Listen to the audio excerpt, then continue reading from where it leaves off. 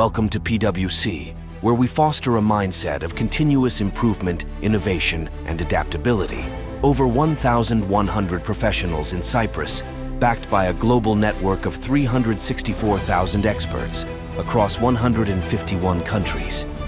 Our core values are reinventing our business model, building trust in what matters, and focusing on climate. Our commitment guides our actions. From fostering innovation to championing change, we strive to make a lasting impact and create meaningful transformation. With our comprehensive suite of services, we empower clients to navigate complexities, seize opportunities, and achieve their goals. At PwC, we build trust to protect and power your journey.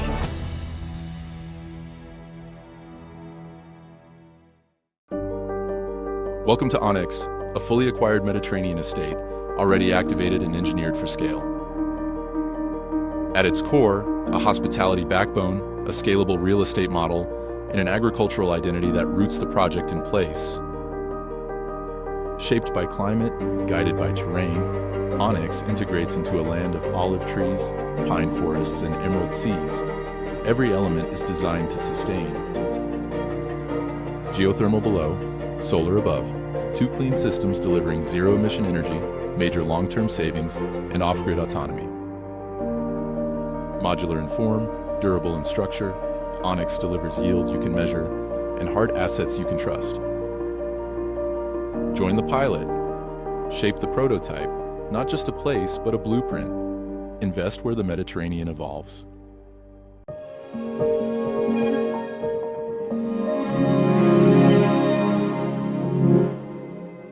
Create tomorrow. Start today. With new investment products backed by superior risk management, asset management in a time of disruptive change, financial well-being accessible to all. Calabas. Today for tomorrow.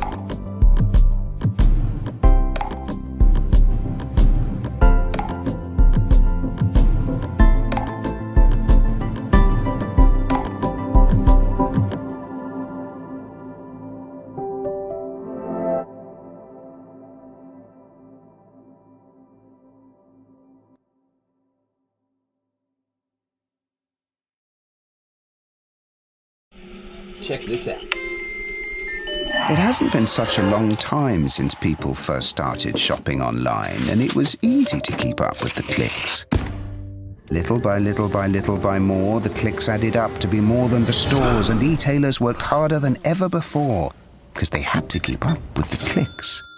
The clicks came from laptops, then tablets and phones, Monday through Sunday, office and home, 24 hours in every zone, and still they kept up with the clicks. Now shoppers ask more from the websites they're on, their language, their currency, their way, or they're gone, so you'd better keep up with the clicks. All of a sudden, there are so many must-dos if you want to keep selling, like delivery there, no there, or there. And make it tomorrow, first thing. No time for borders. Gotta stay in control to stay in the flow and continue to grow. But we'll help you. Keep up with the clicks.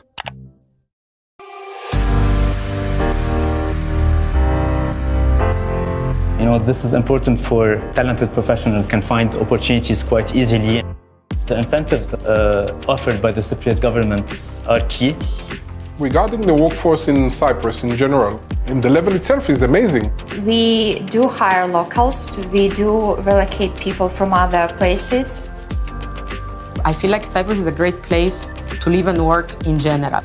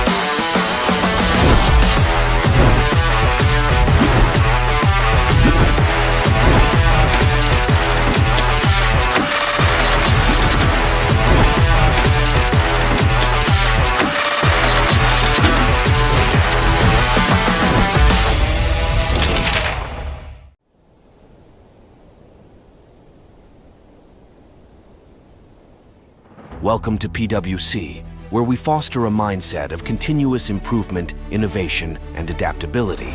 Over 1,100 professionals in Cyprus, backed by a global network of 364,000 experts across 151 countries. Our core values are reinventing our business model, building trust in what matters, and focusing on climate. Our commitment guides our actions. From fostering innovation to championing change, we strive to make a lasting impact and create meaningful transformation. With our comprehensive suite of services, we empower clients to navigate complexities, seize opportunities, and achieve their goals. At PwC, we build trust to protect and power your journey.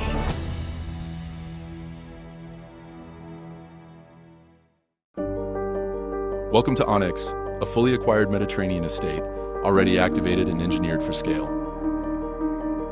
At its core, a hospitality backbone, a scalable real estate model, and an agricultural identity that roots the project in place. Shaped by climate, guided by terrain, Onyx integrates into a land of olive trees, pine forests, and emerald seas. Every element is designed to sustain. Geothermal below, solar above, two clean systems delivering zero-emission energy, major long-term savings, and off-grid autonomy. Modular in form, durable in structure, Onyx delivers yield you can measure and hard assets you can trust. Join the pilot. Shape the prototype, not just a place, but a blueprint. Invest where the Mediterranean evolves.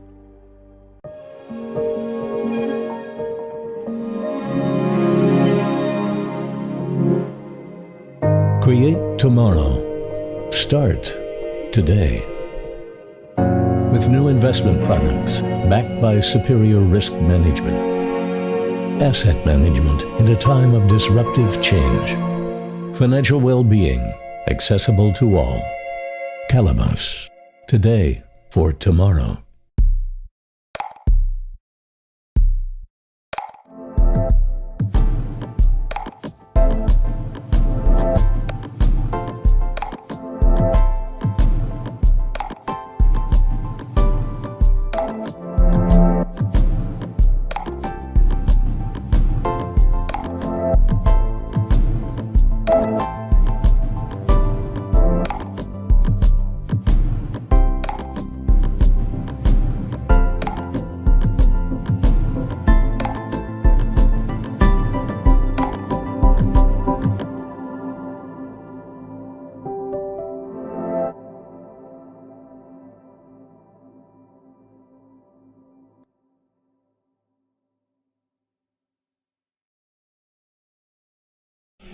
Check this out. It hasn't been such a long time since people first started shopping online, and it was easy to keep up with the clicks.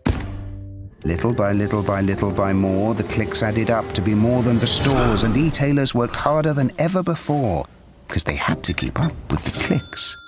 The clicks came from laptops, then tablets and phones, Monday through Sunday, office and home, 24 hours in every zone, and still they kept up with the clicks. Now shoppers ask more from the websites they're on, their language, their currency, their way, or they're gone, so you'd better keep up with the clicks. All of a sudden, there are so many must-dos if you want to keep selling, like delivery there, no there, or there. And make it tomorrow. First thing. No time for borders. Gotta stay in control to stay in the flow and continue to grow. But we'll help you. Keep up with the clicks.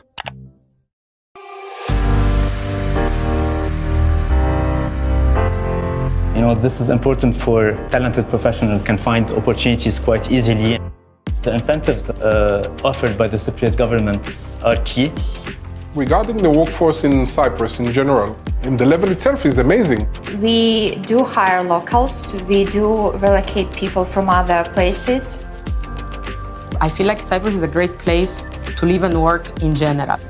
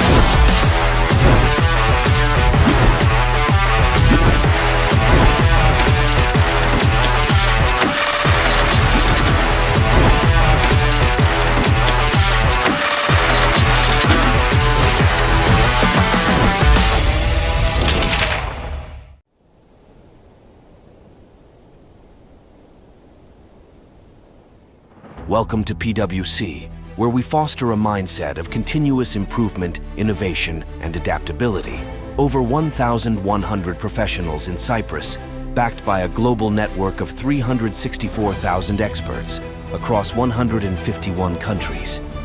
Our core values are reinventing our business model, building trust in what matters, and focusing on climate.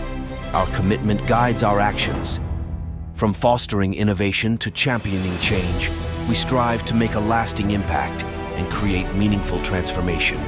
With our comprehensive suite of services, we empower clients to navigate complexities, seize opportunities, and achieve their goals.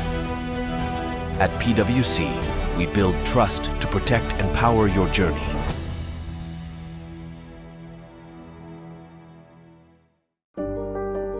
Welcome to Onyx, a fully acquired Mediterranean estate, already activated and engineered for scale. At its core, a hospitality backbone, a scalable real estate model, and an agricultural identity that roots the project in place. Shaped by climate, guided by terrain, Onyx integrates into a land of olive trees, pine forests, and emerald seas. Every element is designed to sustain.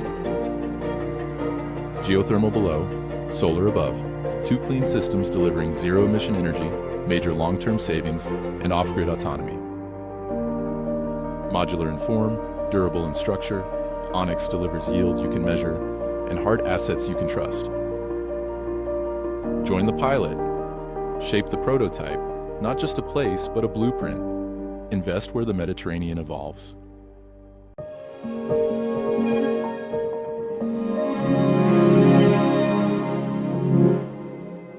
Create tomorrow. Start today. With new investment products backed by superior risk management. Asset management in a time of disruptive change. Financial well-being accessible to all. Calabas.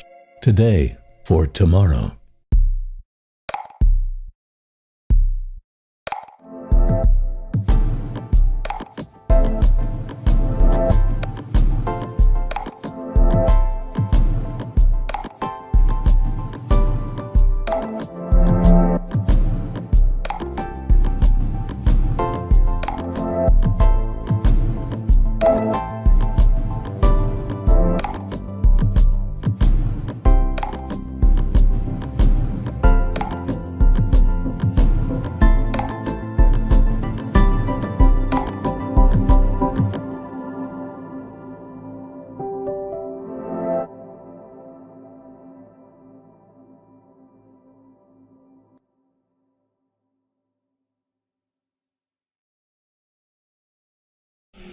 Check this out. It hasn't been such a long time since people first started shopping online, and it was easy to keep up with the clicks.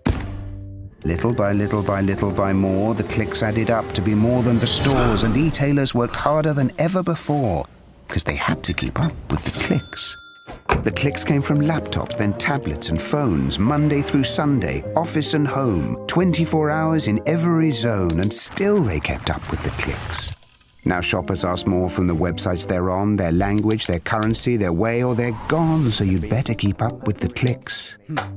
All of a sudden, there are so many must-dos if you want to keep selling, like delivery there, no there, or there. And make it tomorrow. First thing. No time for borders. Gotta stay in control to stay in the flow and continue to grow. But we'll help you. Keep up with the clicks.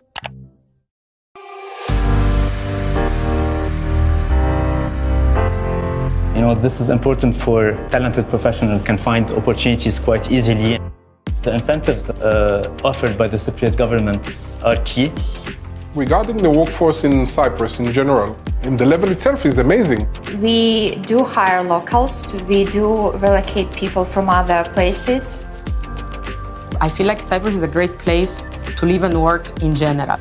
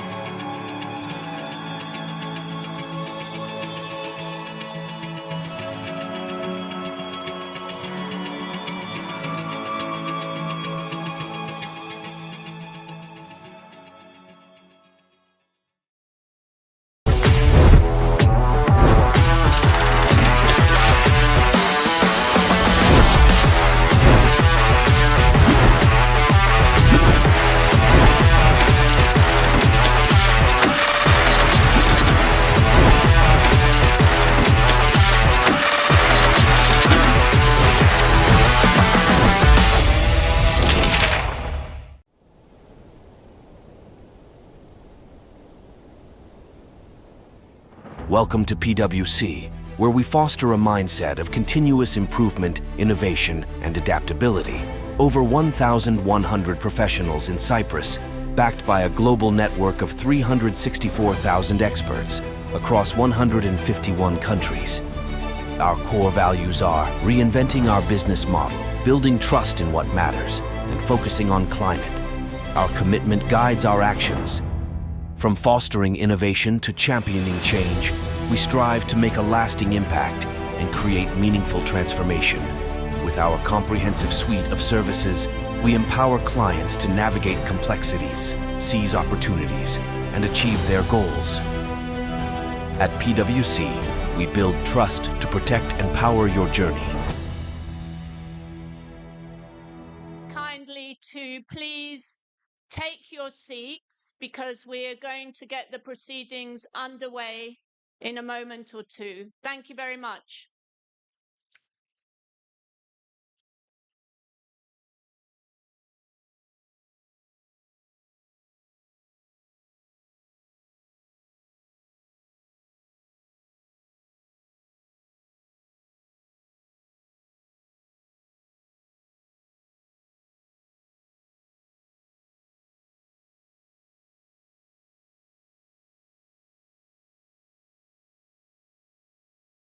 Once again, ladies and gentlemen, if you're making your way into the room, please come in, take a seat.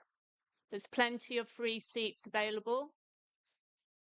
Take a seat and we'll get started in just one moment. Thank you.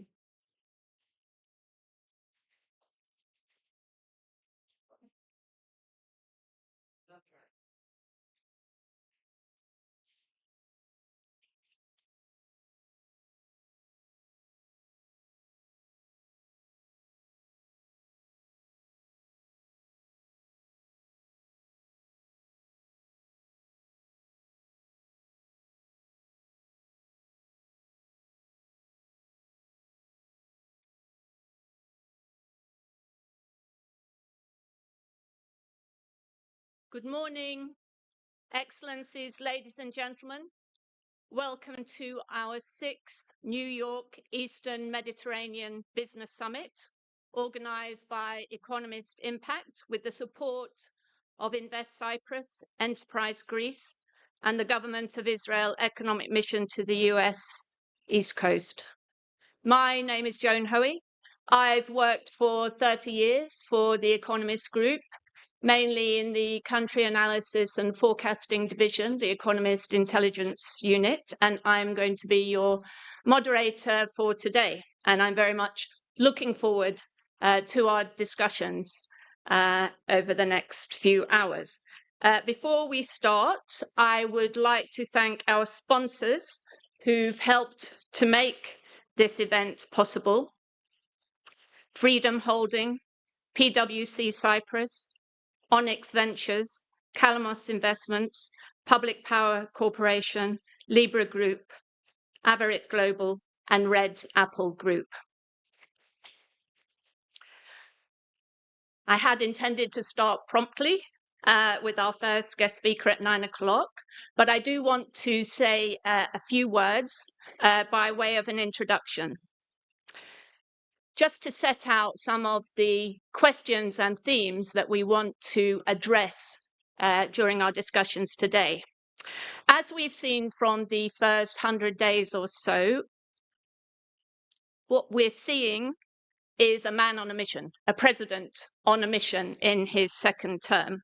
And my interpretation is that that mission is mainly a domestic one. I think President Trump's actions to date, his State of the Union address, tell us that his administration is focused very much on fixing what it sees as a dysfunctional America. The administration is committed to restoring control over government and thus restoring some measure of accountability between voters and the government. And this is why DOGE was front and center of everything at the start, alongside the war against woke and the DEI agenda. And what President Trump is doing is actually the opposite of what we've often seen in the foreign policy arena. Often we see political leaders who are struggling to impose their authority at home in the face of domestic problems, trying to burnish their authority on the international stage. By contrast, President Trump wants to win authority and legitimacy at home by confronting what he sees as the political, moral, and operational decay of America's institutions. And this agenda is what is defining and driving his administration's approach to foreign policy. Of course, President Trump likes to appear on the international stage. He likes to be seen as a deal maker, a problem solver, a peacemaker. Team Trump may have an overarching foreign policy objective, and that, I would say, is putting America in a stronger position to deal with its main rival, China. But all foreign policy is subordinated to the primary goal of taking back control at home and, to use the term, making America great again. The foreign policy focus is therefore on ending foreign entanglements and dealing as soon as possible with issues and conflicts that could demand more US resources and intervention. And that seems to me the guiding principle behind the administration's approach to ending the war in Ukraine and also its approach to the Middle East. Just briefly want to say something about the what's happening with the global economy and what we can expect for the economies of the Eastern Mediterranean region. One thing I think we can say for sure is that global policy uncertainty is at an historic high. It's at least on a par with the pandemic era when nobody knew what was going to come next. President Trump has paused implementation of the so-called reciprocal tariffs, announced a 90-day truce with China, having previously raised the weighted average tariff rate on US imports to historically high levels. And these tariffs exceeded all expectations and have been a major shock to global trade and the global economy. With policy volatility and tariff uncertainty halting the momentum of a previously strong US economy, many economists are now anticipating a US recession this year. We're going to talk about that in a moment. Many forecasting organizations have revised down their growth forecasts for the major economies, including China, the EU, Japan, India, as protectionism moves the global economy into a worse equilibrium characterized by weaker growth and lower productivity. What about the Eastern Mediterranean countries? How exposed are they to the fallout from geopolitical uncertainty, tariff wars, and transatlantic rifts? The good news, I would say, is that they are less exposed than others and have very solid foundations on which to deliver robust growth. Starting with Israel, after a weak economic performance in 2023 to 2024, largely because of the war against Hamas and regional conflict, economic growth in Israel is going to recover in 2025 and 2026. The EIU forecasts real GDP growth of 3.2% in Israel in 2025 and 3.7% in 2026. External sector growth will be driven by technology services, a recovery in tourism, and rising natural gas output. After a temporary resurgence in early 2025, inflation will remain largely within the 1% to 3% target range, falling more significantly in 2026 to 2029. What about, well, just to say a few words about the resilience of the Israeli economy. Robust and independent institutions, I think, provide a very strong anchor for the economy and support a very vibrant and dynamic and diversified private sector. The economy has grown very strongly in recent decades. The financial sector is well managed and regulated, reducing risks from politically triggered volatility and contagion risks.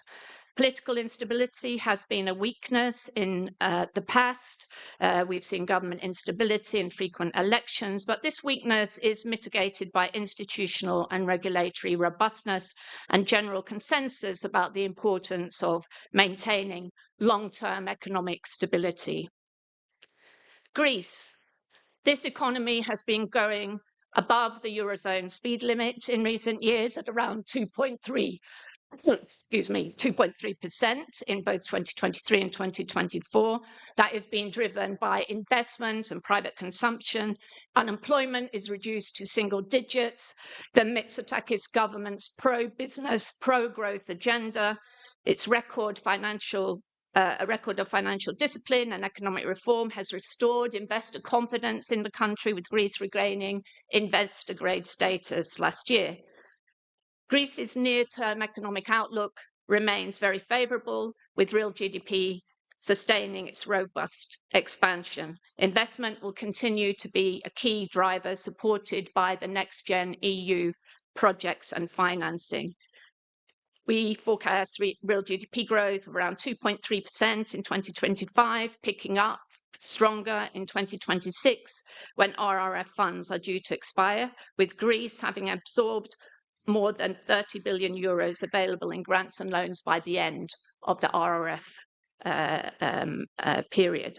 Cyprus is also registering very robust real GDP growth, 2.6% in 2023, 3.4% in 2024, and Cyprus will again be among the fastest growing economies in the Eurozone in 2025. Easing inflation and improving financial conditions will support private consumption and investment, and tourism will also support growth. We forecast real GDP growth of 3.2% this year. And Cyprus's economic policy will continue to support fiscal sustainability and banking sector resilience. The tourism sector is very dynamic, accounts for about 20% of GDP, and plays a large role, obviously, in the economy, which is also increasingly diversified. Finally, just a few points about the prospects for peace in the Middle East. Tensions in the Middle East are expected to remain elevated, with the region continuing to experience armed conflicts and geopolitical risks in the medium term. Israel will aim to shift regional power dynamics in its favor. It's resumed its military offensive in Gaza, breaking off the ceasefire that had paused the conflict since January. Israel has already gained the upper hand militarily in its war against Hamas, as well as in its conflict in Lebanon against Hezbollah, and it will be under some domestic and international pressure to revive the truth. The US is keen to stabilize the region and facilitate broader strategic goals, including a deal with Iran, so it will push Israel towards agreeing to resume a ceasefire. Even once a ceasefire is in force, further disruptions are likely, and there will also be intermittent outbreaks of violent conflict in the West Bank, but we expect further de-escalation overall. The collapse of the Iranian-backed regime in Syria has strengthened Israel's strategic position, but it still faces threats from Iranian-backed proxies and its shadow war with Iran.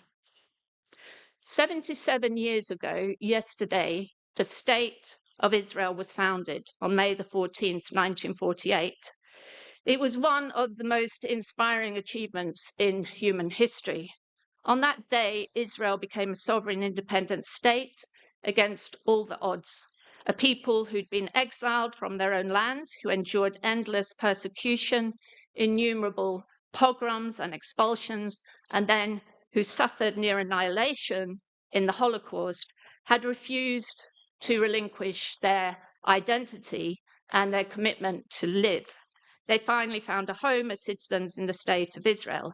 And that state is still standing today against all the odds, and despite being surrounded by hostile states and non-state actors who have on countless occasions sought to defeat and destroy it.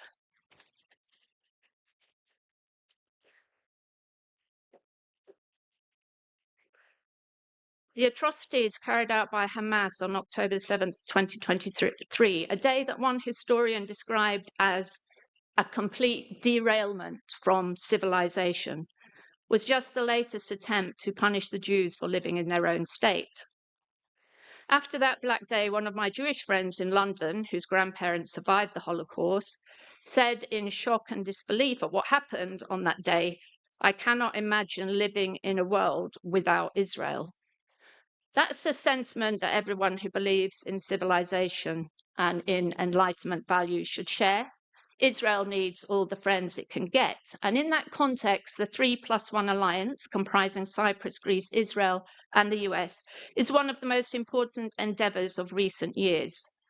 Through a commitment to encouraging trade, commerce, and investment among the member states, the 3+1 alliance can bring economic growth and prosperity to the Eastern Mediterranean region and ensure peace and security for its peoples.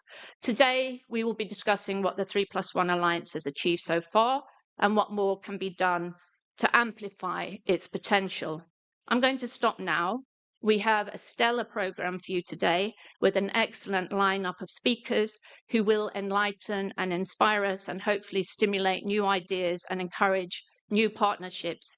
To kick off our discussions, I'm delighted to welcome John Katsimatidis, who is going to share his insights about the second Trump presidency, the new administration's policy agenda, and what it all means for the US, the global economy, transatlantic relations, and of course for the Eastern Mediterranean and the 3+1 alliance. Welcome, John. Please come and join me on the stage.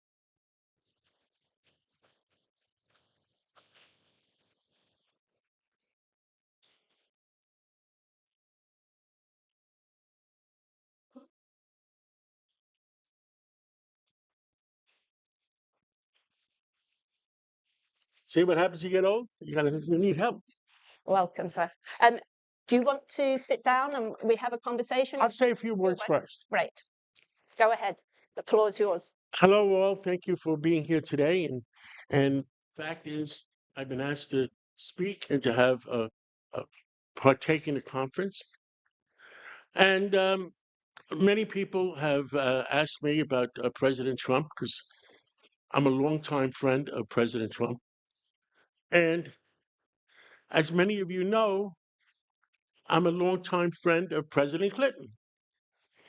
And my philosophy is it's not about being a Democrat, not about being a Republican. It's about having common sense and doing the right thing in a city, a state, a country, the world. And I believe both President Clinton and President Trump have that common sense. And the one thing we've learned, common sense is not so common. And I went, our major businesses we're in the energy business and we're in the real estate business. And now that I hit my 70s, I have hobbies. One of the hobbies, I bought the radio station, WABC in New York, and we bought it, it was number 28. It's now, according to Nielsen, #1 in the country.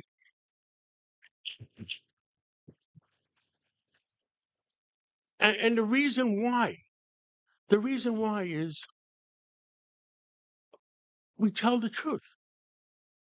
I'm on every day, no matter how hard I work in running my companies all day long. At 5 o'clock, I go downstairs to where the studios are. I'm on every day. And it's when you tell the truth, you feel good about things. And I grew up in a period of time when Walter Cronkite, 92% of the American people believed Walter Cronkite. You know how many people believe now in broadcasting? 8%, 10%, 12%? You tell me. How many people believe what politicians tell them? Not far away from that. So my mission is to get the truth out to the world. Right now, WABC is #1 in the country. We are starting to stream in 173 countries, except the ones that knock us off, that don't want the truth. So we're going to be going international in the near future. And I admired and worked very hard for President Clinton. I admire and work hard for President Trump. And people, when President Trump was running, they said, oh, he's a warmonger. I think he's a peacemonger. He wants world peace. And that's what he strives for. And he works 18 hours a day to do that. And I'm willing to sit down and you ask me the questions, because then you ask me the questions that everybody wants to hear. Thank you.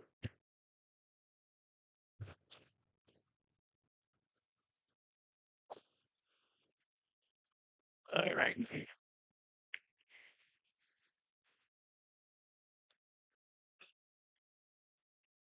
All right. Well, that's a great introduction, John, speaking the truth. So I know you've got a radio show to go to, I think at 9:30. Is that right? You have to? No, but I have to run the rest of the company. Okay. The radio show's not till 5 o'clock, but, you know, I'm still the CEO.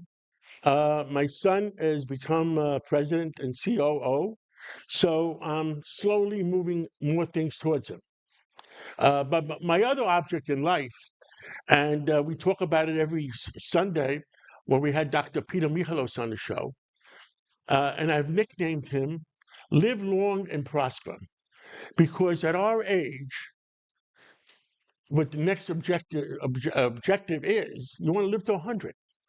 And human beings, we are capable of living to 100. We just have to eat right. And there's so many, if you listen to my Sunday show, you'll find out it's easy to get to 100 if you're careful. I mean, one of the things that Dr. Michalos says, no alcohol, no sugar, no salt. That's a good beginning. Okay. No dairy products. Don't want to be too careful. We won't have any fun at all. Well, my other objective is to stay alive and help my kids and grandkids. Great. That's great.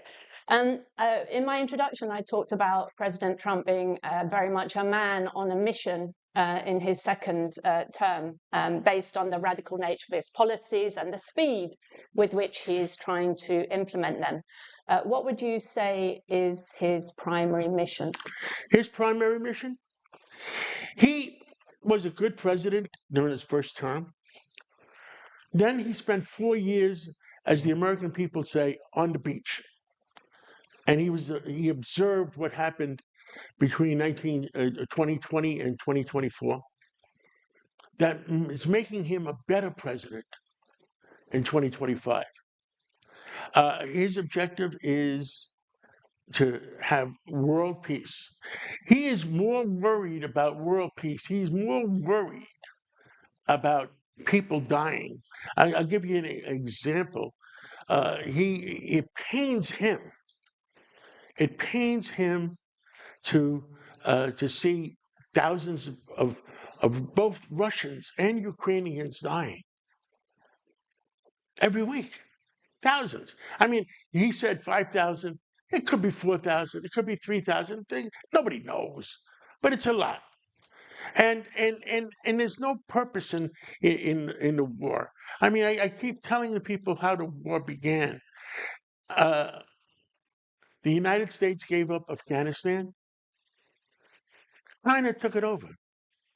They took over $85 billion worth of military equipment that we left there. Because the way President Biden left, he just left everything there. Putin says, wow, China got all of this for nothing. Let me attack Ukraine. And if President Trump was still president in 2024, Putin would have never attacked Ukraine. That war would have never happened. And look what happens in Afghanistan. We had women's rights there. I don't know why women don't yell about it. There is no rights anymore again, and nobody yells about it. We have just look what's happening in the Red Sea. That they were going to shoot down tankers and oil being spilled into the Red Sea. Where's the environmentalists? Cananas. Nobody says, "Oh my God, it's horrible what the Iranians are doing." And who's paying the Iranians? The Iranians are being paid by America. You say, "What do you mean paid by America?" Well, when Biden took the price of oil under President Trump was 50, 55, 60. President Biden made oil the enemy of the people, took the price of oil to $100 a barrel. It went to 120, it stayed at 80, 90. What happened? We made the Russians very rich. Make the Russians rich again. Good expression. Make the Iranians rich again. The Iranians were only putting out 400,000 barrels a day. President Biden allowed them to put out 2 million, 3 million barrels a day. And they're selling it to China. And the Iranians made so much money, they had nothing to spend it on. They spend it on criminals. They spent it on the Hamas. They spend it on the Hezbollah. They spend it on the Houthis. They paid them to go in. By the way, I broadcasted this on WABC originally. $10,000 a family for Hamas to attack Israel and kill Israel. Kill the Israelis. I was wrong. When the intelligence things came out later, my intelligence was not as right. It was $20,000 a family. All right? To go in and kill the Israeli people. And they were living peacefully up to that point. All right, they were digging tunnels, but the Palestinians were working. All right, I understand. But the Iranians paid. I shouldn't say the Iranians. I should say the Iranian government. Because Iranians are very good people. Persians are very good people. I have a lot of friends that are Persians. It's the leadership of Iran. Paid the Hamas to go in and kill Israelis. Commit. And where did the money come from? It came from America because we're paying double the price of oil, and the money went and make Iran rich again. All right? What do you think? Did I say that? No, this is interesting for It's the the truth. audience, I think. And so I wanted to ask you, obviously the president is in the Middle East at the moment, has been in the Middle East the past few days. What kind of a deal do you think he wants to make with Iran? I think it's very easy to be a warmonger, to go in and destroy the nuclear facilities. Because if you take a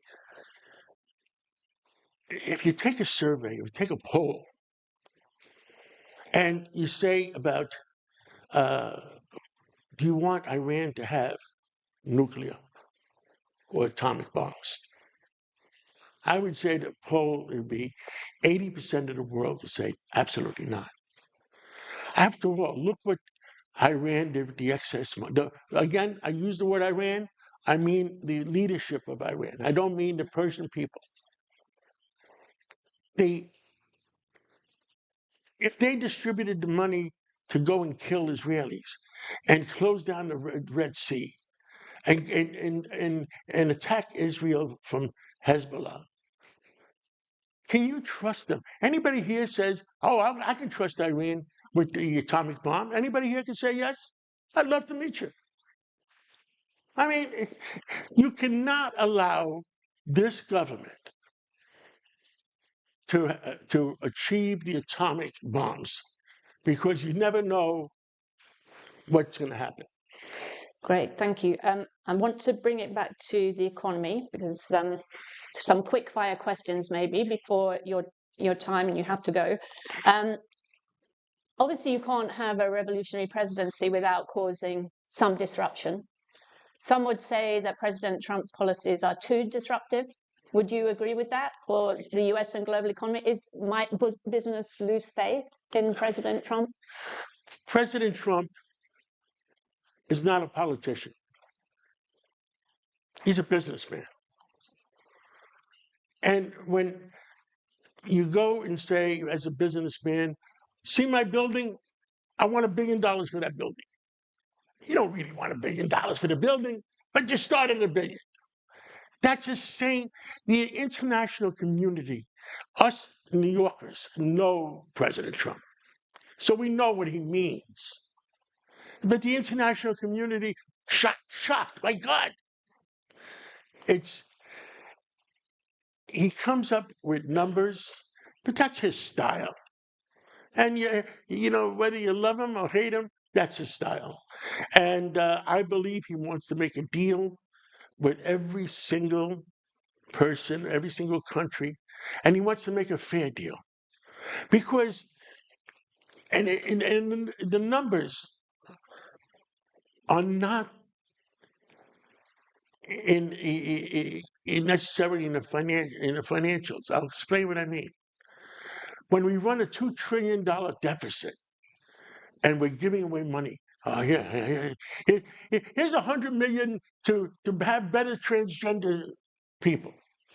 I mean, give me a break. I mean, where's the common sense? I don't mind helping people. I want to help people, but you know, there's some things that say, let's let common sense prevail. We always want to help people. What I believe that the joke I tell, it's a joke, but maybe it's more real than not, on radio last night, is George Washington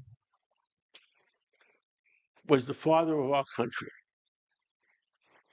He saved the United States. He brought them together. I believe President Trump wants to be next to George Washington as bringing together the world. He wants to be the world president to make peace in the entire world and to bring it together and have fair deals, fair business deals for the United States, not to necessarily harm any other country. And I know some of the Greek press asked me about, will he protect Greece? Absolutely. He will not let anything bad happen to Greece. He doesn't want anything bad to happen to Cyprus. He doesn't want anything bad to happen to Israel. In other words, the way you keep the free world free, and I want you to listen carefully, unless you have a strong United States, a strong Washington, we're the ones that are going to keep the free world free. Otherwise, you've got problems. Great. And how do you see transatlantic relations developing over the course of the next year? I think you say the course of the next year. I'm going to tell you in the course of the next few months. I think President Trump wants to accomplish everything by the fall. I think you can have a great economy in the world. He wants to do business. I think you can have a great, look at the people that don't know President Trump. And the stock market went crazy, it went down. Oh, my 401k plan is. The truth is that it just went back up again. Sure. Because, yes, he yelled and screamed. And people that don't understand him were the ones selling. When the market was at all-time low, I was buying. Because I knew it was going to turn around. So President Trump is a misunderstood President. I mean, do you think a lot of this is just an overreaction, particularly in Europe, maybe, to President Trump? And what do you make of all those saying that the US is heading for a recession, the global economy is heading for a recession? Is that just an overreaction as well? I think they're full of crap. Okay? The United States, I see, look, the Dow Jones was down to 35,000, 36,000 a few weeks ago. It's back up to 42, 43. I think by the end of the year, you're going to have a 50,000 for Dow Jones. I think the United States making sure, President Trump making sure the United States, instead of creating a deficit, to create a more even, Steven economy between the world and the United States. And I look forward to them. I work closely with the Canadian government because Canada is part of America, North America. And North America, Canada, and the United States together, we have infinite amount of oil. And, people keep saying fossil fuels. I shocked Maria Bartiromo on Fox Business, which I was on a couple months ago. It's not fossil fuels. Oil is not made from the dinosaurs. Oil is made by the planet Earth to keep the plaques moving. And that's what it's for. The planet Earth makes the oil, makes it as a lubricant. And the only problem in that business is when you do fracking and you remove oil from the higher levels and you remove too much, guess what? That's where you have earthquakes. Que sera, sera, that's what happens. Great. Just a final quick question. Whatever you like. I'm here to help you. Thank you very much. Well, the focus of this event is the prospects for strengthening relations between Greece, Cyprus, Israel, and the US, the 3+1 alliance. Do you think the region will be in the president's sights and on his agenda? How do you see the prospects for strengthening defense, security, economic ties between the US and Israel, Greece, and Cyprus? I think that President Trump loves Israel. He loves Greece. He's sending Kimberly Guilfoyle there. And Kimberly is very close to President Trump. He has his ear. Not every ambassador can just dial the cell phone and get the president. So I think Kimberly Guilfoyle will do a great job for Greece. I think Cyprus is going to be safe. So doing business in the next 4 years while President Trump is president, he's going to make sure business is a success. Super. That's a good note to end this conversation with. John, thank you so much for taking the time to join us this morning. I'm sure everybody enjoyed your input to the discussion. Thank you. And we'll see you next year, I hope. Same time next year? Same time next year. All right. Thank you. Thank you so much. Let me give you. I have a problem with my left eye. That's why I can't see very well. But medicine is moving at warp speed. I'm going to have stem cells being put in my left eye this fall, and hopefully I can fly my jet again. Thank you.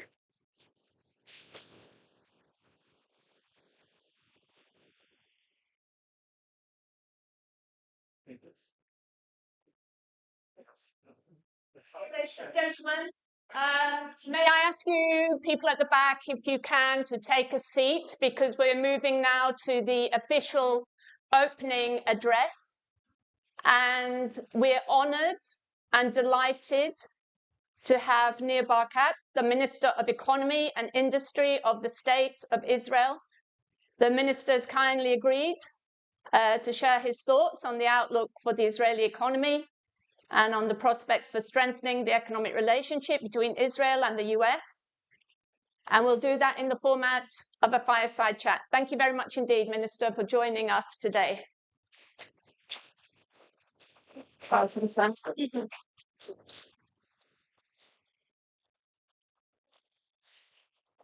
Okay, let me again thank you for being with us this morning. We really appreciate it. And let me start by asking you how the current security situation in Israel is affecting or has affected the foundations of the Israeli economy and the industrial sector. First of all, thank you for hosting me. We had a visit from the OECD about a month ago, and the head of the OECD was quite stunned to see Israel's resilient economy in the time of war. If you compare it to other countries at war, the numbers are fascinating. Indeed, when there's a round of violence in our region, there's usually a dip, certain dip. But what happens to the companies and the industry and the economy, when it shrinks, it becomes more effective. And then like a spring, when it's over, you see a huge spike of successes around the world. I think it's prudent to look at the geopolitics in our region, especially now when President Trump is in the region. There's the evil axis, Iran, and Muslim Brotherhood cells around the region.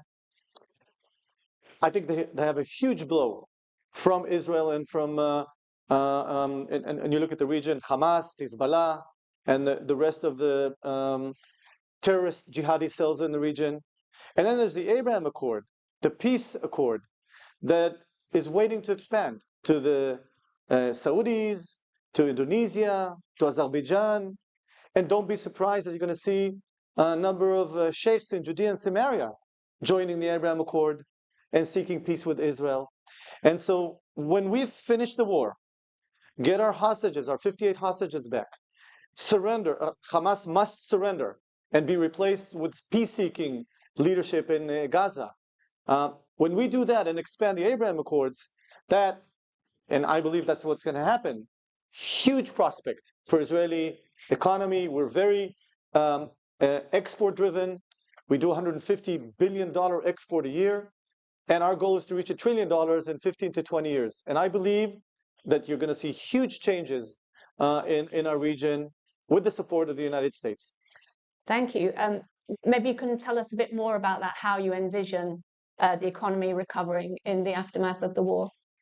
We just had an IPO yesterday of an Israeli fintech company here, eToro, doing really well. And you see more and more companies, the Israeli economy is very resilient. And so I think that the way I see it as an ex-entrepreneur myself in the high-tech sector, we do really well. We have 10,000 startups and that are not looking at the 10 million small local economy. We're all looking at how to make a better world. So we're really good at classic high-tech, business to business, business to consumer, health and life sciences. There are 2,000 Israeli health life science companies and technology companies. That's an absolute number, second to the US alone. So they're all gearing up to see how we can do more business around the world. So the US is, of course, the primary market for the technology companies, and that's why you see so many Israeli companies here. But also we have huge expansion into the East. The Emirates is a hub. India is now looking to do a lot of business with us. And of course, we talk about Cyprus and Greece.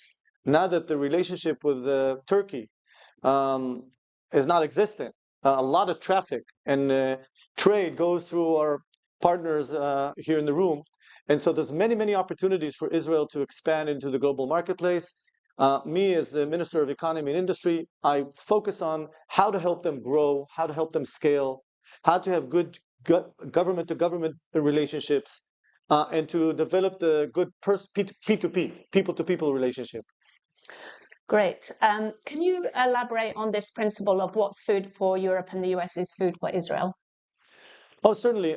We had really bad, tough regulations in Israel, and it was a very concentrated marketplace.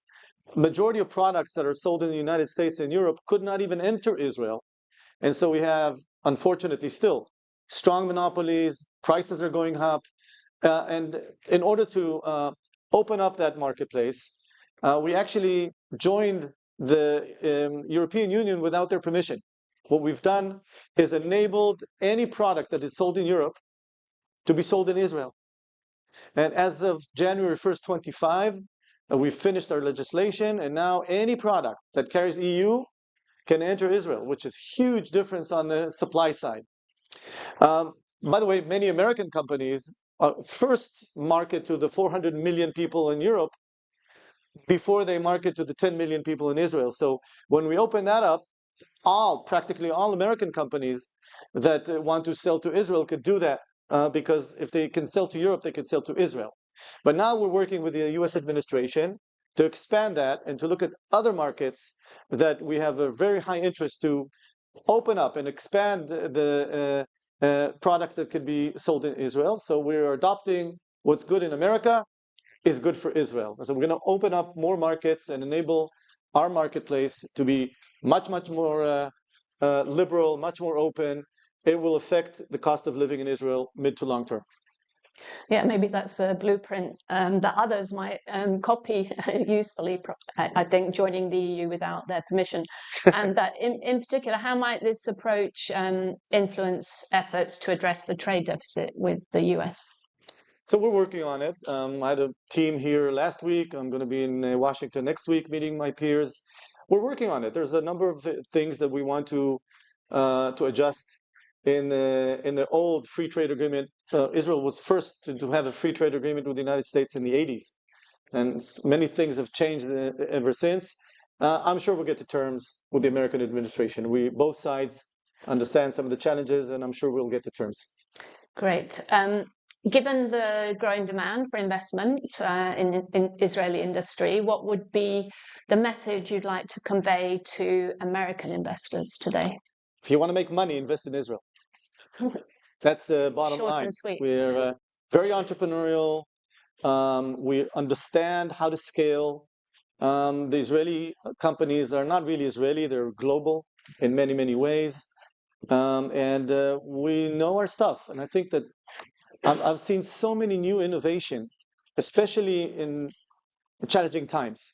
When people who understand the world understand that we went through a terrible crisis, October 7, and we still, our hearts are not here. Our hearts are with the 58 remaining hostages in the terrible conditions in the dungeons of Gaza, and we all want them back. So while still we're so busy in fighting and winning the war, people become very creative. I remember when I was an entrepreneur, I was doing a lot of service in the reserves as a paratrooper in the first Intifada. And I remember we had time to think, and a lot of innovation, a lot of new ideas comes when there's challenges. I remember I went to Italy one day when I was mayor of Jerusalem, and there's very little innovation in Italy. And so I asked, why is there so little innovation in Italy? Because life's so good. No challenges. Everything's great. In our country, we have so many challenges, and people innovate and think out of the box all the time. And so while we're challenged, you will see huge new ideas. I'm not just talking about defense. Today, everyone in the world are saying to themselves, whatever's good in Israel, we want. Our friends around the world on the defensive side, naturally, nobody ever in the world knows how to defend from terror better than Israel does. And so to many, many of our friends around the world, we propose new ideas and new innovation. And we want to make a better world. We want to help in agro-tech and food tech and desert tech and health tech and advanced industry and defense. All these things are Israelis looking outbound to partner with you folks here in the room. If I may, one final question. Can you tell us what steps the state of Israel is actively taking to promote investment in its industrial sectors? Yeah, we have good entrepreneurs. The reality is that around the world, what's precious is innovation and ideas. There are three philosophies. One is that whoever has the money has the last word. And there's places in the world that say whoever is in charge, the president, the the general, whoever's in charge has the last word. In the world we live in right now, whoever knows what to do, the great idea will eventually raise the capital and bring the best results. So I think that what we can demonstrate, we have about 80 unicorns to a country of 10 million people. We could demonstrate that it's a fountain of entrepreneurship. Naturally, when you invest, I mean, we follow all global standards. So a lot of the companies are Israeli related, but are Delaware companies. And so we know our way around the world. So it's very standard in terms of the way people invest in. And that's why when there's an IPO like the one that happened yesterday, it flows. It's, everyone in our country knows that if you have a good idea, your vision is to take it public in NASDAQ. Whoever wants to piggyback right on that and invest and win with our companies is welcome to do that. Well, Minister, thank you very much. Last one more thing. Okay. This is about Please. Greece and Cyprus. What I love about doing business with you folks is that not only do we have good government to government, but there's also good people to people. And so when an Israeli wants to do business, he says, where can I go safely in the streets? Where can I be hosted and have fun? And where can I do good business on top of that? So I think that we love our neighbors in the West, and I really wish we could do more and more business together. Thank you.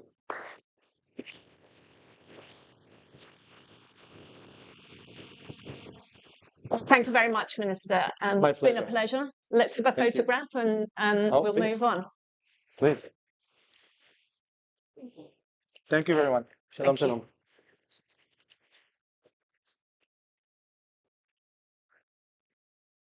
Okay, ladies and gentlemen, you see we've got a very fast-moving agenda, quite appropriate, I think, for Trump's America. Things moving very quickly, and we're moving on to another keynote address about the Israeli economy, the challenges and opportunities. And once again, we're honored and delighted to have with us the governor of the Bank of Israel, Amir Yaron. Please welcome Governor, and please join me on the stage. Oh, you left behind you. Welcome, sir. All right. Would you like to Guess I'm doing the present more of let some of the people exit. So first of all, good morning, and thank you for having me around. I guess one of the key themes I'm going to highlight is what Minister Barkat said, which is the resiliency of the economy. This is not to say we don't have our challenges, but when you zoom out on what has transpired over the year and 8 months, I think by any measure, the Israeli economy has shown so far great resiliency. So let me get going. First of all, how did we enter the 7th of October? Israel, when I talked to other governors, Israel was in many ways a poster child. We contracted the least in COVID, something like 2%. And then we grew over 9% and over 6% in 21 and 23. We're on the way to just under 4 in 23. We had on the right-hand side, you see we had very tight labor market. Israel has demonstrated great fiscal responsibility. We've taken our debt to GDP almost from 100 over the years to 60. We've utilized that in that space in COVID. We went up to 72. And within 2 years, we were back down to 60. And then inflation, you could see at the bottom right, we're at the bottom of the OECD and on the way to our target, which is between 1% and 3% in Q1 24. So that's what I mean, what governors would say, we were on a super softish landing approach. And then came the 7th of October. So what this graph shows you is our history following military events. In red, you see different military events. And fundamentally, Israel has a very good track record of coming out of those, as you could see in terms of growth rate. But at the very end of it, you see the Swords of Iron, the last war, and you could see the red. That was minus 21% on an annual basis. in Q4 23, just an order of magnitude of an event. But that dynamic and resilient economy that we have, you see Q1 24, we're already back at roughly 17% growth. Then it kind of went to zero, and then ultimately a little obviously more moderate growth, and we ended up with year on year about 1%. So where are we? Just a little bit about the resiliency. On the left-hand side, we've been tracking the economy with high-frequency data. The easiest one is credit cards. And you could see how much there was a drop of 30% right at the get-go. And we were surprised the Israeli economy moved. You could see the spending on the left-hand side is right on trend as we pretty much 2 months into the event. In the middle, you see different forms of employment. The teal numbers are, the solid teals are reserves, the dark gray is regular unemployment, and the dotted gray is sort of the way we dealt in COVID with furloughs, government paying furloughs for those who are temporary leave of absence. And so you could see how gradually this thing as unemployment in its various forms went down.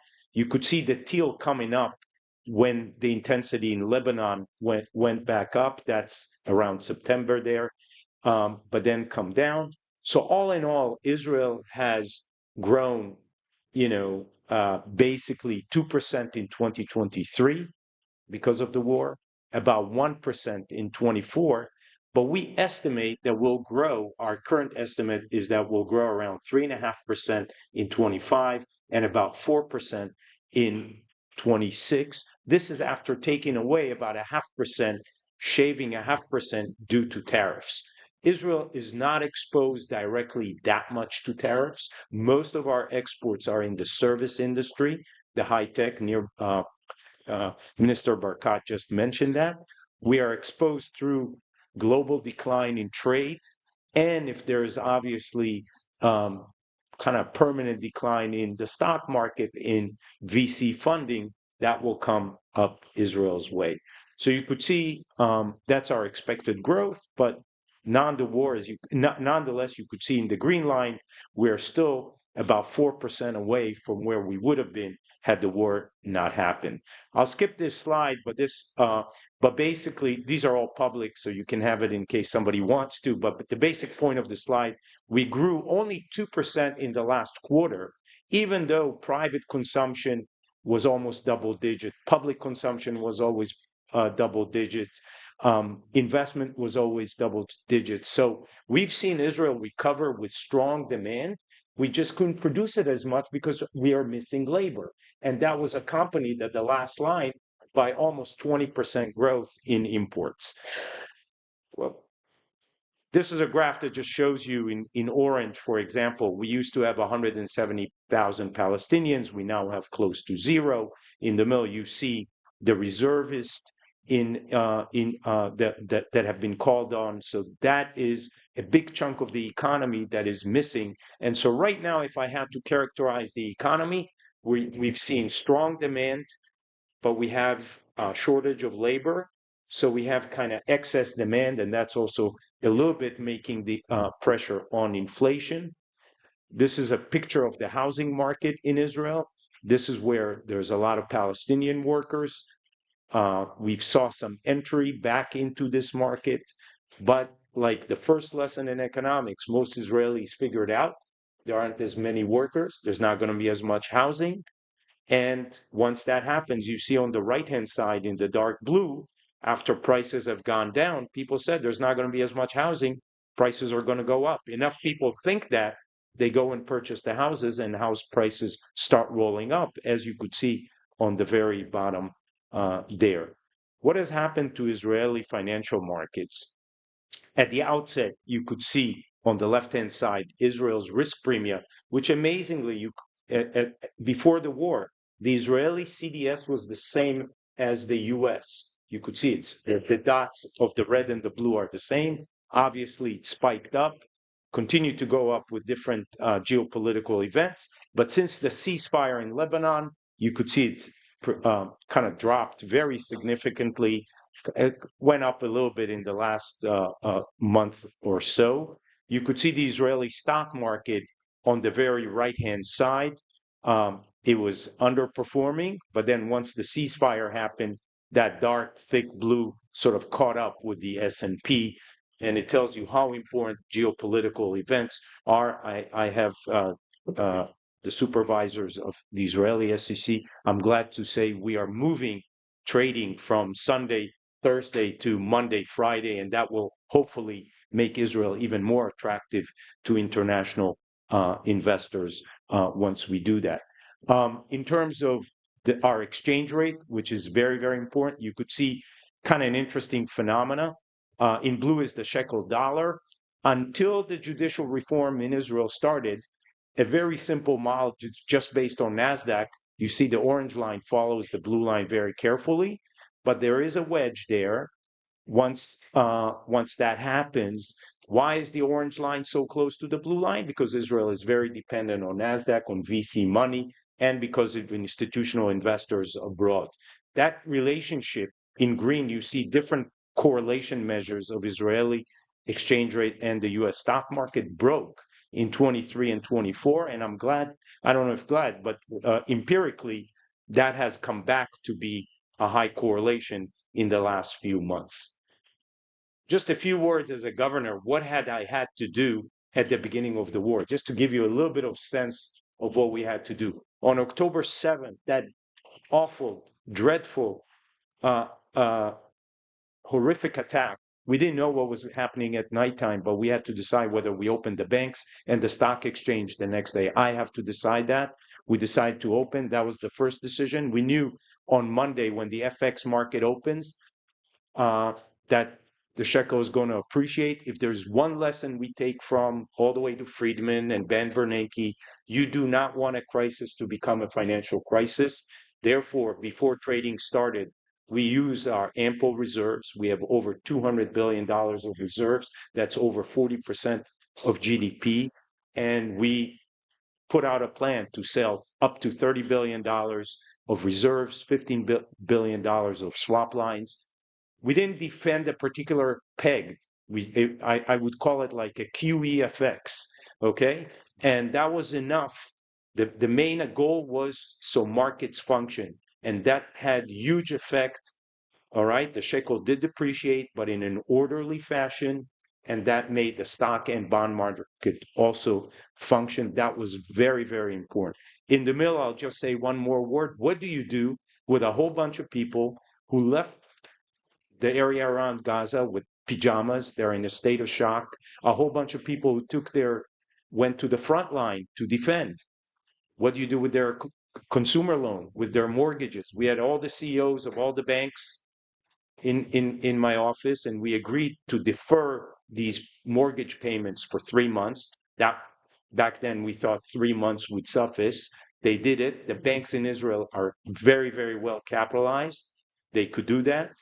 And they did it for reservists and for those there. And that was very important. It was like a targeted support for those people. We've extended it since then several times. Also, the people who were evacuated in the north.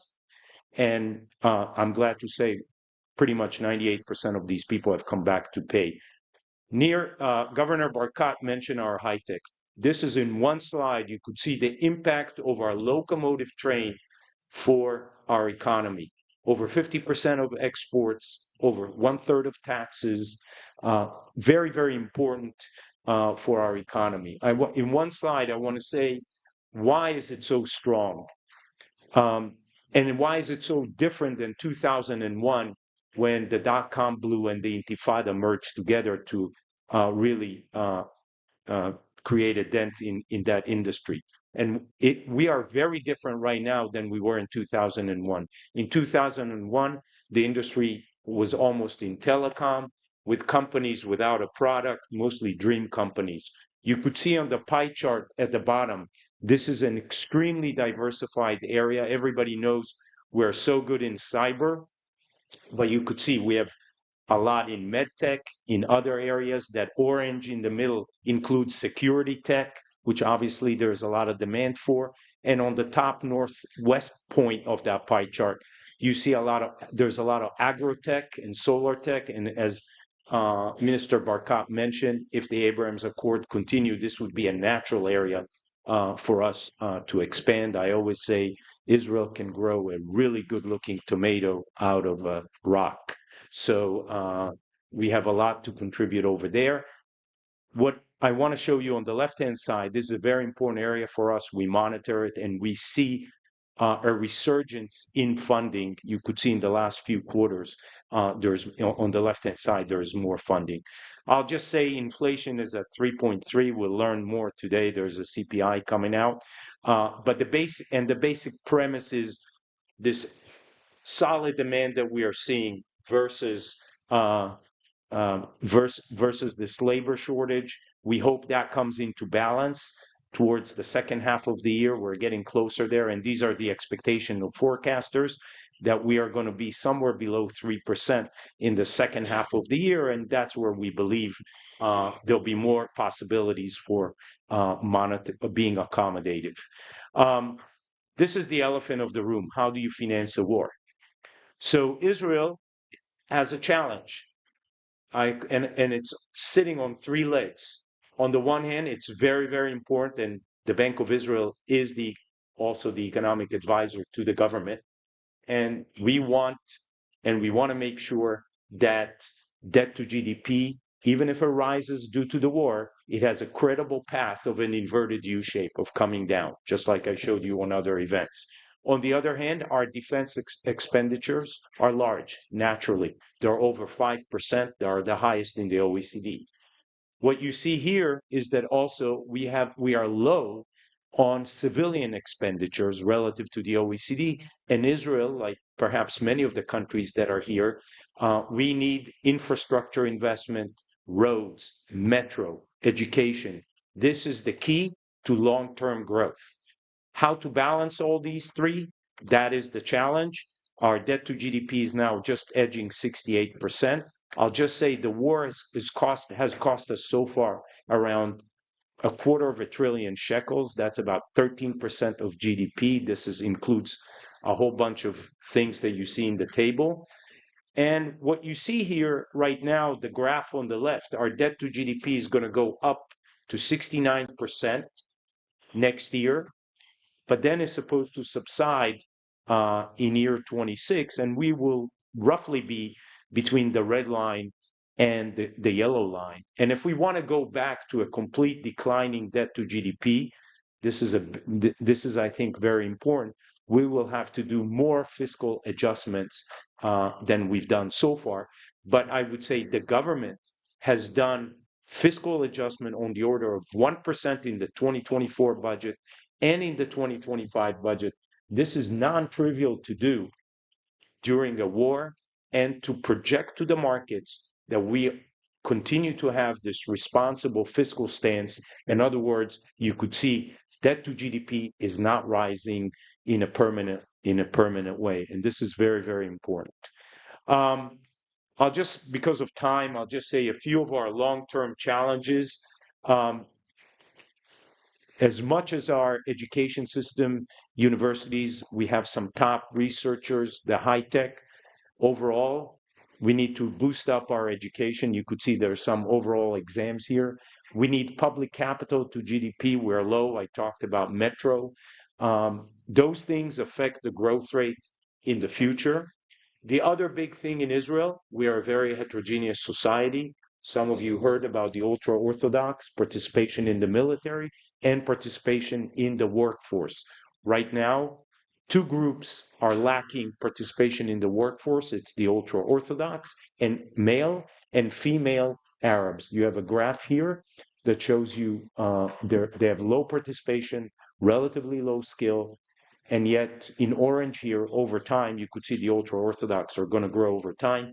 We need to make sure to figure out a way to for them to join the marketplace with skills. Today, there's AI and everything. We need them to get into the market because they have a growing weight in the population. And so this is not an immediate, perhaps, challenge, but it's a challenge that we need to deal with for the economy to continue to grow. I'll just say and close with the key issues. Israel has, as you could see, continues to recover in a moderately, despite the geopolitical developments, and I think it shows a lot of the resiliency that's underlying and the dynamism of the economy. You could see that inflation is sort of coming down, and this is all under the assumption that there is no major escalation.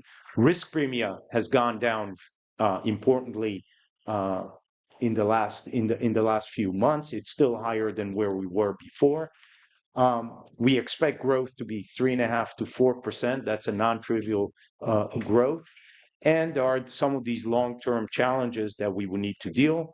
Since we've got our friends here from Cyprus and Greece, I would say there's a lot of potential things that can be mutually beneficial. I can think of energy connectivity, tourism synergies, innovation ties, and obviously trade and investment. These are all areas that both the private sectors, with the help of the public sector, can be enhanced and be mutually beneficial to all of us. So thank you.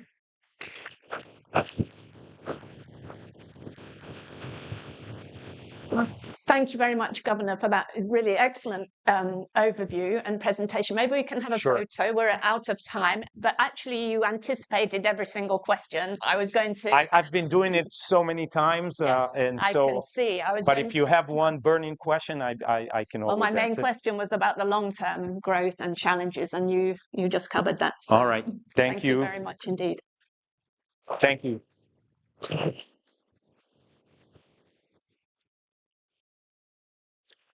Okay, ladies and gentlemen, we're going to move swiftly on, and we're going to have our first panel discussion of the day, where we're going to look at the prospects for the 3+1 alliance amid geopolitical upheaval.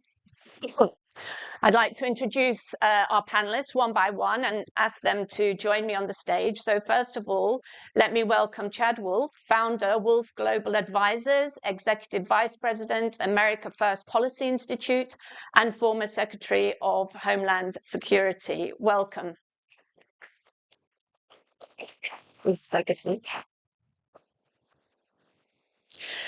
Next up, I'd like to welcome Tassos Hatzivassiliou, Deputy Minister of Foreign Affairs of the Government of Greece. Welcome.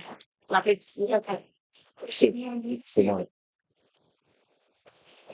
Next up, let me welcome Nicholas Ioannidis, Deputy Minister of Migration and International Protection of Cyprus.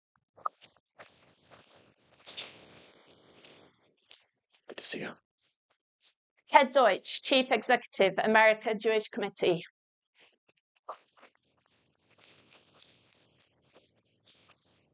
I see. Ted's just in a meeting with the minister, so he'll join us in a few moments, but we'll get started with the session.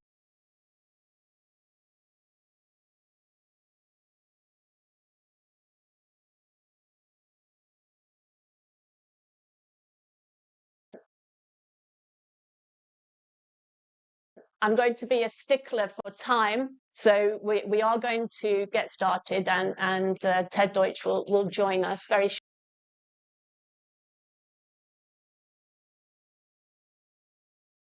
And then we're going to open it up to a Q&A. So let me ask Chad Wolf to get us started.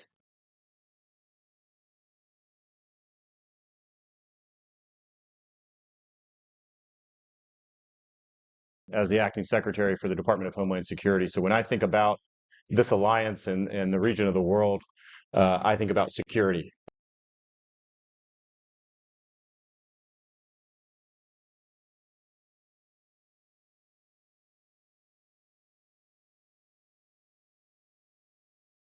My mind is the national security, the homeland security issues with the Eastern Mediterranean. And so I had an opportunity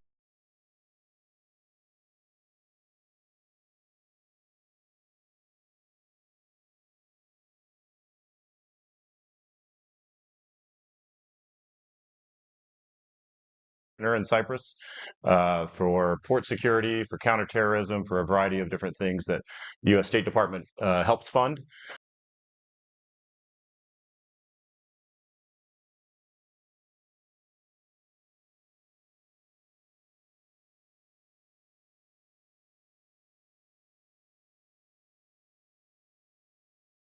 Traditionally, is making sure that we are keeping bad people, bad things out of the United States. That starts with our partners and allies over.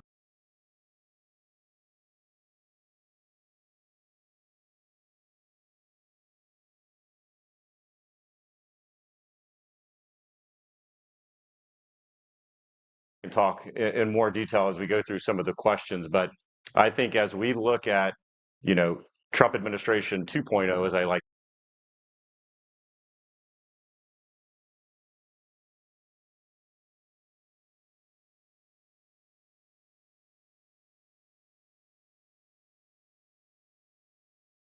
as they move forward in this administration and over the next several years. So I look forward to the panel, look forward to the discussion, and we'll kick it back to you.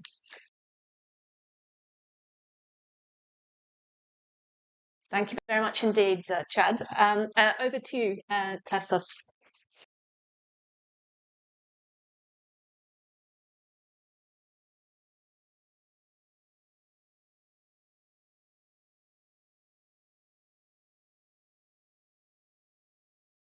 Discuss with all of you about the 3+1 format because, as a parliamentarian, as a member of the Greek Parliament, I have been an active member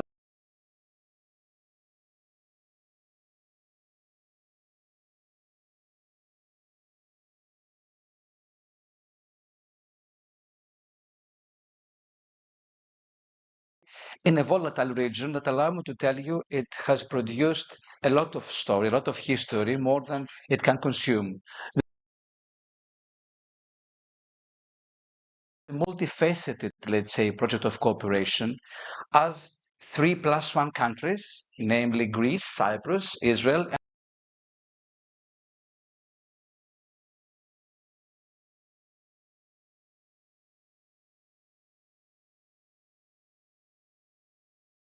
and above all, regional security.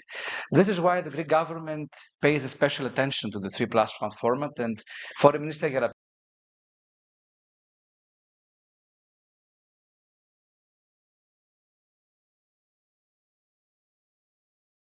recent meeting. And you know that the three foreign ministers of our countries, I mean, the Greek, the Israeli, and the Cypriot one, had sent a letter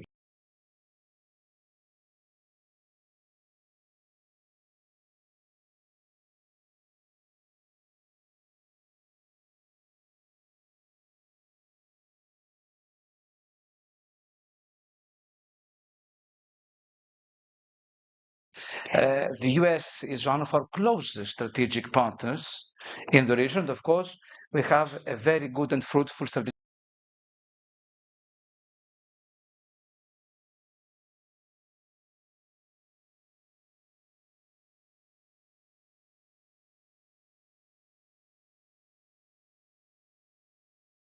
security, because energy is above all a matter of security in the region. So we would like to see diversification of our country into a regional energy hub. Needless to say that we have the FSRU in Alexandroupolis, we have the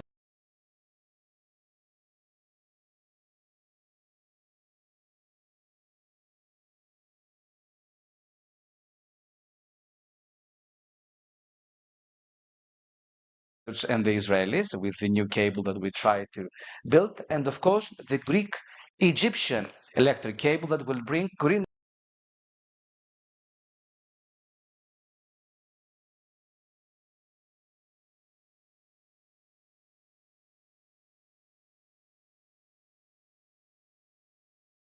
from those countries in order to face altogether those difficult challenges. Thank you very much indeed. Let me turn now to Mr. Ioannidis, Deputy Minister of Migration and International Protection of Cyprus. Welcome. Thank you.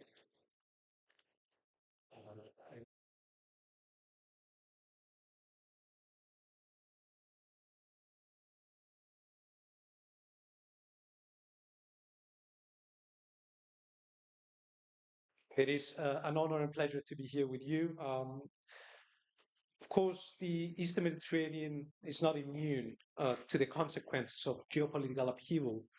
Against a backdrop of shifting dynamics, it is of utmost importance to establish reliable, resilient partnerships. In this respect, since 2019, the 3+1 mechanism has been essential in promoting regional stability, security, and cooperation. This scheme remains a flexible and strategic forum that responds to the realities on the ground. Recent developments in the broader region have made the 3+1 mechanism increasingly relevant. The 2019 US ISMED Act, which was adopted during the first Trump administration, has been crucial in deepening the 3+1 collaboration in areas such as energy, innovation, security, and economic cooperation. As the minister had already mentioned, the foreign ministers of Cyprus, Greece, and Israel agreed to revitalize the 3+1 format and decided to invite Secretary Rubio to a 3+1 ministerial meeting. Moreover, the 3+1 format is closely interlinked with geo-economic initiatives such as IMEC for economic connectivity and energy diversification, as well as with the Abrahamic perspective. These elements continue to resonate with the key priorities and interests of the US, both in the region and beyond. In light of these developments, it should be stressed that Cyprus is uniquely positioned to become a gateway to Europe. The country's strategic infrastructure may connect with IMEC's southern route,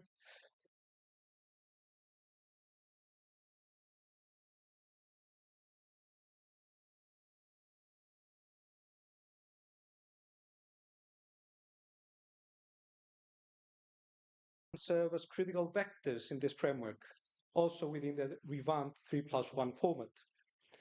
In general, Cyprus, a stable democratic EU member state and a reliable partner to the US, positions itself together with Greece as a bridge between Europe, the Middle East, and Asia.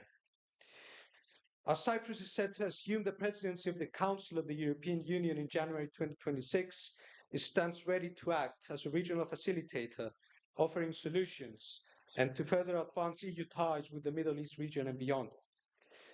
Ladies and gentlemen, recent developments, including legislative initiatives undertaken in Congress, highlight a growing recognition of the alliance's potential. These initiatives, aiming to institutionalize the 3+1 framework, represent a significant step forward. Bearing in mind that Turkey's current policies under President Erdogan seek to undermine this positive agenda, we must utilize this alliance in a way that fends off tensions and creates an environment where dialogue and consensus prevail. Cyprus remains steadfast in its commitment to this partnership. The Eastern Mediterranean deserves security, stability, and prosperity, which can only be achieved through cooperation. The 3+1 alliance can and should be a cornerstone of the future we want for the region. Thank you.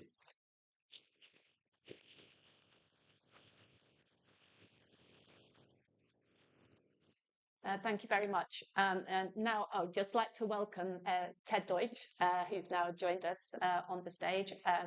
Ted is the Chief Executive of the American Jewish Committee, and it's great to have you with us today. So please, over to you for your opening remarks. Thanks. Also, I'll come around.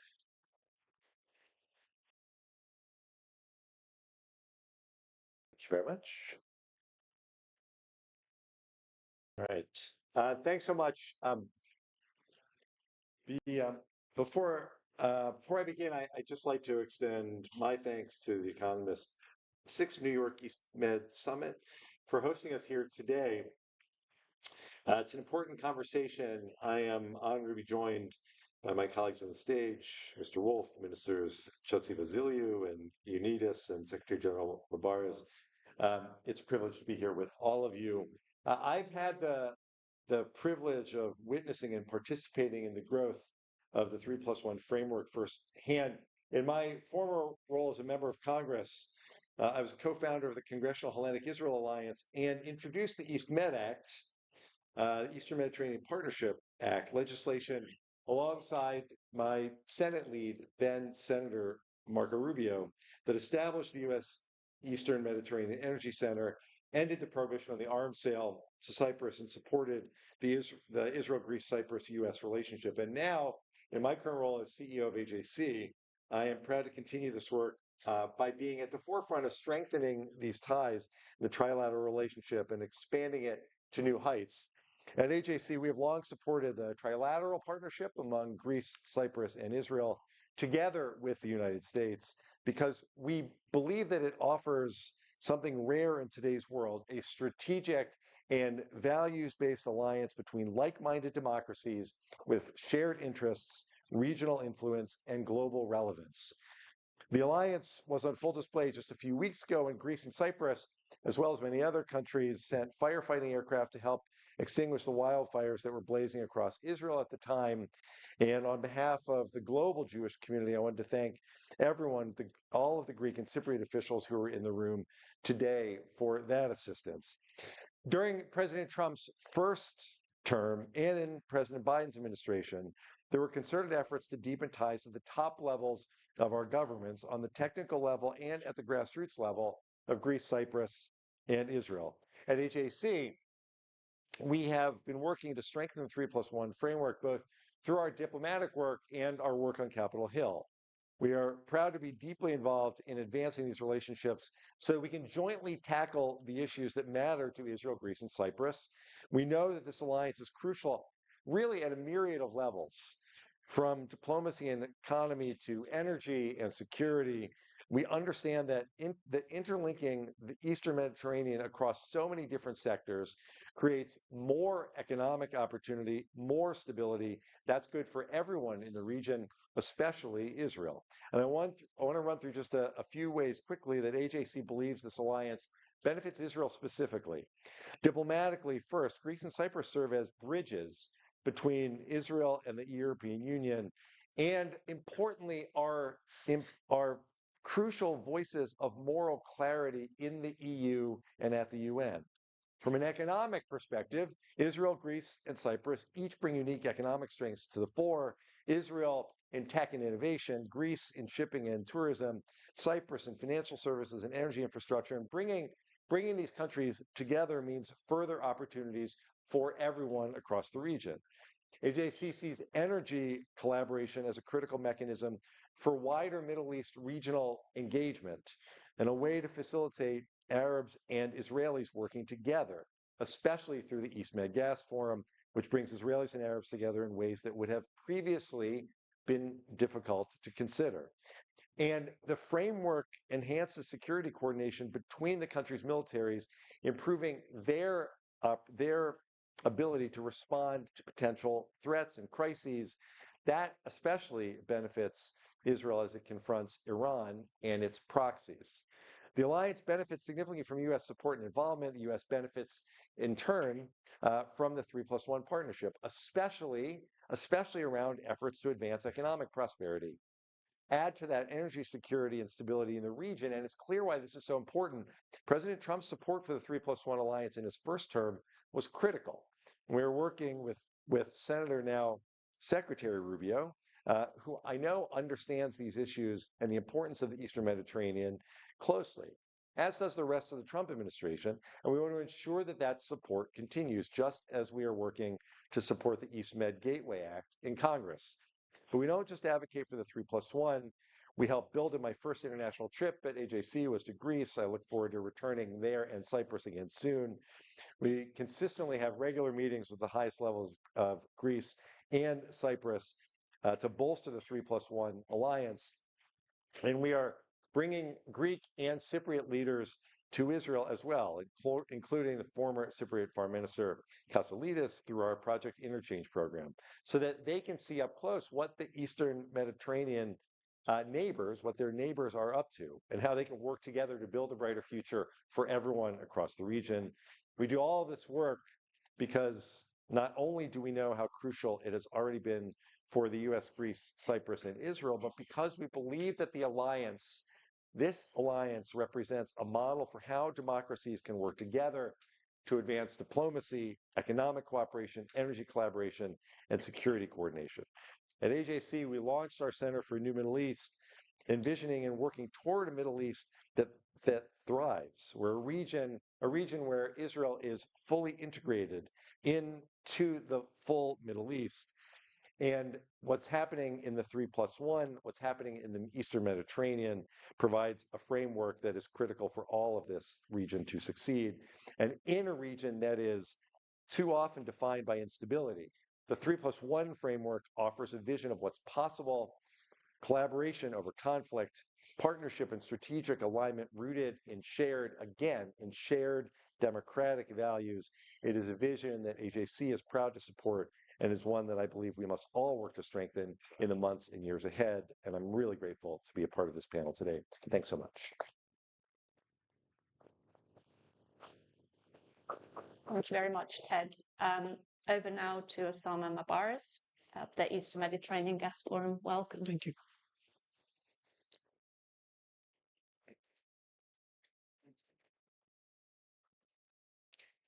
Good morning. Thank you, Ron. It's great to be here and among this distinguished panel and coming back to this important event, talking about, I think, a topic that is one of the key objectives of the East Mediterranean Gas Forum. How can we create more resilient partnerships in our region, the Eastern Mediterranean?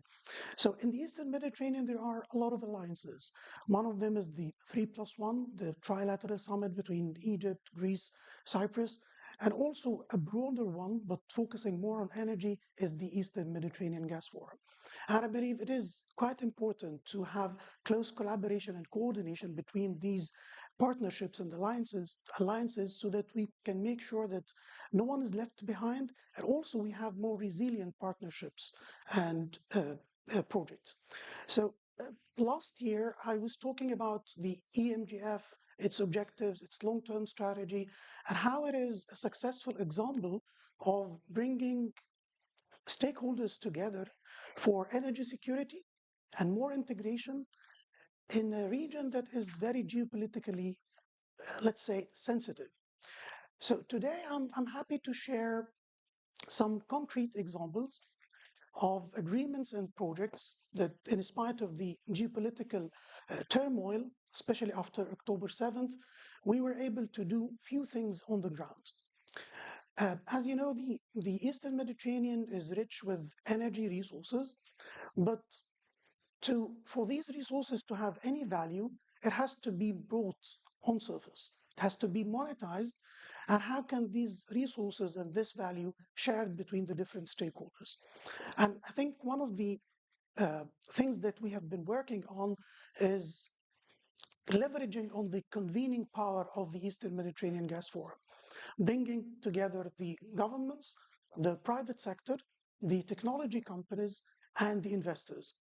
And one of the great examples that happened recently is the energy agreements between Egypt and Cyprus. These agreements were signed in last February, and they are win-win to all stakeholders.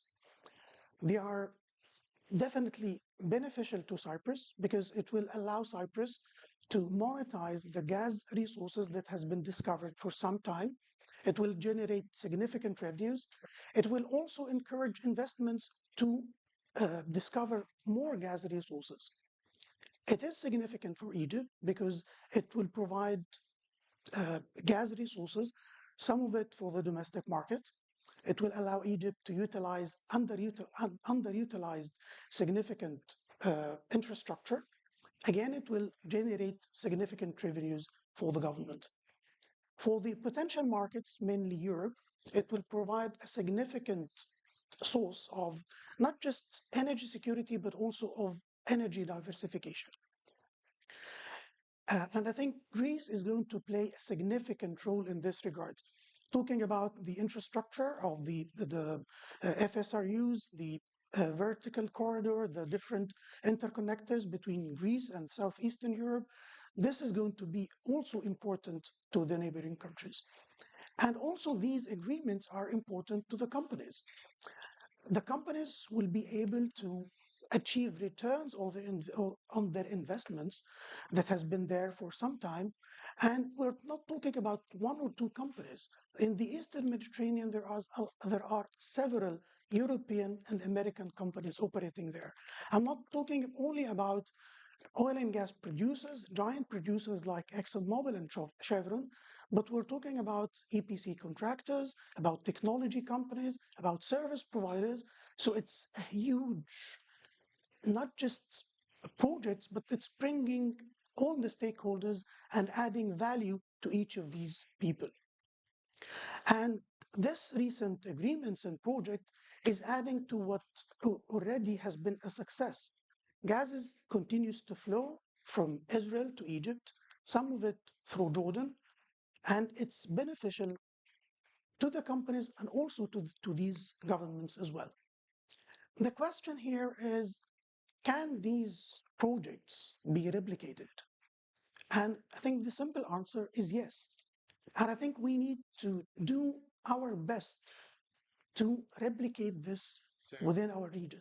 If we really want to include everyone, if we really want to have resilient partnerships in such a geopolitically sensitive region, we need to think, how can we include more governments? How can we include more countries, especially Palestine, Jordan, and have meaningful projects between Israel and the Arabs? And not just that, I think we need to leverage on the US approach. And President Trump, in his first, I think one of the first statements in his second term is that he's a man of peace. And he's trying to bring peace to the world and also to our region. And I think we need to, one of the things that can uphold stability and peace is to have more integration. And I think energy can play a significant role in this regard. And I think the Eastern Mediterranean, what we can achieve is not just integration within the Eastern Mediterranean, but the Eastern Mediterranean can play a central hub connecting Europe, but also connecting Europe to the Middle East and the Gulf. I think if we can manage to add more projects like this, we'll be able to have more resilient projects. Thank you.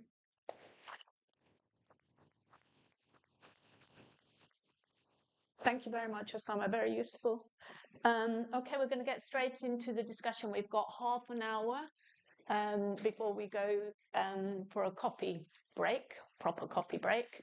And I have some questions, but I would like to give the opportunity to anybody from the floor also to pose a question. They must be questions and short, but we'll get to that in a minute. But maybe I can get things started, and you can have a think if you do have a question for any of the panelists. So turning to you, first of all, Chad, it's obviously early days still, even though it seems like a lot has been happening in a very short time, but it's early days for the administration. And I think many of us in this room and outside it too are still trying to get a handle on how the new administration is going to approach this region, the Eastern Mediterranean region. Now, I know, there isn't any kind of fully worked out strategy at this moment, but I do think it's great to have you here, and you're probably one of those with the most insight really into how a strategy towards the region might evolve. So Mr. Ioannidis already mentioned, I think, the legislation that was introduced by Congress members Mike Lawler and Nicole Maliotakis, which is essentially, I think it's called the American Hellenic Israeli Eastern Mediterranean Counterterrorism and Maritime Security Partnership Act of 2025. And what that legislation is aiming to do is bolster the 3+1 framework among the participants.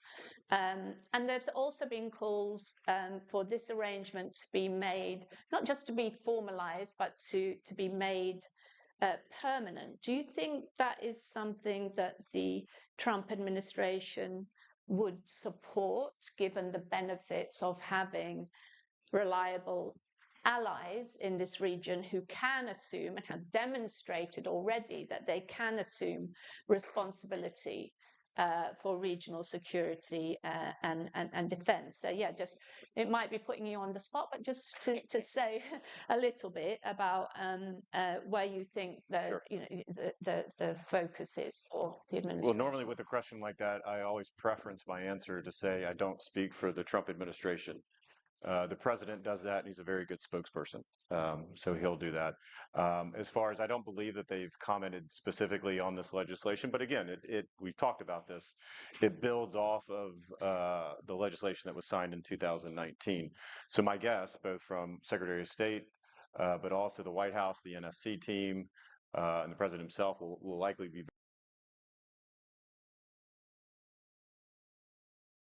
I think as you look at, we've talked about this, you look at the economic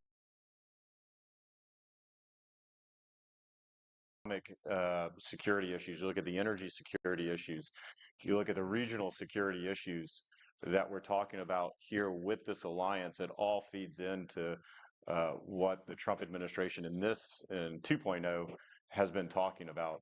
And so I think that there is going to be receptiveness there with the team. As you indicated, we're a little over 100 days. It feels like 400 days. The velocity at which the Trump administration is moving. Obviously, the president is probably, I think he's on his way back from the Middle East as we speak. And so they are looking at how do they engage with their allies strategically. And I'm sure this alliance and the strategic nature of where this alliance sits in the world is of great interest for a variety of reasons. So I'm bullish on what they're going to be doing here over the course of the next several years as it relates to this region of the world, the alliance here. And of course, we'll see what plays out in Congress if they can get a bill passed or not. I think we have a former congressman here, so I'll just say I apologize. I don't give Congress a lot of credit. Former congressman. Right. They seem to not be able to do a lot these days, but maybe they'll get that passed, and I'm sure if they do, the president and his team will sign that.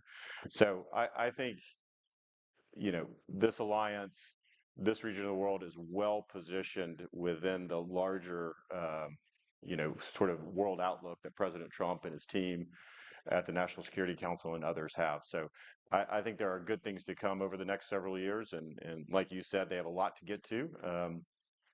They're taking it day by day and ticking off a lot of their priorities. So I'm bullish on what it means to what they did in the first administration and building off of it. Can I just add one thing to that? Because I think the president's visit to Saudi Arabia this week is a great example too of where this all fits. When he spoke to the assembled crowd in Saudi and talked openly about when Saudi Arabia joins the Abraham Accords and what that would mean for the region, and all of his focus on economic prosperity, when it gets to that point and you think about the other piece of legislation, the East Med Gateway Act, that places the Eastern Mediterranean squarely within the IMEC corridor, that presents an enormous array of opportunities for greater economic growth. And I certainly would never speak for the administration, but from the conversations that we're having and from the statements the president's been making, it certainly feels like this is entirely consistent with the way he's approaching the region. Great, thanks. Anybody else want to comment on this? No. Okay, we haven't actually mentioned, I don't think, so far, Turkey. So I just wanted to ask you, where does Turkey fit in from a US point of view? Obviously, a NATO member state, traditionally an ally, but also a country that can sometimes play a kind of role of a spoiler in the region, if I can. That's quite a British understatement, maybe. But from your point of view, where do you see things going in terms of Turkey? Could it play a role? We see now some eagerness on the part of Turkey to play a role in mediation, say under Russia, Ukraine, and so on. But could it also be a spoiler in terms of disrupting cooperation among the participants in the 3+1? Yeah, just maybe we should talk a little bit about Turkey. Over to me? Yes. Okay. I'm putting you in the hot seat. I know. I will also give the answer. I'm sure. Look, I think obviously it's a complicated relationship there. I think the Trump administration, historically, if you look back at some of the successes during 1.0, I think the president looks at a lot of these relationships in a different lens and a different light. And so I think he's a deal maker, right? We've seen this in his recent trip. He's looking to not only make deals, but also to make peace, as I think one of our speakers said earlier. So I think if anyone can bring Turkey to the table in a proactive and constructive way, it's going to be President Trump. Time will only tell if that's going to happen, and they will be a partner in this area or continue down the road that they have been in the past. I think that's a focus, as you indicated. There may be some meetings in Istanbul. I don't think that's finalized yet between Ukraine and Russia. So I think the team is thinking about regionally how they position all of this. So that's a long answer of saying, I think proof is still in the pudding. I think it's yet to be seen on what type of role and what type of relationship Turkey's going to have with the new Trump administration and how constructive they want to be, or again, how non-constructive they want to be. Great, thank you very much. May I add something? You may, indeed. Yes. You know that Turkey is an important player in the region. Nobody denies that. But when we're talking about such a platform like the 3+1, we're talking about a group of like-minded democracies and countries that share the same values. Nobody excludes Turkey from joining these projects or these platforms. But if you want to join, for example, a tennis club, you have to accept the rules of this club. So if Turkey would like to join such a format, she has to accept the realities. And when we're talking about Turkey, we have to always remember that they still occupy the northern part of the Republic of Cyprus. Apart from that, you know that the Greek government has a specific vision for the region, and Prime Minister Mitsotakis has started a rapprochement process with President Erdogan the last years, which is a really important process, and we really work on that. You know that there is a difference. Greece believes, according to national law, that we have a sole difference with Turkey, namely the limitation of the exclusive economic zone, the continental shelf, whereas Turkey believes that the agenda should be enriched with other issues that are non-existent, according to Greece and according to the international community. But we believe that we still have to discuss and to maintain channels of communication with Ankara. This is a choice of responsibility, and I'm very proud of serving a government that follows this path of, connection with Turkey, despite the differences and the different approaches we have in various issues like the one we mentioned before. Yes. If I may add on that, of course, in addition to the belligerent occupation of Cyprus, which we're striving to resolve this problem. Thank you, Elspeth.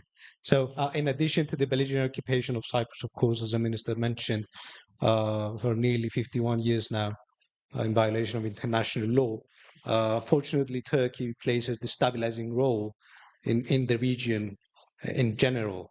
Let me just refer to Syria, whereas we've been trying to, many countries in coordination, trying to achieve stability in the country.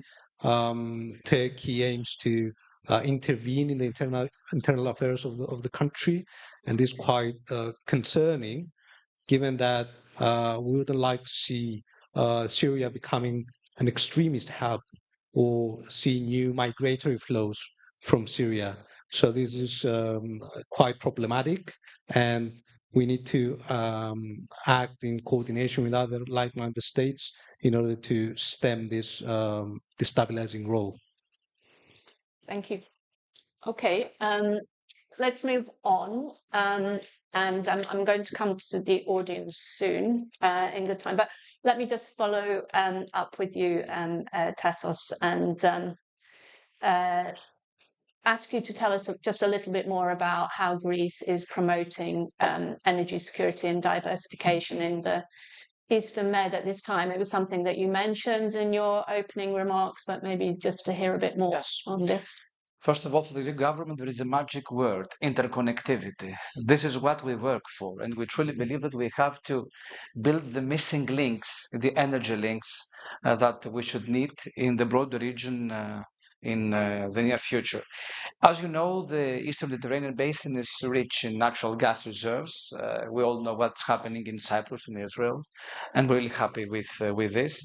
And you know that our aim is to find a viable alternative to reduce the dependence on Russian fossil fuels. We have to be frank on that. This is the European goal, and Greece really serves this cause. Yes, the East Med Gas Forum, like it was mentioned before, it's, let's say, an informal alliance between our countries. I mean, Greece, Egypt, Israel, and Cyprus. And of course, with the US and the EU as observers, it is a prime example of effective, let's say, constructive energy collaboration in the broader neighborhood. As I told you before, Prime Minister Mitsotakis invested a lot in turning our country into an energy hub. I told you about the Alexandroupolis terminal, the Revithoussa terminal. You know that we work about the vertical gas corridor that is going to bring energy security from Greece up to the northern countries of our continent. And of course, you know that we have these two cables I mentioned before, the one with Egypt and the one with Cyprus and Israel, that will interconnect us all together. Apart from that, there is another issue, IMEC. It was mentioned before. Greece truly believes that this platform, when we discuss about energy, could turn into an important tool that could facilitate the concept of the India, Middle East, Europe economic corridor. To my opinion, this is the main cause for the future. And allow me to tell you that for the Greek government, Greece could be the natural gateway of this corridor towards the European markets. You know our geographical position, you know our geopolitical leverage, and you know that we have all the infrastructure I mentioned before in order to make it happen. And please don't forget that apart from that, we are a strong maritime nation. For example, almost 1/4 of the global tonnage belongs to the Greek ship owners. Therefore, Greece is always available through those platforms like the 3+1 to work with like-minded countries in order to achieve common goals that will turn our countries into more resilient and strong for the future challenges. Thanks very much. Well, probably that's a good segue to you, Osama, just to talk a little bit more about energy.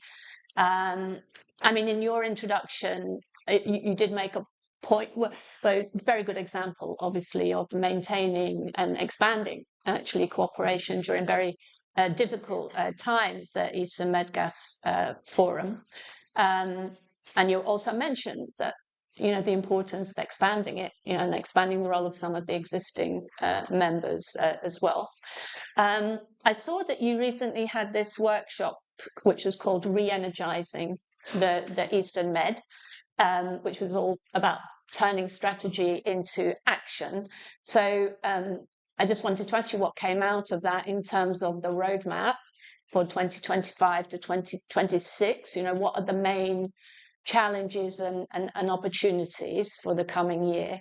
And maybe for people in this room and investors, US investors, you could say a bit more about the opportunities. Obviously, gas is going to continue to play a massive role in this region in coming years. So where are the opportunities for FDI, you know, exploration, infrastructure, carbon storage and so on, and for PPPs and so on? So yeah, two questions in one there for you. Thank you, John. I think you mentioned the workshop that we did. It was last week. And I think what we tried to do in this workshop is that over the past 3 or 4 years, we have developed our long-term strategy, some of our papers, and identified some of the projects. What we wanted to do, how can we move from outlining projects into the actual execution and the implementation of these projects. And what we tried to do in this workshop is bringing the governments, the companies. As you know, we have what we call the Gas Industry Advisory Committee. We will have all the IOCs, NOCs, the service providers. We have 37 members of these companies, and also the energy regulators in the region. So we brought all of these stakeholders together, and we broke out into 7 implementer groups that has to do with the infrastructure. What are the infrastructure, whether existing, that need expansion or new infrastructure that are needed? What are the discoveries or the projects that needs to be developed to produce this gas, in addition also to energy efficiency and decarbonization projects. So I think what the outcome was an outline of a plan over the next 3 to 5 years, starting with some quick wins. Few things that to capitalize on the existing infrastructure, the synergies and the shared infrastructure that can quickly utilize a lot of the resources. And one of the things that was brought up, and also this is in discussion with our member countries, as you said, yes, gas is playing and will continue to play an important role. But when you talk about energy, you cannot actually separate one source from the other. And the world will need more energy, and we will need more energy, whether it's coming from fossil fuels or from renewables. So the discussion now is the expansion of the scope of the East Mediterranean to include other sources of energy. This will definitely be quite beneficial to the region. There has been a discussion about the interconnectors, about the interconnector between Egypt, Cyprus, Egypt, Greece, Israel, Cyprus, Greece. So again, including other sources of energy is very important in this regard. And I think back to your point about what are the projects, what are the opportunities for investments, it's huge. Whether I think the projects, the agreement between Egypt and Cyprus will open a lot of opportunities to attract more investments. Now, companies can see that the existing discoveries are being monetized, so they are encouraged to invest more to find more gas. Israel also, before October 7th, had a bid round to attract investments. I think now this is going on. Egypt also have very extensive exploration activities. All of these resources will need a lot of infrastructure, whether it's connecting the different countries together, the floating LNG or existing LNG expansion and so on. So the opportunities are across the value chain in the not just the gas industry, but also the energy sector. Thanks very much. Nicholas, we've already heard quite a bit about the achievements so far in terms of the 3+1 and in particular Cyprus's role, and Chad talked about the Cyclops project and other things on the security front. From Cyprus's point of view, what do you see as the main priorities for the alliance in the short and medium term? Well, indeed, we've gone a long way and we've achieved a lot in terms of maritime security, energy, humanitarian operations. And I'd like to stress the importance of humanitarian operations taking place via Cyprus, the Amalthea humanitarian corridor, evacuation operations, the Estia National Plan, NEO operations. So these activities demonstrate that Cyprus indeed offers strategic depth to both Israel and the United States in the region, and would like to deepen this collaboration. In particular, we should place emphasis on the protection of energy infrastructure, submarine cables, pipelines. We've seen recent events in the Baltic Sea with the destruction of submarine cables. We do have submarine cables in the East Med as well, not just in the Baltic. So we have to delve into this issue. We could improve the interoperability of our military forces, to improve our military infrastructure, to to work on the digitalization of procedures, on economic integration. So there's an array of issues and sectors we could work on with our allies within the context of the 3+1 alliance. And we're committed to this, as I've already mentioned.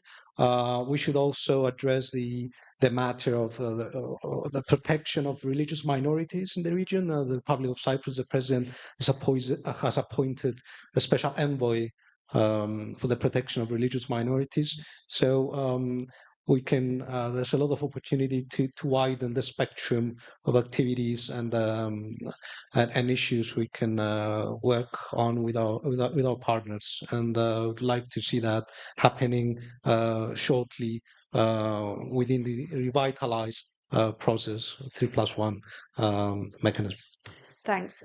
Just before I do turn to the floor to ask for a question, Ted, just wanted to ask you from the point of view of Israel and the US connection, do you see this primarily as a kind of geopolitical security alliance, or is it more than that? And do you think it should be formalized and made permanent, or is that not really, doesn't that not really matter so much?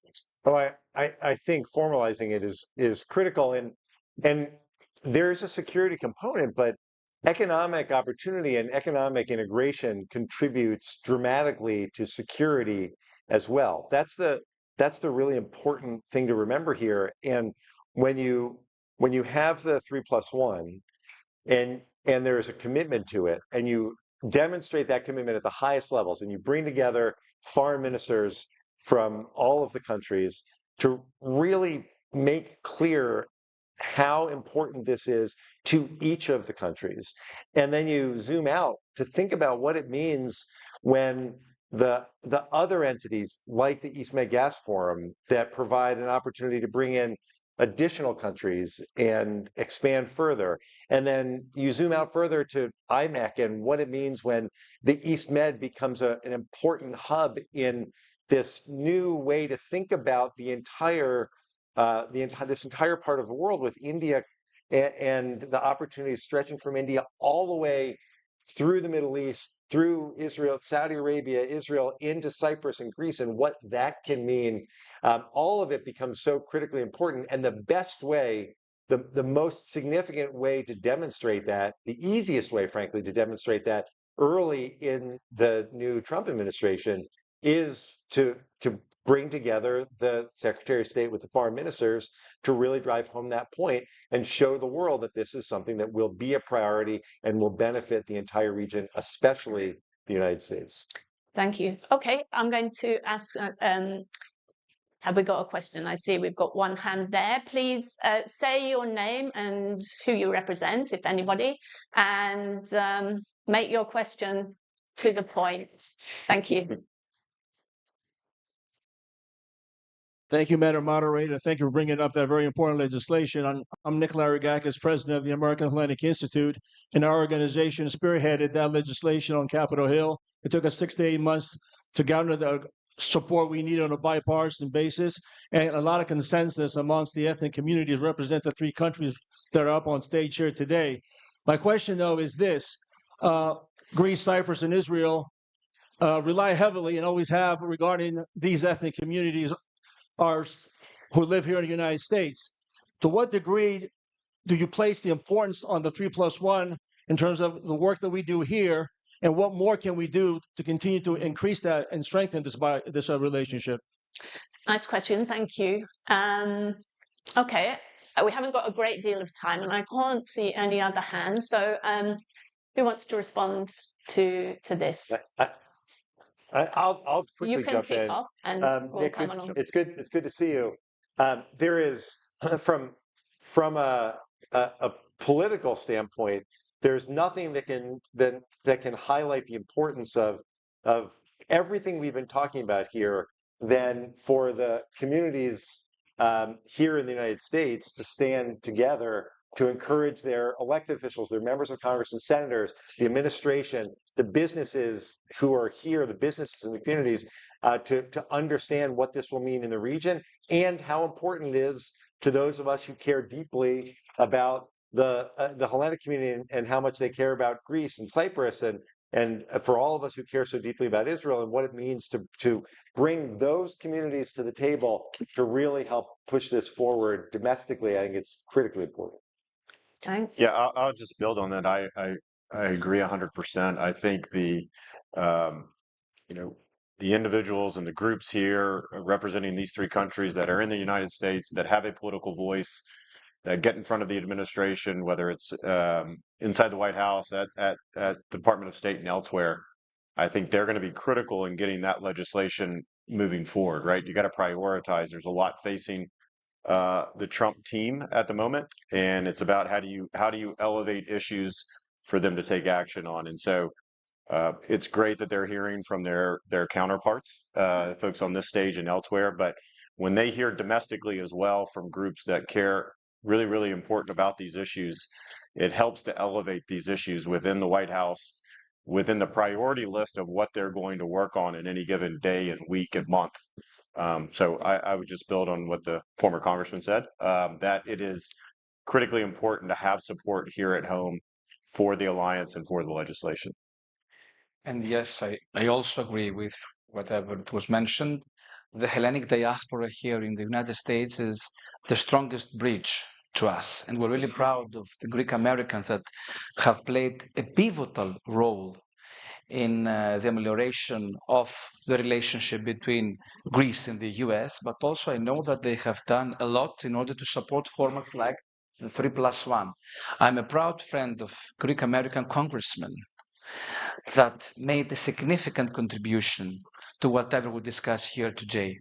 And allow me to send a message that our Greek American friends here should continue their efforts in order to persuade American businessmen, for example, to support the concept of the 3+1 format and start thinking about making new investments in our region, I mean in the Southeast Europe and this Mediterranean basin, in the fields of energy, innovation, infrastructure, climate change, water management. There are fantastic opportunities down there, and I'm sure that the Greek diaspora here in the US could play a key role in order to boost all of these initiatives. And to that end, next week, AJC will be in Washington with great Jewish American leaders in Congress like Brad Schneider and Greek American leaders like Congressman Bilirakis and Congresswoman Malitakis, and we'll be working together to help push this forward. Thanks. Chris Papas, yes. Just to echo what the other panelists have said, the role of the Greek, Cypriot, and Israeli communities in the States has been instrumental, and we count on their support and their work in order to promote the interests of our countries and the wider region. Thanks. We've come to the end, but maybe Chad, just one last question for you, just to finish off, and it's kind of a broader question, really. This is more in with your cap on the America First Policy Institute. After the 100 plus days, what do you see as the kind of main achievements so far in terms of your agenda? Yeah, I mean, there's so much to start. It's the word I use, because I talk a lot about what the Trump team has accomplished over 100 days, and the word I often use is the velocity. The velocity of which we've seen the rapid amount of change, the rapid amount of action and activities has been, I would say, historic. I don't think that we've ever seen this before. And for those, and I talk to some folks and they say, well, when is it going to slow down? I say, well, wait till he leaves office, because I think the velocity that you've seen here, it's going to continue as we move forward and forward. Now, as far as specific achievements, right?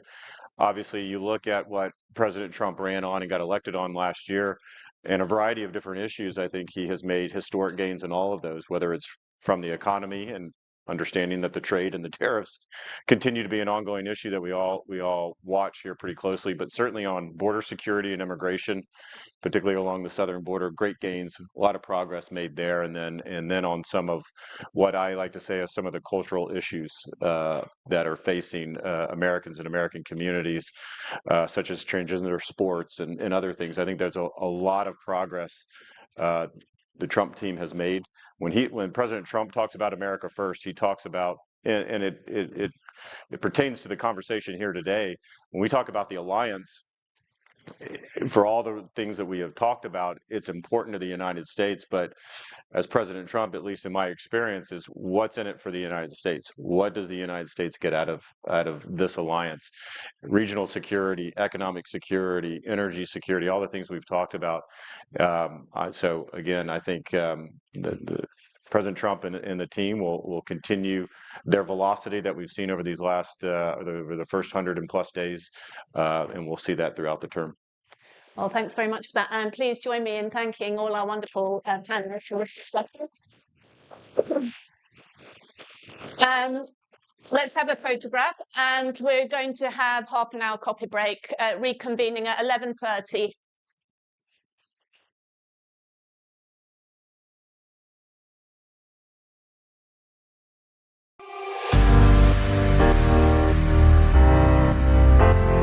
You know, this is important for talented professionals can find opportunities quite easily. The incentives offered by the Cypriot governments are key. Regarding the workforce in Cyprus in general, and the level itself is amazing. We do hire locals, we do relocate people from other places. I feel like Cyprus is a great place to live and work in general.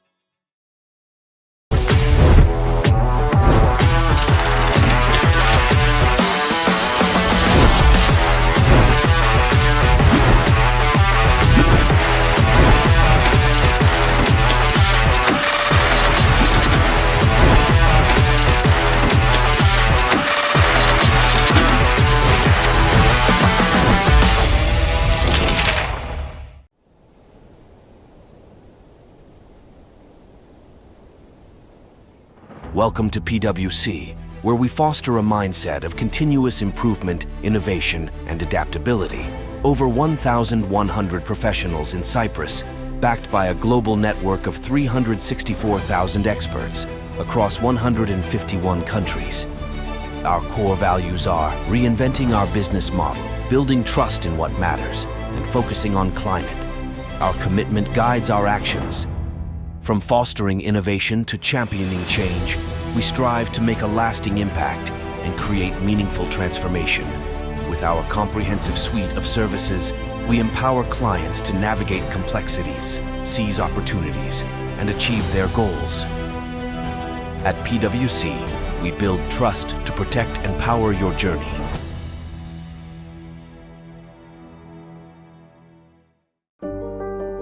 Welcome to Onyx, a fully acquired Mediterranean estate, already activated and engineered for scale. At its core, a hospitality backbone, a scalable real estate model, and an agricultural identity that roots the project in place. Shaped by climate, guided by terrain, Onyx integrates into a land of olive trees, pine forests, and emerald seas. Every element is designed to sustain. Geothermal below, solar above, 2 clean systems delivering zero-emission energy, major long-term savings, and off-grid autonomy. Modular in form, durable in structure, Onyx delivers yield you can measure and hard assets you can trust. Join the pilot. Shape the prototype, not just a place, but a blueprint. Invest where the Mediterranean evolves.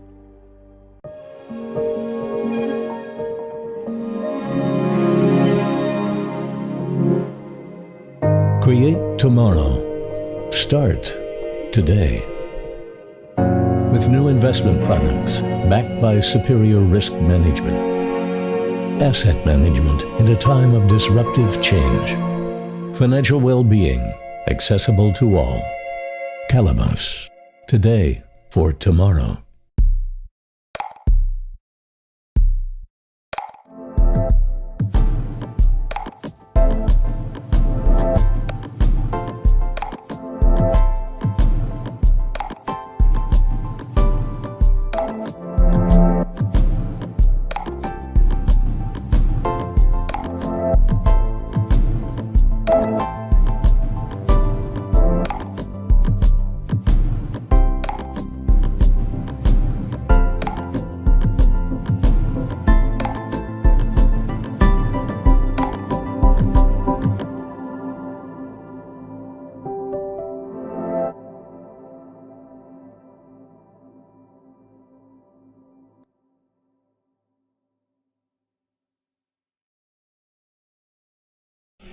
Check this out.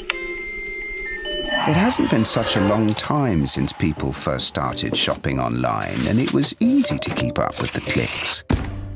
Little by little by little by more, the clicks added up to be more than the stores, and e-tailers worked harder than ever before because they had to keep up with the clicks.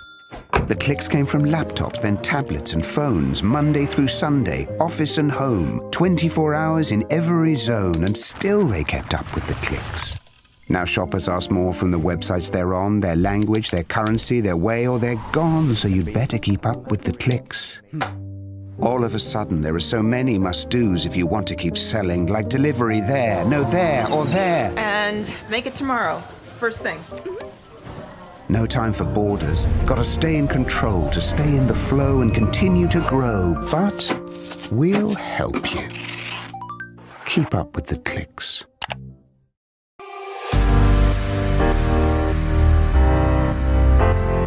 You know, this is important for talented professionals can find opportunities quite easily.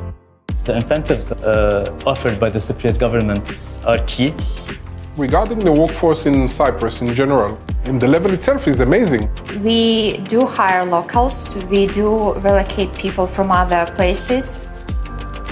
I feel like Cyprus is a great place to live and work in general.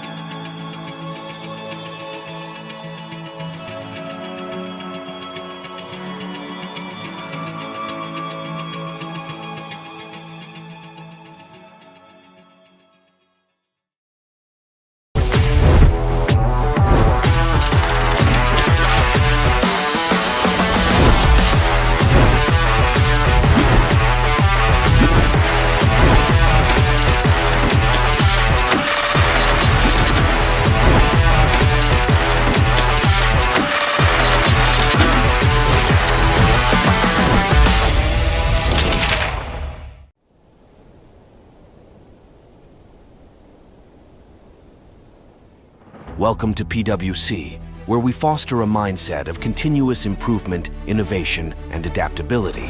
Over 1,100 professionals in Cyprus, backed by a global network of 364,000 experts across 151 countries. Our core values are reinventing our business model, building trust in what matters, and focusing on climate. Our commitment guides our actions.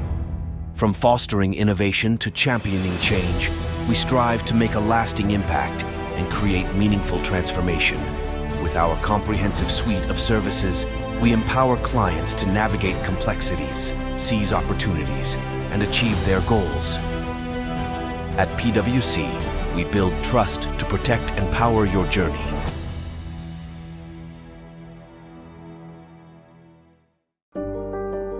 Welcome to Onyx, a fully acquired Mediterranean estate, already activated and engineered for scale. At its core, a hospitality backbone, a scalable real estate model, and an agricultural identity that roots the project in place. Shaped by climate, guided by terrain, Onyx integrates into a land of olive trees, pine forests, and emerald seas. Every element is designed to sustain. Geothermal below, solar above, two clean systems delivering zero-emission energy, major long-term savings, and off-grid autonomy. Modular in form, durable in structure, Onyx delivers yield you can measure and hard assets you can trust. Join the pilot. Shape the prototype, not just a place, but a blueprint. Invest where the Mediterranean evolves.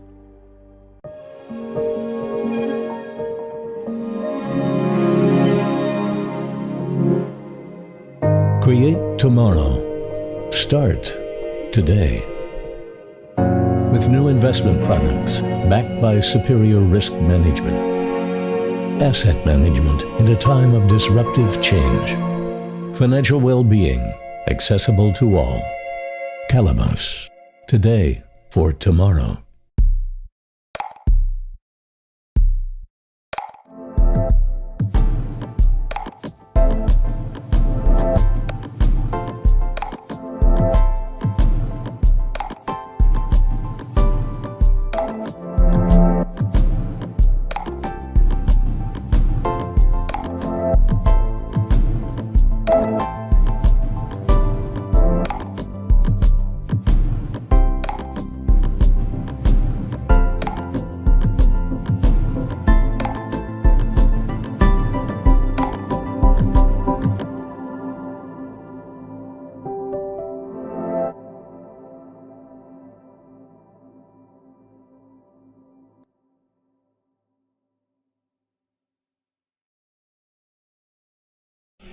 Check this out. It hasn't been such a long time since people first started shopping online, and it was easy to keep up with the clicks. Little by little by little by more, the clicks added up to be more than the stores, and e-tailers worked harder than ever before because they had to keep up with the clicks. The clicks came from laptops, then tablets and phones, Monday through Sunday, office and home, 24 hours in every zone, and still they kept up with the clicks. Now shoppers ask more from the websites they're on, their language, their currency, their way, or they're gone, so you'd better keep up with the clicks. All of a sudden, there are so many must-dos if you want to keep selling, like delivery there, no there, or there. And make it tomorrow, first thing. No time for borders. Gotta stay in control, to stay in the flow and continue to grow. But we'll help you. Keep up with the clicks.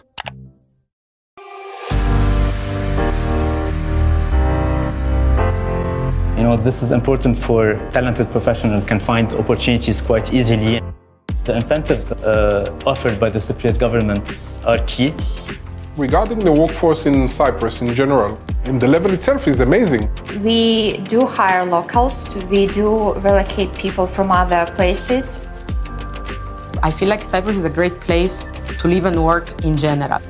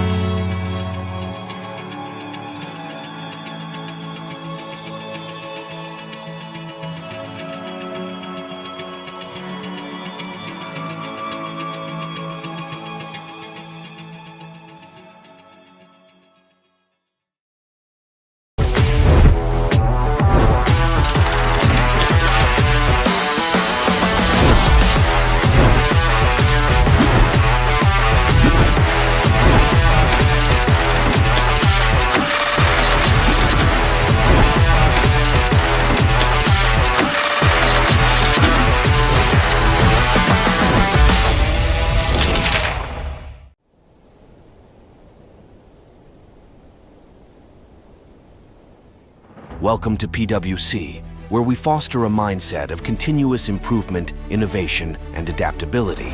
Over 1,100 professionals in Cyprus, backed by a global network of 364,000 experts across 151 countries.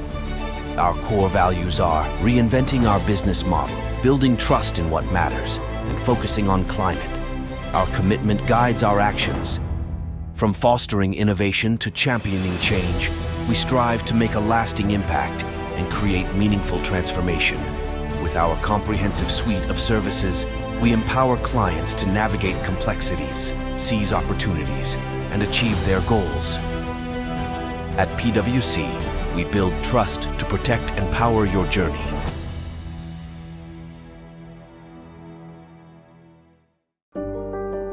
Welcome to Onyx, a fully acquired Mediterranean estate, already activated and engineered for scale.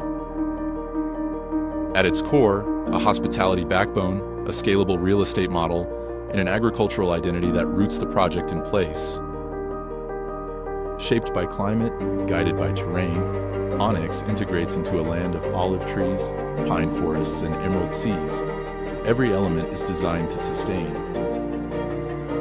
Geothermal below, solar above, two clean systems delivering zero-emission energy, major long-term savings, and off-grid autonomy. Modular in form, durable in structure, Onyx delivers yield you can measure and hard assets you can trust. Join the pilot. Shape the prototype, not just a place, but a blueprint. Invest where the Mediterranean evolves.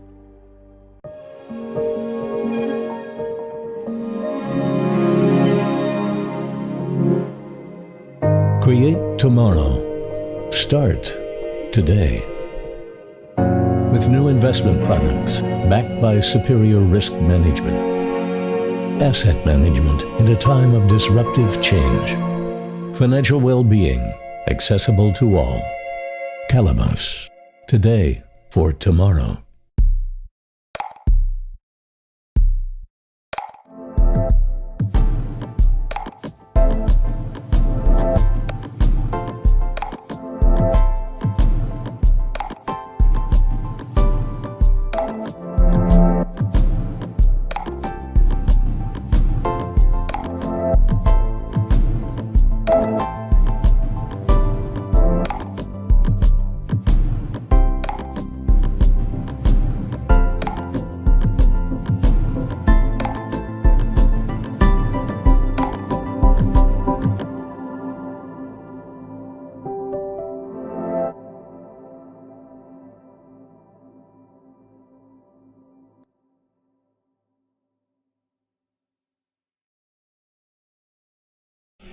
Check this out. It hasn't been such a long time since people first started shopping online, and it was easy to keep up with the clicks. Little by little by little by more, the clicks added up to be more than the stores, and e-tailers worked harder than ever before because they had to keep up with the clicks. The clicks came from laptops, then tablets and phones, Monday through Sunday, office and home, 24 hours in every zone, and still they kept up with the clicks. Now shoppers ask more from the websites they're on, their language, their currency, their way, or they're gone, so you'd better keep up with the clicks. All of a sudden, there are so many must-dos if you want to keep selling, like delivery there, no there, or there. And make it tomorrow, first thing. No time for borders. Gotta stay in control to stay in the flow and continue to grow. But we'll help you. Keep up with the clicks.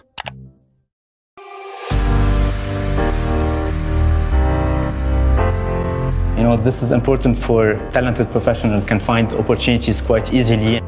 The incentives offered by the Cypriot governments are key. Regarding the workforce in Cyprus in general, and the level itself is amazing. We do hire locals. We do relocate people from other places. I feel like Cyprus is a great place to live and work in general.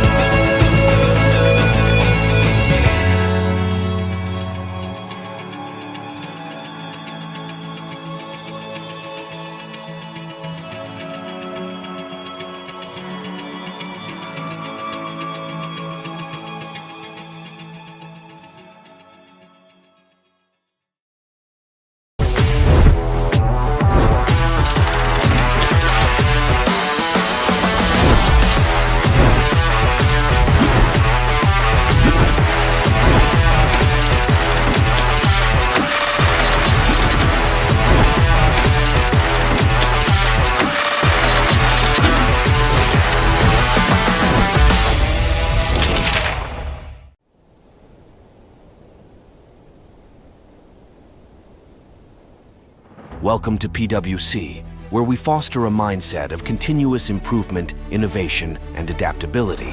Over 1,100 professionals in Cyprus, backed by a global network of 364,000 experts across 151 countries. Our core values are reinventing our business model, building trust in what matters, and focusing on climate. Our commitment guides our actions. From fostering innovation to championing change, we strive to make a lasting impact and create meaningful transformation. With our comprehensive suite of services, we empower clients to navigate complexities, seize opportunities, and achieve their goals. At PwC, we build trust to protect and power your journey.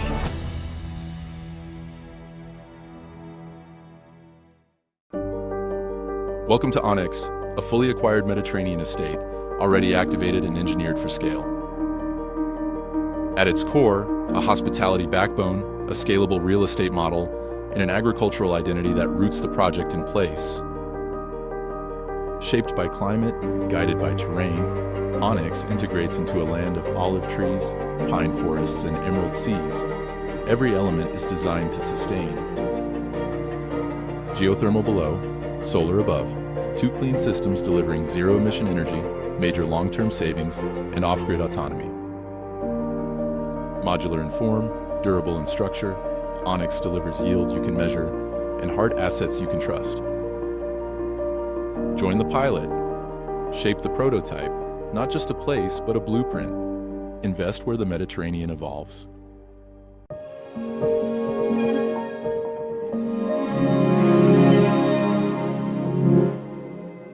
Create tomorrow.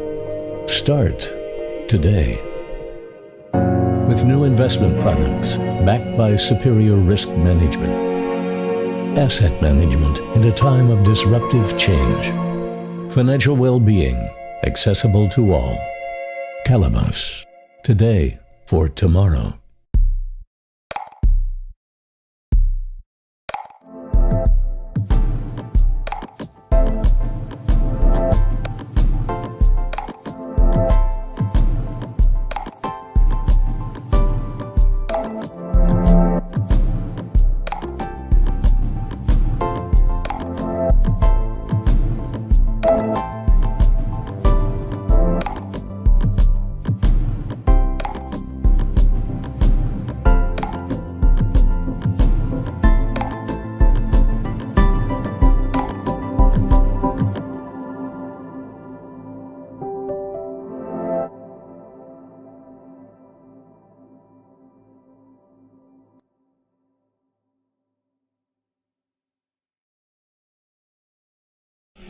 Check this out. It hasn't been such a long time since people first started shopping online, and it was easy to keep up with the clicks. Little by little by little by more, the clicks added up to be more than the stores, and e-tailers worked harder than ever before because they had to keep up with the clicks. The clicks came from laptops, then tablets and phones, Monday through Sunday, office and home, 24 hours in every zone, and still they kept up with the clicks. Now shoppers ask more from the websites they're on, their language, their currency, their way, or they're gone, so you'd better keep up with the clicks. All of a sudden, there are so many must-dos if you want to keep selling, like delivery there, no there, or there. And make it tomorrow, first thing. No time for borders. Gotta stay in control to stay in the flow and continue to grow. But we'll help you. Keep up with the clicks.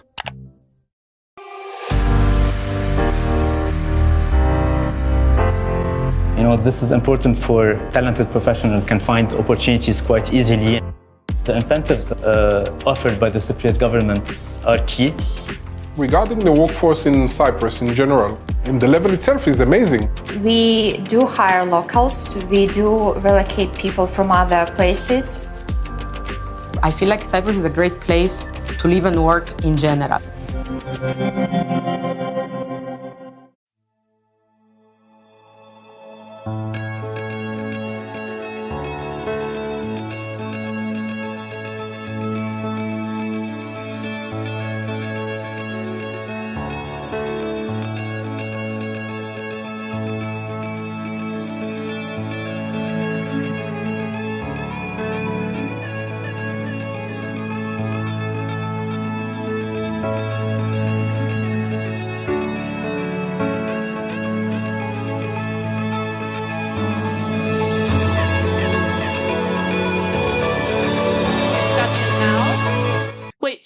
focus of which is capital markets and competitiveness, the fine print of transatlantic cooperation.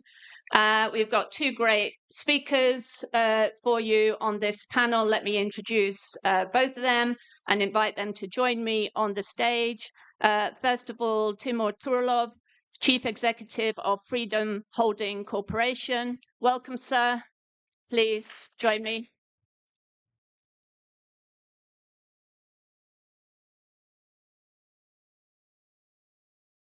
Yes, you need a mic. Okay.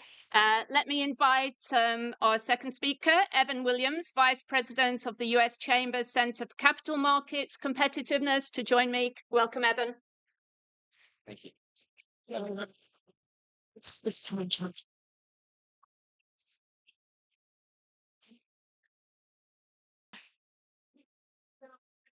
Yes.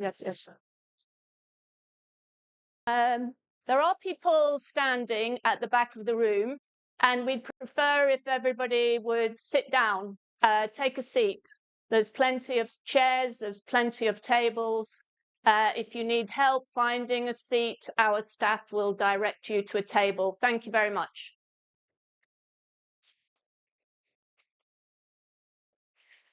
Okay, we're just waiting for Timur to get mic'd up. So this session is going to address the role of capital markets in driving economic growth and competitiveness. We're going to look at how regulation can both impede or enhance the effectiveness of capital markets.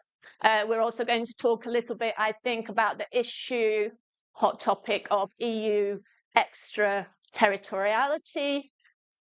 We also want to talk, obviously, about the role of tech and AI in the sector. So we're going to get started. Welcome. Thank you, ma'am. Would you like to use a podium in your introductory remarks or from the chair? Up to you. I can use a podium. Okay, so this is our first speaker, Timur Turlov, Chief Executive of Freedom Holding Corporation. So thank you so much. It's a big honor for me to speak on this conference, and I believe that it's a time when we can create a lot of new opportunities, developing bridges between different regions. And Cyprus is a really great gateway here to all European Union, and a place where we do business more than 10 years at this moment, and have a very strong development team, brokerage platform. And we also made a Cyprus a key gateway to US markets at the end of the day. And we service customers from all over the Europe, almost 500,000 people. And we also service the customers from Central Asia, which is also the region which developed very fast.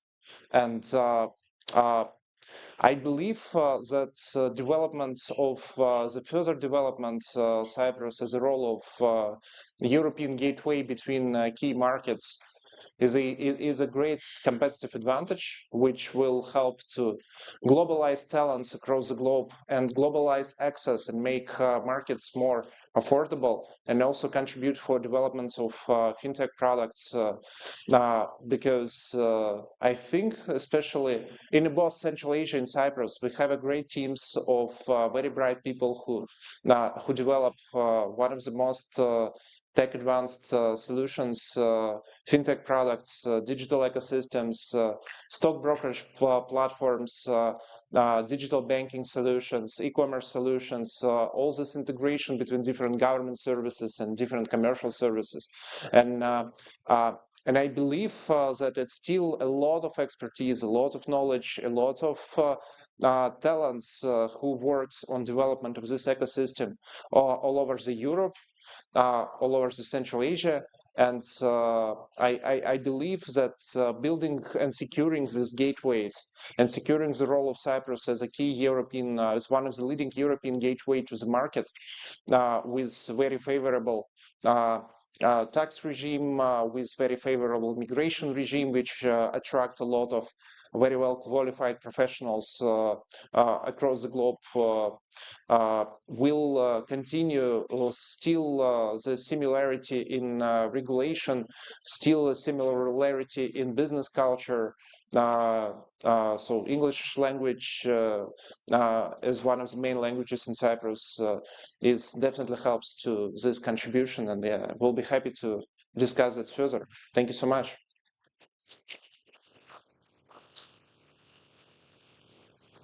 Thank you very much. Turning to you, Evans, you can use the podium or speak from. I'll stay seated. That's fine. That suits me very, very nicely. Good morning. It's nice to be with all of you. It's an honor to be invited to speak with such an esteemed colleague here. My name is Evan Williams, Vice President in the U.S. Chamber of Commerce's Center for Capital Markets Competitiveness. The U.S. Chamber of Commerce is the world's oldest and largest trade association.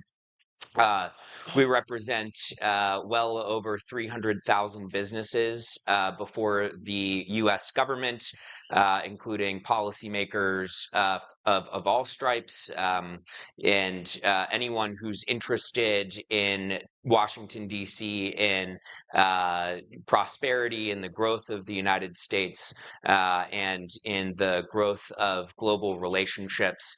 We're there having conversations. The Center for Capital Markets Competitiveness is particularly focused on financial regulation, on prudential regulation in the United States, and it's a good opportunity for our companies to come together and think about not just what it means to have investment coming in, but what to do with that investment and how to think about how to grow their country, their company, the country as a whole as well, through labor and other kinds of community development that results from investments in business. So we are thinking very carefully about the moment that we're in. I would like to just start by saying that, you may have heard that the United States has adopted an America First approach to global policymaking. I'm here to tell you that just yesterday I was in the room with top financial regulator in the United States government who said, reminded us that America First does not mean America alone. And so I'm here to suggest that the transatlantic relationship in particular, but relationship with your businesses and the business that can result from investments and other kinds of economic activity is accrues to America's benefit as well as to yours. And so I'm here with a message of friendship. I also was in the room yesterday with a number of CEOs from the American chambers in Europe, and they expressed that they'd heard a sentiment, they were feeling a sentiment among EU policymakers, among other policymakers around the globe, that we no longer have a system of shared values with other countries, that other countries don't feel that they have a system of shared values with the United States, and instead our relationships are predicated on shared value. And I would like to push back on that, because it is the business connections that drive our countries forward. It is the work of business and the success of capital markets, global capital flows, that allow us to find ourselves in a situation where we're even thinking about what transatlantic relationships look like. And so I would encourage you to remember in the course of difficult conversations that are ongoing in the international sphere, that business is the thing that connects all of us. that what business can do in a community, create jobs, create opportunities for community to grow, create opportunities to save and reach financial goals is the stuff that binds us all together. And so as you think about news related to tariffs or trade, I would encourage you to also remember that America is thinking about the role of business very carefully, and that business is the thing that connects countries together. I'd also just like to say briefly that if you have concern about the particular moment that we find ourselves in, with respect to the way that global relationships are being redefined, that I would encourage you to think in 5-month increments. 5 months ago, we were all still thinking about how tariffs were theoretical. President Trump was talking about tariffs on the campaign trail, but no one was quite sure what sort of shape the tariff policies would take. 5 months before that, Kamala Harris was ascendant in the U.S. presidential election and trying to carve a lane. And we were, hearing that she was enjoying a lot of momentum on the campaign trail. 5 months before that, Joe Biden was the presidential candidate for the U.S. presidential election from the Democratic side. And the point here that I'm trying to make is a lot of change has occurred in the last 15 months, but a lot of change has come with this sense of uncertainty. And so as you look 5 months out from now or 10 months out from now, the picture may look a lot different than it does now, simply because we've had so much change at the institutional level here in the United States over the last 2 years. Great. Thank you very much. Okay, so Mr. Torlov, I was fascinated by your story, and I don't know how much people know about that in this room. So I wanted to go back to this a little bit, because you are like the archetypal self-made man of US legend, except you were born in what was then still the Soviet Union. In the late 80s. So you then grew up in these kind of post-Soviet Wild West years of the 1990s. And at the ripe old age of 16, you left school and you got your first job working as a trader at the American investment company, World Capital Investments in Moscow. Age 21 in 2008, auspicious moment, you founded Freedom Finance, which is a brokerage providing access to US stock exchanges. In 2012, you expanded into Kazakhstan, built a brokerage company that later grew to include banking, online brokerage, European stock trading services. And then finally, in 2019, you consolidated these ventures into Freedom Holding Corporation, which became the first company from the CIS, the Commonwealth of Independent States, to list on NASDAQ.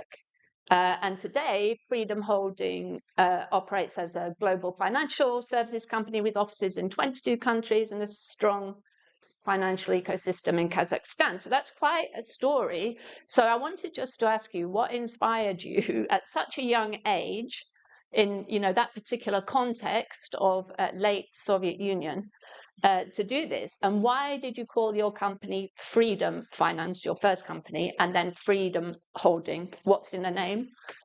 Thank you so much. Yeah, that's, I think the reason why we found the company was very interesting. So I was actually fired from bank in the middle of financial crisis, and for some strange reason, I just decided to start my own business because I had some fears it will be very difficult to find a job. It's maybe not looks very very reasonable, but we built in a bank a subsidiary to provide access to U.S. markets, and that worked very well. So we've seen a huge demand. And then the bank decided to close out all their investment subsidiaries, including our subsidiary. So we decided that maybe we can open our own boutique and continue to do what we did. Mm-hmm. So that was not my intention to start a company. So we started the company because we were fired. That was a main reason.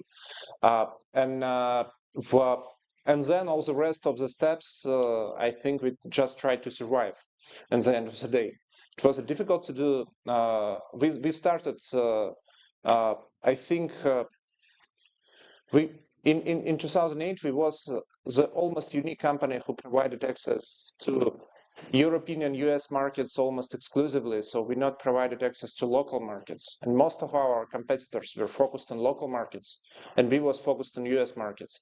And US markets performed after financial crisis, I think, much better than any other emerging markets in the world.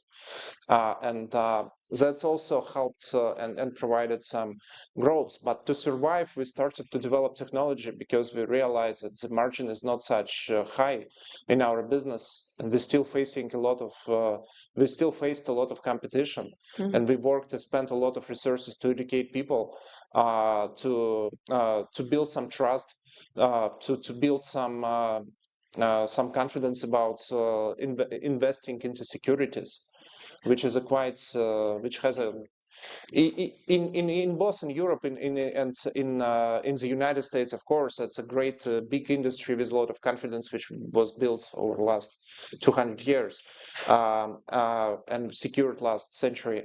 But in our region, it was very, very, very new and very risky environment since this because many institutions just were started, and our regulators also maybe was not such experienced.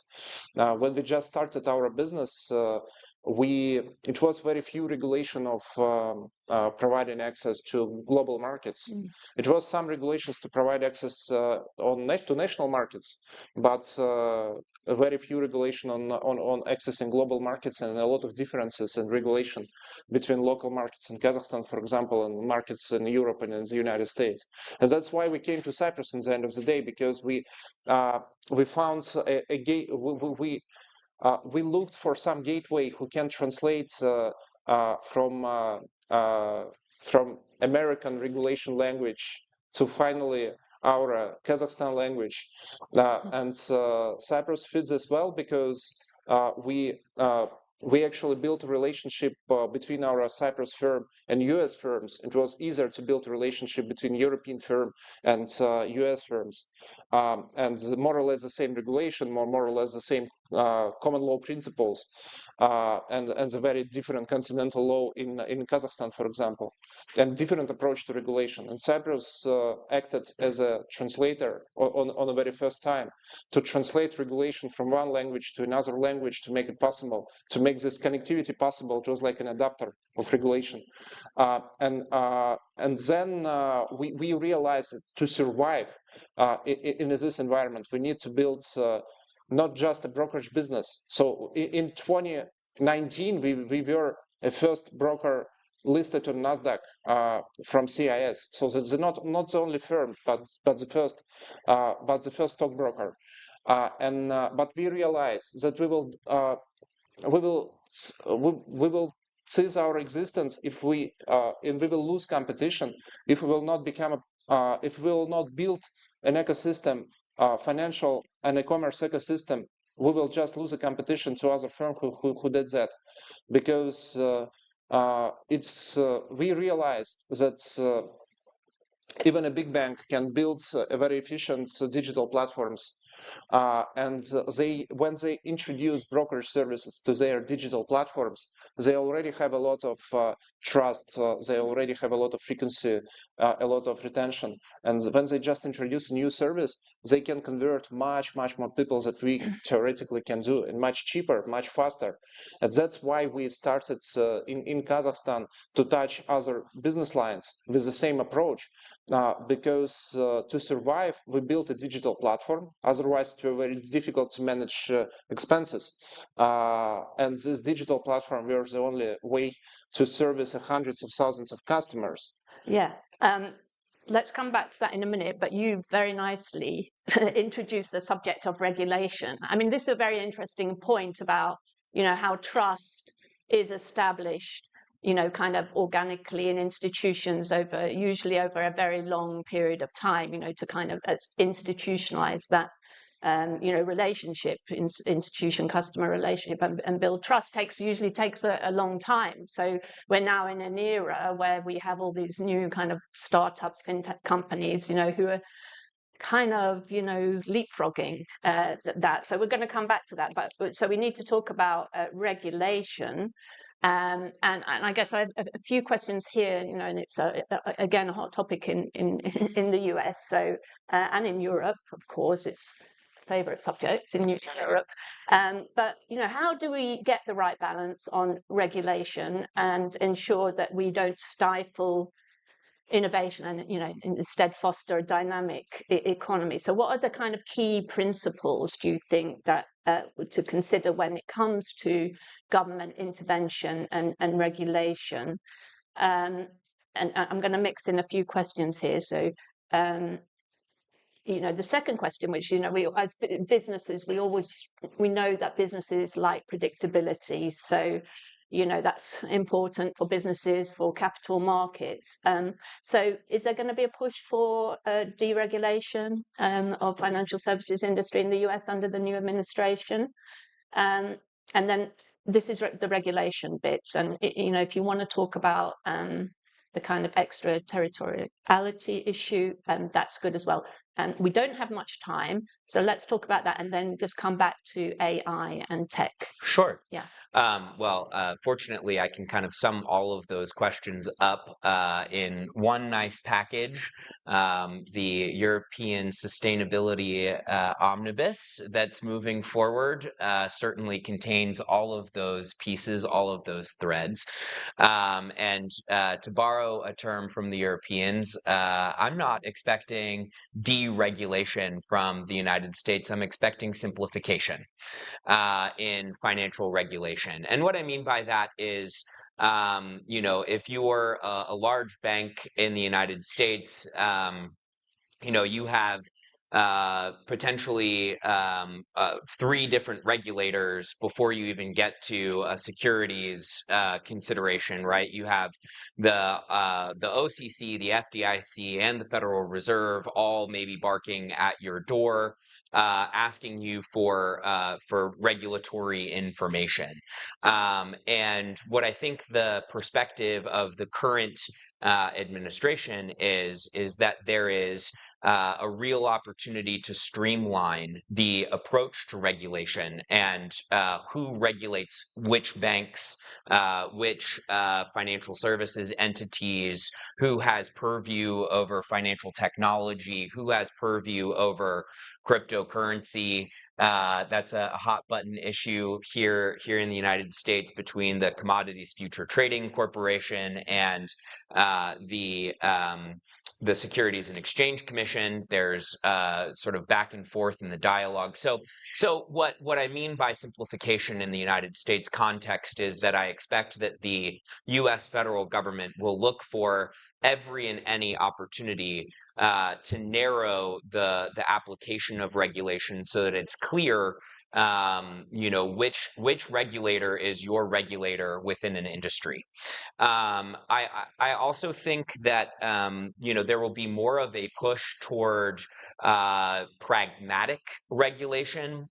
In the last administration, the chair of the Securities and Exchange Commission, Gary Gensler, pushed forward an agenda that was relatively unique in its approach, in that he sought to use the powers of the agency to advance rulemakings that weren't in response to advance a volume of rulemakings that weren't in response to a major crisis. It wasn't a mandate from some kind of legislative exercise in the United States. He took the powers of the SEC and tried to accomplish some of the work that Congress could not get done. And what we ended up finding there was that the SEC was looking to create regulation that weren't necessarily a response to market problems, but would create more problems in the marketplace.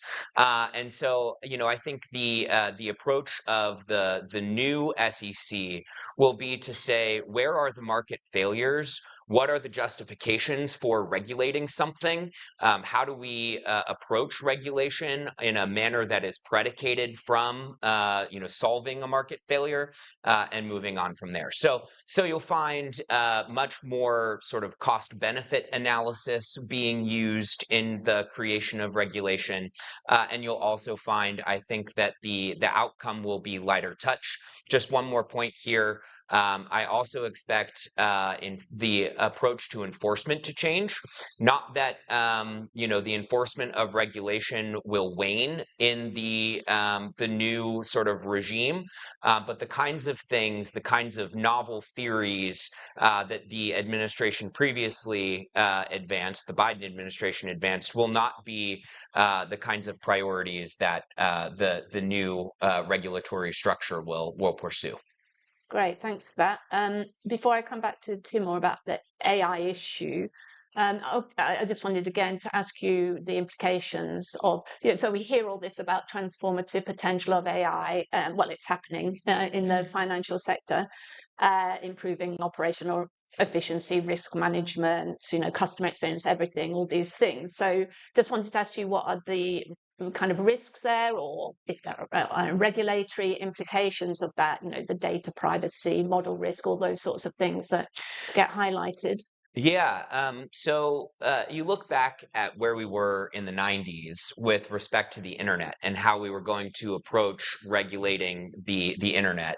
There were several different iterations of regulation that was proposed, discussed, before we ultimately decided to take not a skeptical view of what the internet could do, but an optimistic view of what the internet could do. And that's what generated a lot of economic growth in the United States throughout the 90s and sustained into the early 2000s.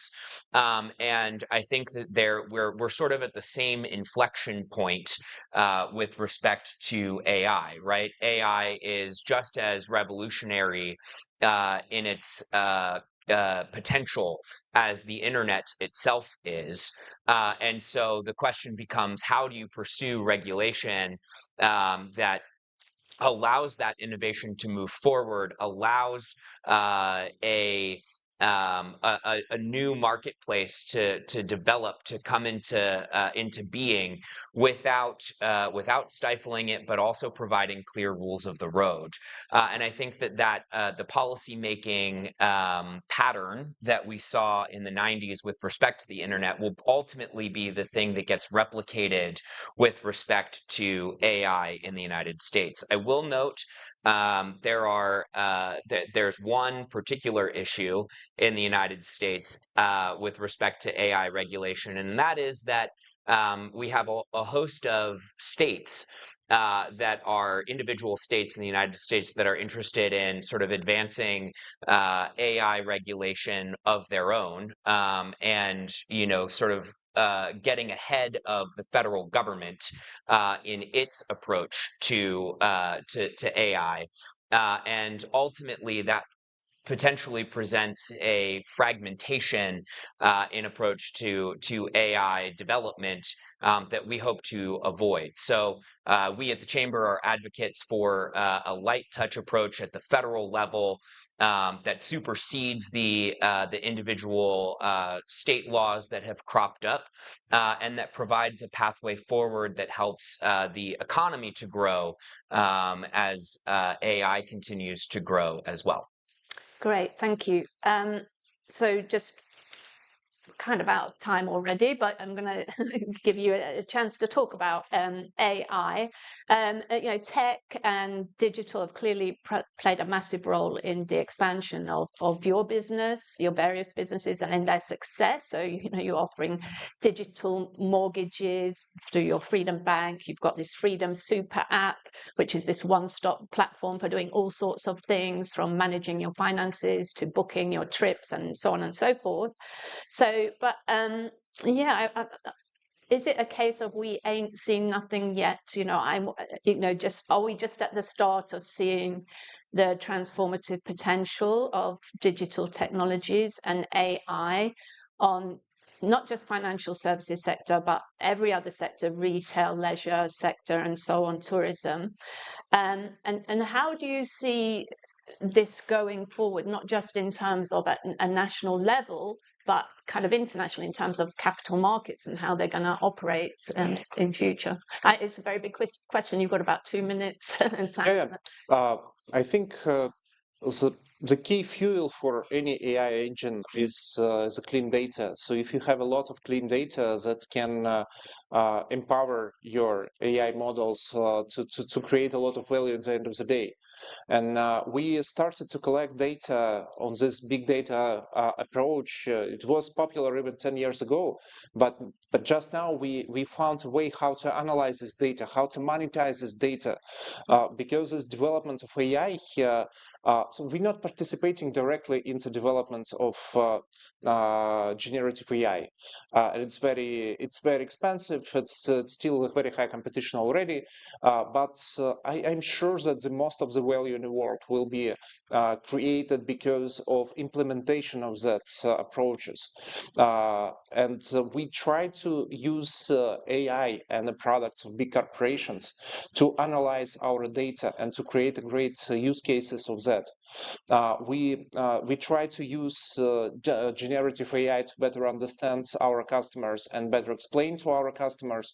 And we introduced, for example, great AI compliance tools, which helps to better supervise all the customers' transactions, because the compliance environment in our region is very tight, and we really spent a lot of resources on checking compliance to sanctions, to all regulations.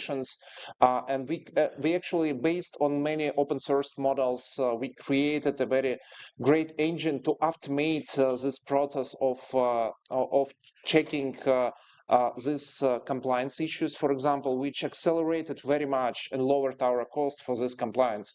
So not to let customers wait weeks to process their business payments, personal payments, and still not to compromise compliance itself. To find a really very right balance between quality and speed, using these AI features to better understand customer what kind of information they have to present and how to collect the information automatically, even not asking customer to make a final decision also automatically. And AI here, predictive AI, is also a key engine for our ecosystem to help to predict customer needs and advertise the right product at the right time, to consume the customer attention very precisely, because the customer attention is a very, very, very expensive currency, and we need to use it very carefully. And if we have ability to advertise something, we have to advertise what exactly needed by customer. So we on Cyprus we build this. We build this laboratory which is participate much in data analysis, and we use US-based solutions sometimes to analyze these models, to analyze this data, to create products which we sell in Europe, which we sell in Central Asia.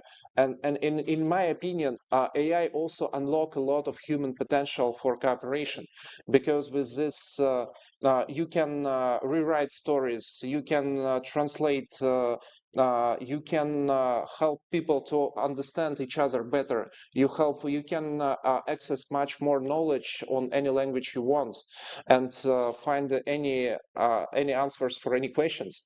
That's a huge development for our talents. That also helps us to use the talents in Kazakhstan, for example, to do equity research for US small and medium companies. And without AI, that will be impossible to do. And they can interview management, they can write an articles and then send them to US office for review.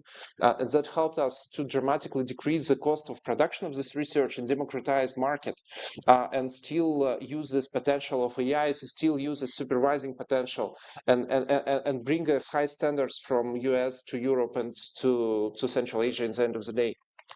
Perfect. So we're going to stick with capital markets. In our next panel, we're going to be looking at markets in Cyprus and Israel and Greece. But please join me in thanking our two excellent speakers for a very interesting session. We have a photograph. Thank you.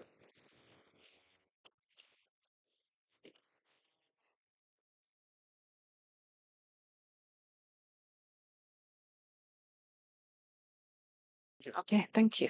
Thank you. Thanks a lot. Okay, please.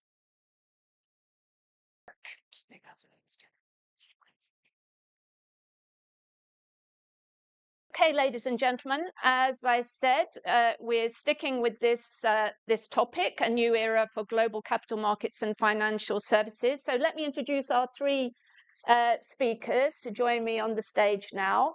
So first of all, we have George Theocharidis, Chairman of the Cyprus Securities and Exchange Commission. Welcome, sir. Very nice to see you again. Thank you. And please take a seat. Yosef Zinger, Chairman of Israel Securities Authority. Welcome, sir. Have a seat.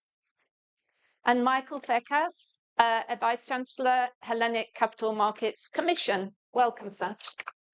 Please have a seat.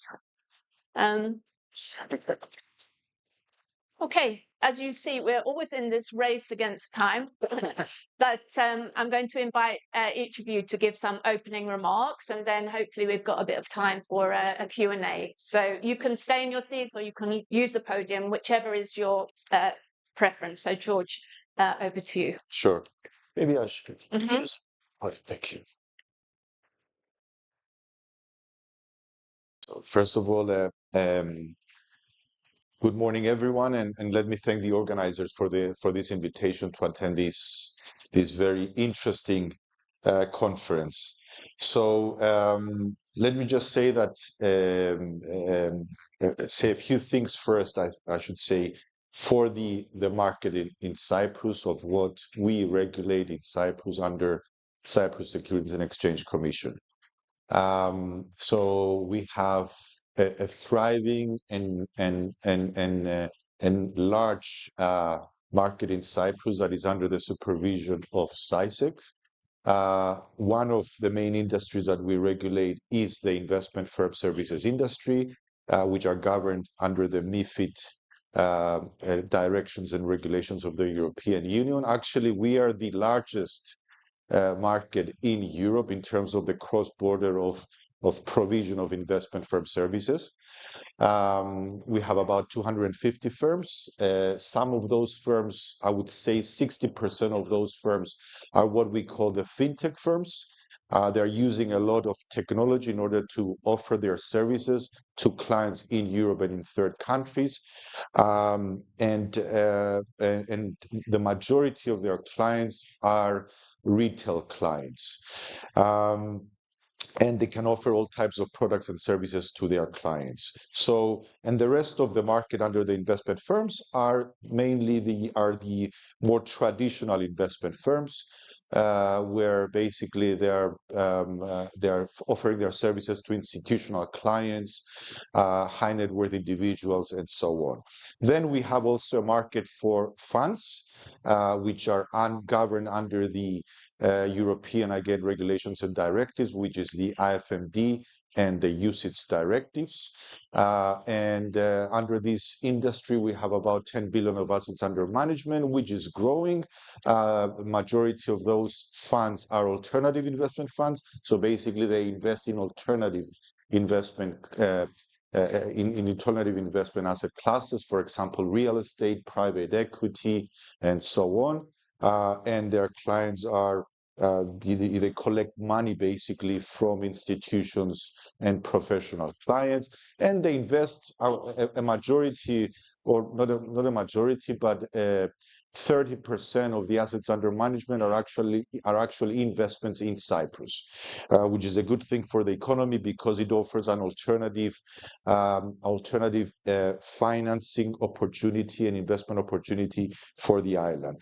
Then we have also the stock exchange and the regulated entities under the stock exchange, which the stock exchange is going through a privatization phase.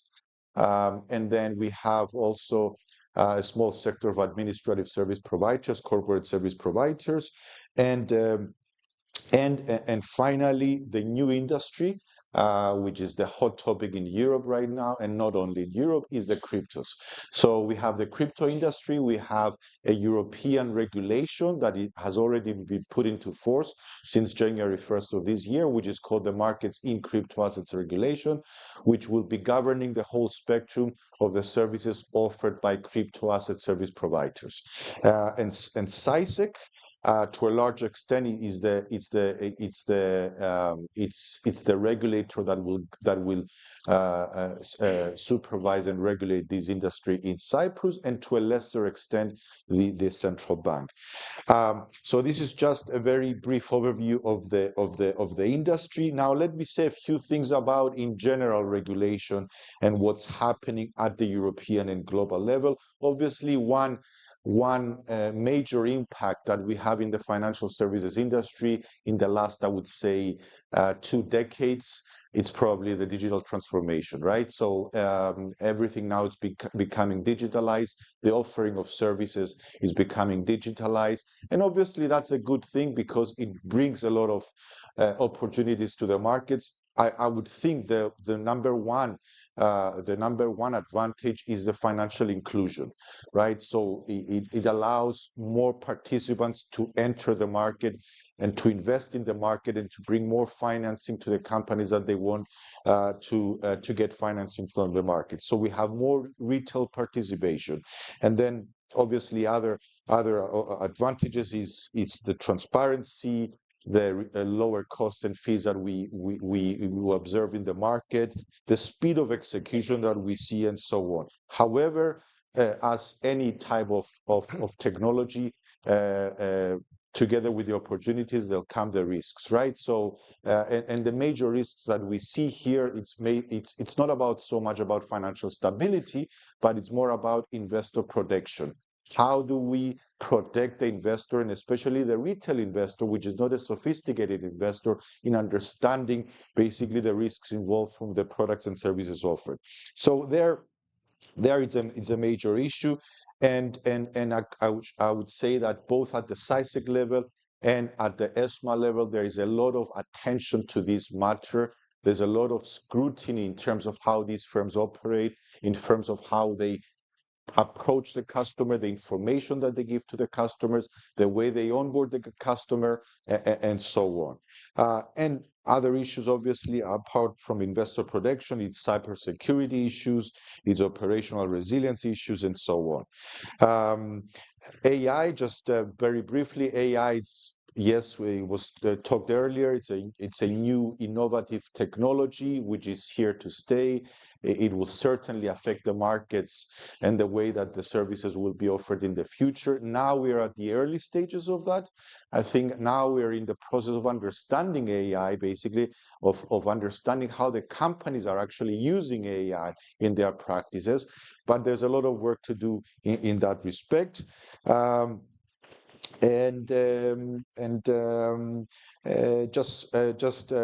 Finally, let me just say that at SciSec, we are using a lot of technology to regulate the market. It's impossible without the use of technology.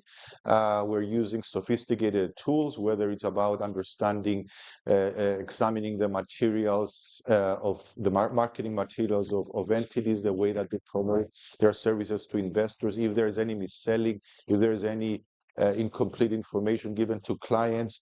We're using technology in order to analyze the data. We have large data sets basically that we're putting them into cloud, and we're using AI tools in order to analyze the data. So obviously the use of technology is very important. And finally, the last point is that we've since 2018, we had an innovation hub where the idea is to understand the new technologies and how they fit within the regulatory environment. And since last summer, that innovation hub transformed into a regulatory sandbox where basically the new technologies can actually be tested before getting into the market, which I think that will be very helpful both on the side of the companies that they want to promote their products and services, but also on the side of the end user, the clients. And I should stop here. Thank you.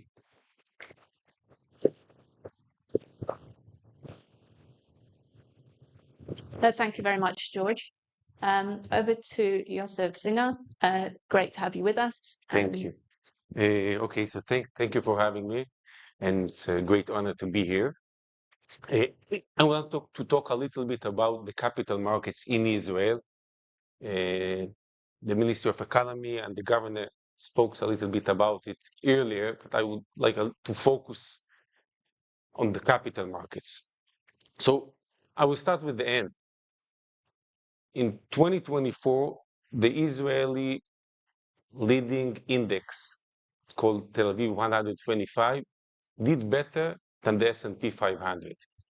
So, and think about it, you are comparing a leading index of a country which is under war, with missiles on Tel Aviv, hundreds of thousands of people are reserved in the army, and still you compare it to, and you're comparing it to the S&P 500, I think the largest economy in the world, one of its best years, and still the Israeli stock exchange, the leading index in the stock exchange, did better.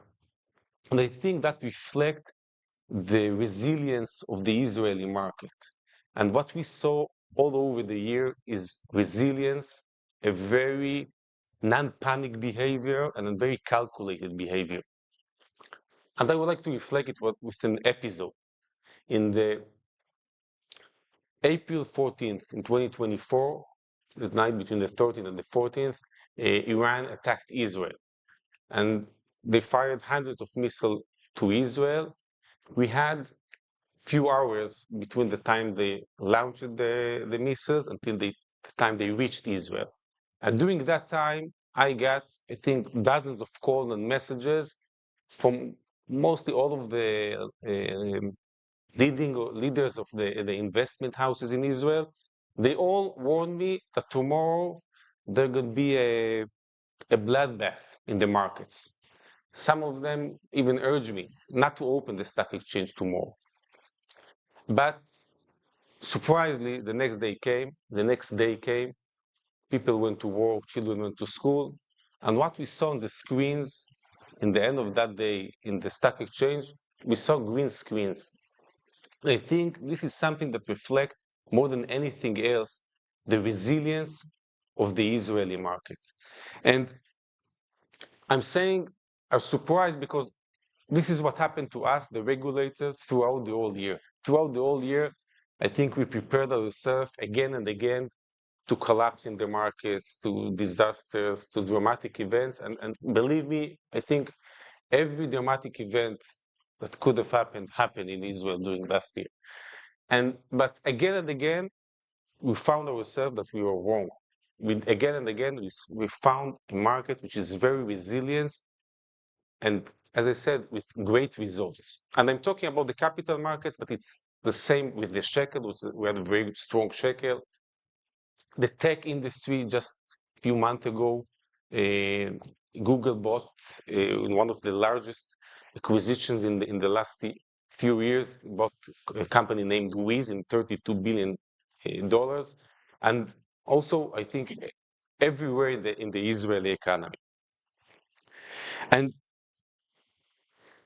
I think from our perspective, as I said, it's reflect the resilience of the Israeli economy, but it's also one thing that we are taking from that is the importance of the global and interconnections with the global markets.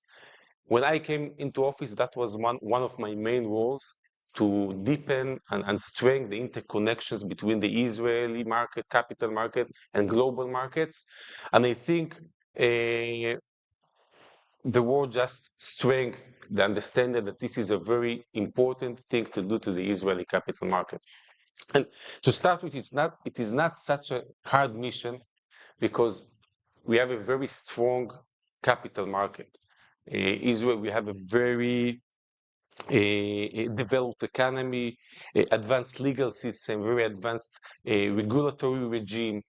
We are familiar with international transactions, basically mostly because of our tech industry.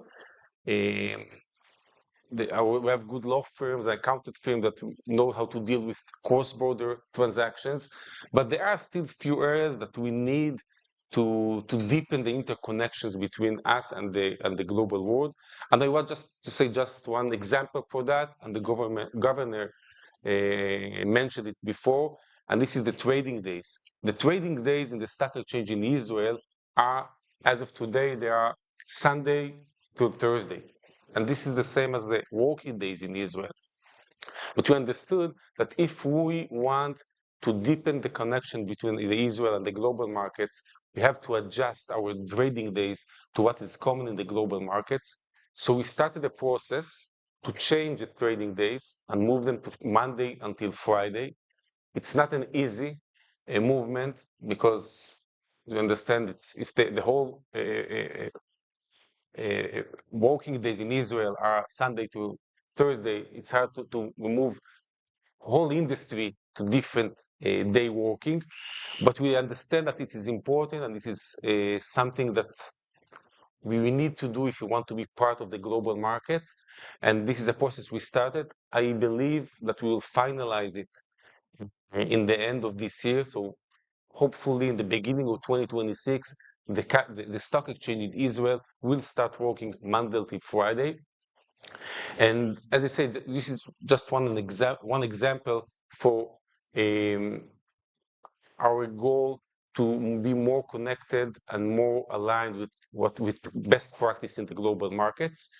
I'll stop here, I think. Okay, lovely. Thank you very much indeed. So over to Michaelis Bekas. Thank you. I use the content. Mm-hmm.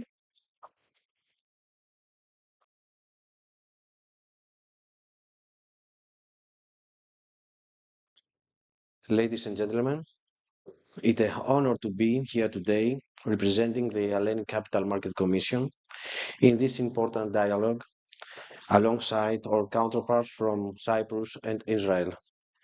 The theme of our panel, a new area for global capital markets, could not more relevant for our region as we face global uncertainty, but also growing opportunity. We live in a time when the world future feels both heavy and urgent. As we gather here from Greece, Cyprus, and Israel and behind, we are not just representing markets or an institution.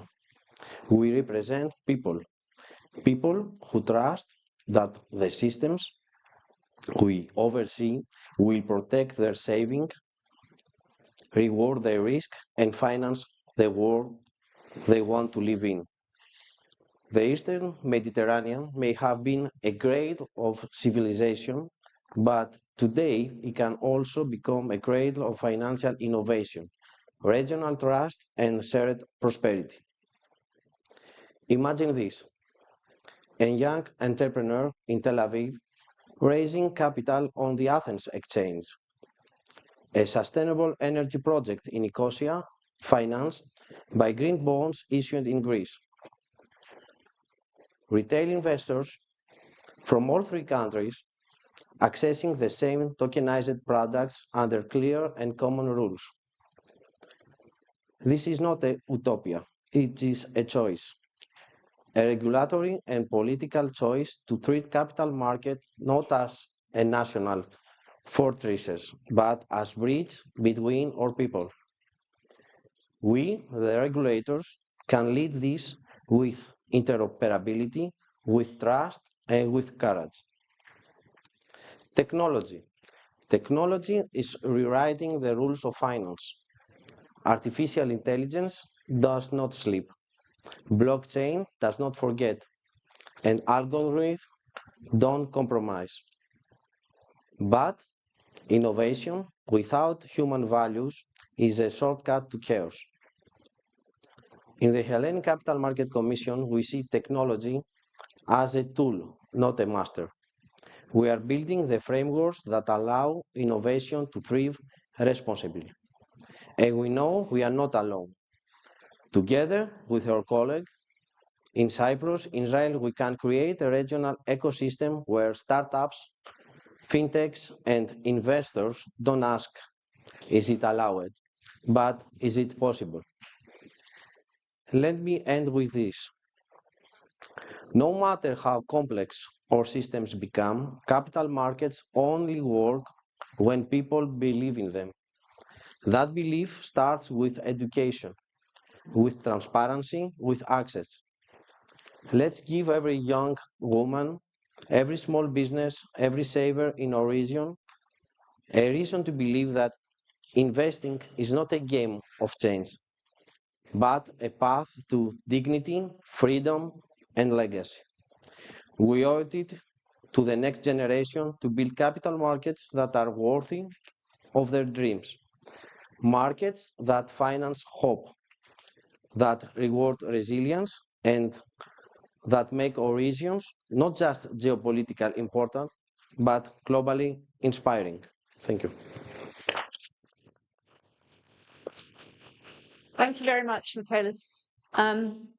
Okay, I'm going to give a bit of time for the discussion, even though we're kind of over time, but we can run a bit into the lunch, I think. We have a long lunch. 10 minutes. George, so I'm going to just pick up on some things that you mentioned in your introduction. Sure. So George, first of all, about AI. Do you see AI as a threat to the industry, as well as obviously, an opportunity? But on the kind of threat side, we have ESMA, which is the European Securities and Market Authority, the regulatory body. What are the specific risks that it's identified with AI? That's one question. The second one is because you talked about crypto and the implementation finally of this market, MiCA legislation has finally come into force. So do you see crypto emerging as a safe asset class for investors following the implementation of this legislation? So two questions. First about AI regulation, and secondly about crypto. Yes. So let me start about AI. Rightly, as you pointed out, it's a technology that certainly will bring lots of opportunities to the industry, but at the same time, with any type of technology, we have, and as regulators, it's our obligation to think about also the risks. I can tell you that at the moment, we're at a very early stage for that. What we are doing, and I should mention here that I'm also I'm chairing the risk standing committee of ESMA, basically. So one job of the risk standing committee is looking at all types of risks related to new technologies. So at the moment, what we're doing basically is we're collecting data. So we're doing surveys among all the NCAs and among ESMA basically to understand basically where is the use of this technology. Is it on the trading side? Is it on the post-trading side? Is it on the perspective of the fund managers, how they're using this technology? then once we have these analyses, once we have this information, then we can start identifying what are the risks and how we can mitigate those risks. So we're at an early stage for that. There is the AI Act that was put in place at the European Union level a few years ago, but that's not necessarily about the financial services industry or the capital market. It's a more general. But one risk that I see over here, it's basically one major risk that I can see basically is the AI has certainly the potential to amplify existing biases.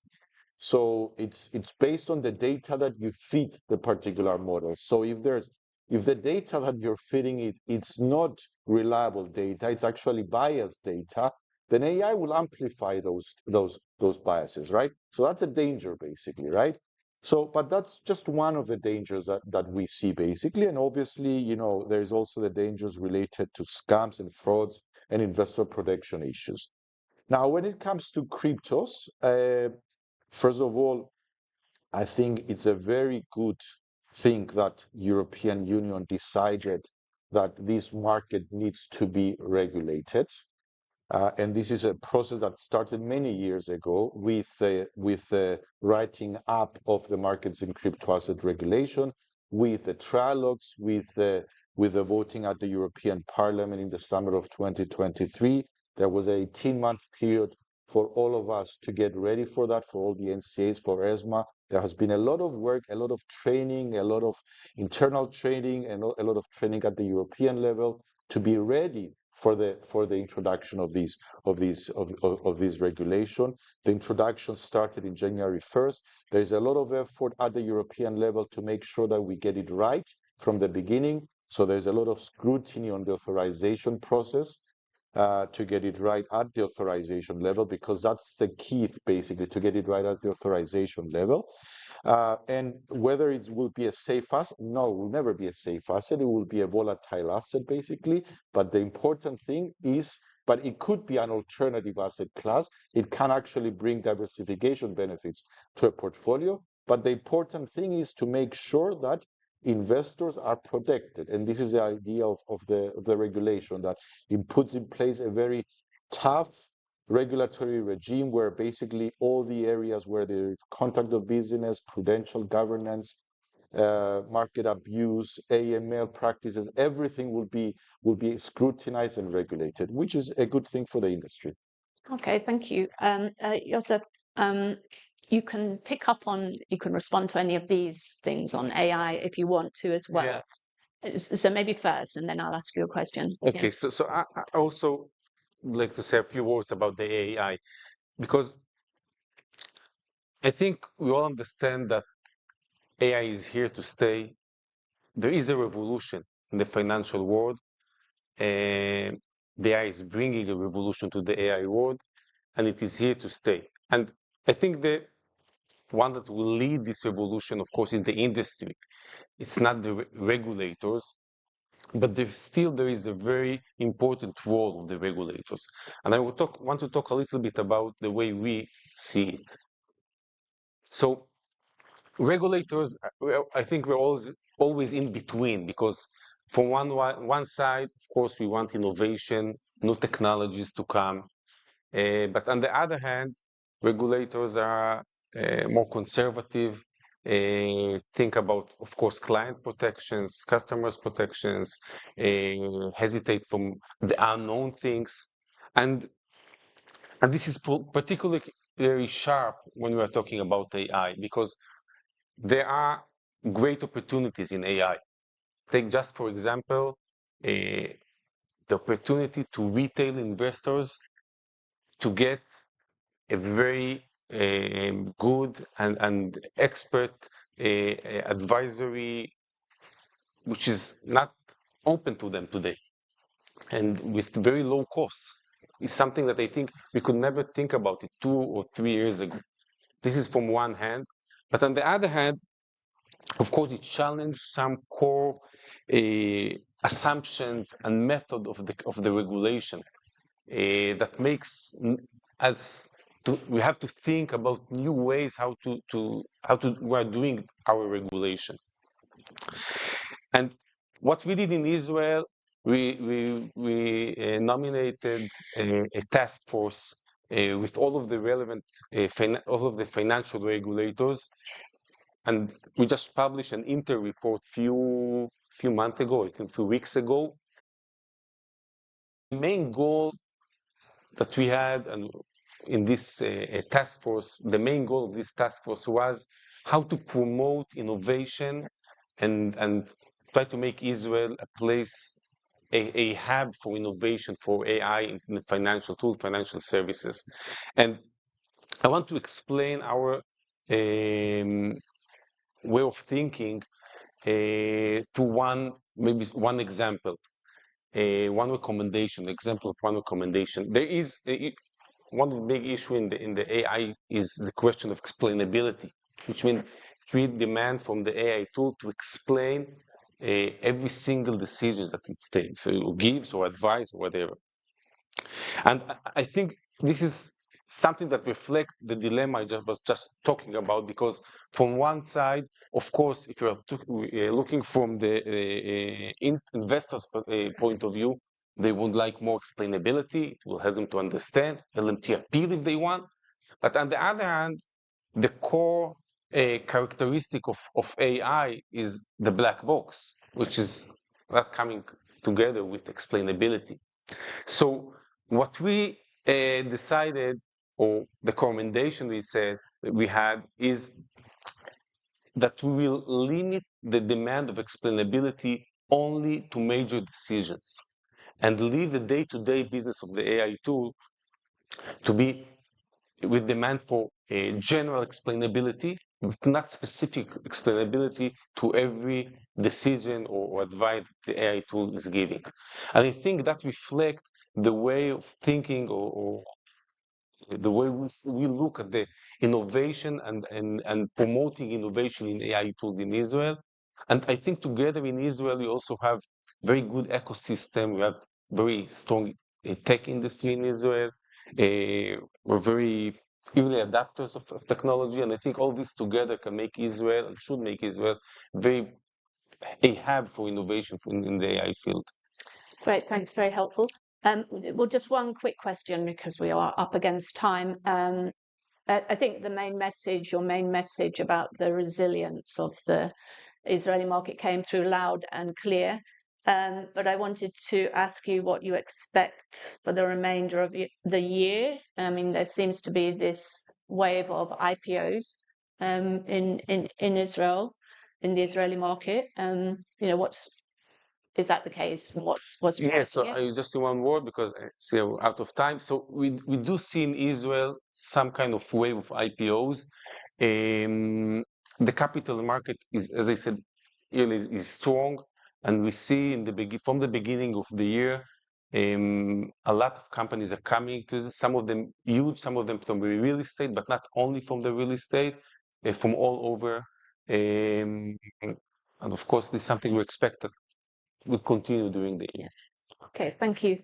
Okay, Mr. Pekas, just to pick up on a few things that you said. You spoke quite passionately and strongly about building trust and empowering citizens as long-term investors. But in practice, what would you say then is the most important or most urgent policy change in your jurisdiction or even in the EU, to make that happen, to make that shift not just aspirational, but actually really happen? So let me be clear. The single most urgent policy shift we need, both nationally and at EU level, is this: to create a simple, transparent, tax-efficient, long-term saving product available across the EU that citizens can trust and actually use. Why this? Because the status quo now is not working. We speak of financial inclusion, but most citizens do not own investment products. We talk about green and digital transition, but very little household capital supports them. And we design regulation that are sophisticated, but not citizen-centered. This gap between policy, ambitions, and public engagement is the silent threat to every long-term strategy we propose. And how can make this? A single digital account offered by licensed intermediaries. Citizens contribute monthly, tax incentivized just like they do for pensions or housing. The funds are invested in a diversified portfolio according to the citizens' risk appetite. Let me close with this. We often talk about innovation, regulation, integration, but if we don't bring the citizens to the center, not as a slogan, but as a design principle, we will continue building capital markets that look beautiful on paper, but empty in practice. Let's give people a product they can believe in. I believe is the most urgent and meaningful shift we can make. Thank you very much. We're going to have to close it there because we are over time, but thanks very much, gentlemen, for presenting to us and for answering these questions. Please join me in thanking our panelists.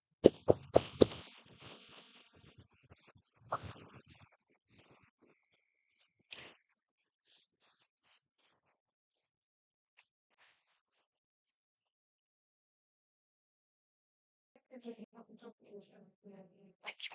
very much. Thank you.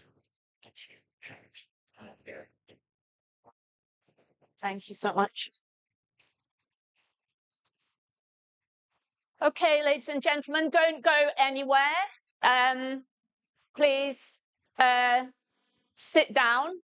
Grab your coffee and sit down again, because we're moving straight on to our next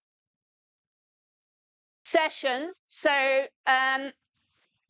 ladies and gentlemen, we will have a break soon, so please keep the noise down. We're going to start this session, and this is going to be a session looking at foreign investment opportunities in the Eastern Mediterranean region. We're going to hear a business perspective on the strategic opportunities, as well as the geopolitical headwinds that are shaping foreign investment in Greece and the Eastern Med, and what is needed to turn regional momentum into lasting economic growth.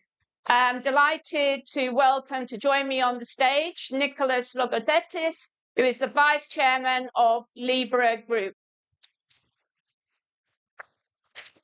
Oh, you're there. How are you? I'm very good. Nice to see you again. Take a seat. Okay, ladies and gentlemen, this is my last warning to be quiet. Please, sorry to berate you, but we need to have some quiet so we can have the conversation. Thank you very much. Please take your seats. This is the most dangerous part of any conference, in between lunch. The last. Yes. Okay, ladies and gentlemen, please respect our speaker. Lots of people want to hear this conversation, so thanks very much indeed. Okay, so thanks, Nick. Thanks, good to see you again. Very good to see you too. First, I think it's good to always good for the audience to hear a little bit about you and your business. So you're the Vice Chairman of Libra Group, which is a diversified global organization with subsidiaries in about 60 countries, I believe. The company was founded about 20 years ago, and from the very beginning, the company has consistently emphasized its Greek heritage and ethos. And so I just wanted to start with that, to ask you, why is Greece so important to your family? why does it continue to matter to the group today? Sure. Well, thank you for having me. It's great to be back. I think this is my third time. Nice to see everyone. In 13 minutes, you will have lunch. So, yeah, listen. So our business, and I'll try to sort of give you an overview in a minute or less, is a global business, as you said, started with shipping. You know, my family is Greek. My mother and my father are Greek. We, you know, have expanded beyond shipping into aviation, hospitality, real estate, significant renewable energy business, based around the world, headquartered in New York. But why Greece? Because even with the challenges that can sometimes pop up with doing business in Greece, it is a rich country with a rich heritage, rich people. When I say rich, I don't mean financially rich. I mean intellectually rich, and rich in diversity and thought and hardworking people. And as much as we may have been tempted to leave Greece, especially during the crisis, we never actually seriously considered it, because it's our ancestral home. And I can tell you, we get frustrated on occasion with doing business there, but we'll never leave. And we continue to have a large and growing business in Greece in a number of the areas that I mentioned. So that's the overview. Okay, well, that makes sense. But what makes you optimistic about the Greek economy, or why should people in this room be optimistic about the Greek economy? Well, I think there's two reasons. The first reason is timing. I mean, right, Greece went through, and those of us in this room who were in Greece, and I've been to Greece, many times a year since I was born. So I was there in 2009, 2010, 2011, 2012, where it was an economic depression. I mean, it wasn't, a recession, it was a depression. And, Greece didn't deserve that. And there was a great deal of suffering that went on.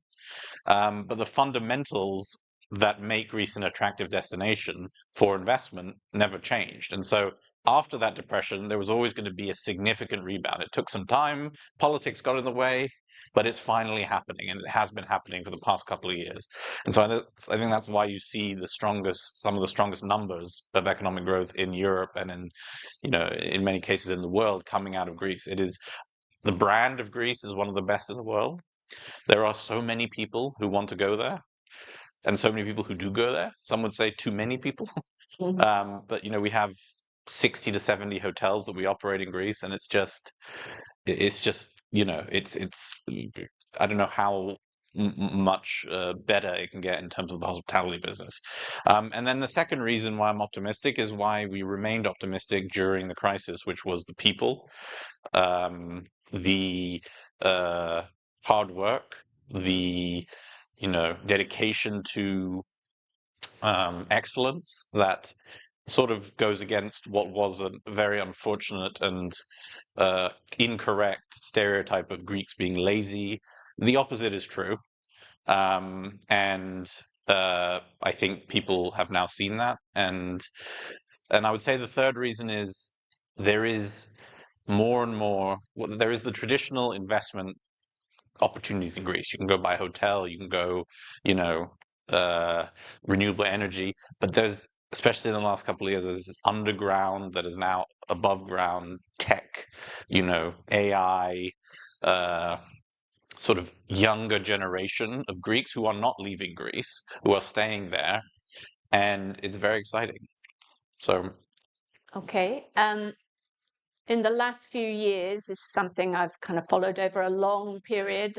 Foreign direct investment inflows have really picked up in Greece. Well, capital inflows of all kinds, actually, and obviously, Greece is back on the markets, international capital markets, several years now, investor grade status, and so there's a kind of buzz around Greece. But at the same time, Greece lost a lot during those crisis years, that decade.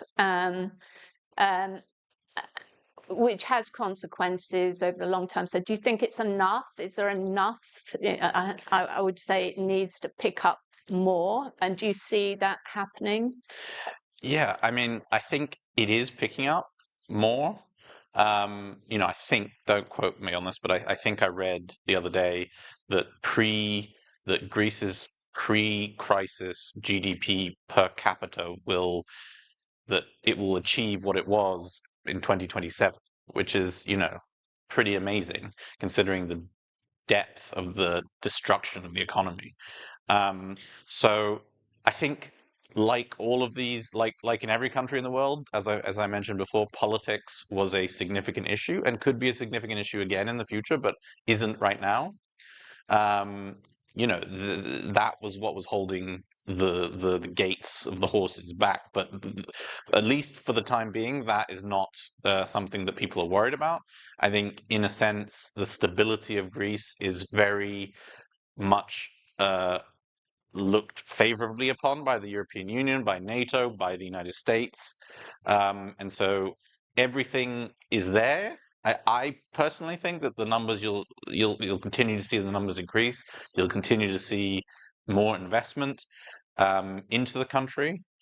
There's some, I mean, let's be clear. There's some things that need to be addressed still, like the justice system. There's some unfortunate, high-profile cases that have come out with FDI into Greece and some issues. But I definitely think that you're also seeing, you're also seeing large local Greek companies invest in other countries in the region, which is, something that they were forced to divest during the crisis. So as I sit here today, in all honesty, I'm extremely optimistic about the continued positive trajectory of Greece. And I always used to, think to myself, if I had a very good friend and they asked me, should I invest in Greece in 2013, 14, 15, 16, I couldn't in all good conscience say yes. If they asked me today, I would absolutely say yes in the right way, with the right protections and the right partners and all of that jazz. Yeah. So you mentioned you've got a very diversified portfolio in Greece, in the region. So if you are recommending to investors, what would you say are the, most dynamic, attractive sectors and industries at the moment? And you did mention that we have a kind of more emerging industries now, new generation. Yeah.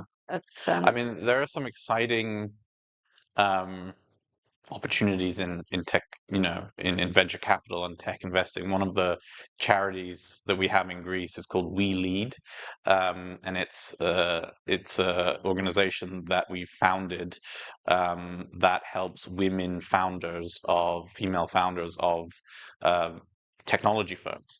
And it's an enormous success, and there are so many opportunities in Greek tech investing that that we have seen, and we have participated in some, and I think that there you can just sort of do some research online. There are also, Greece is one of the sort of initial countries that really looked at renewable energy. It's sort of less attractive now from an investment perspective, but still there are opportunities that can be found. It's there are other entities like there. For instance, I'll give you an example, and I think somewhere in this room is a representative of an agency, a PR agency, or a branding agency called Sol.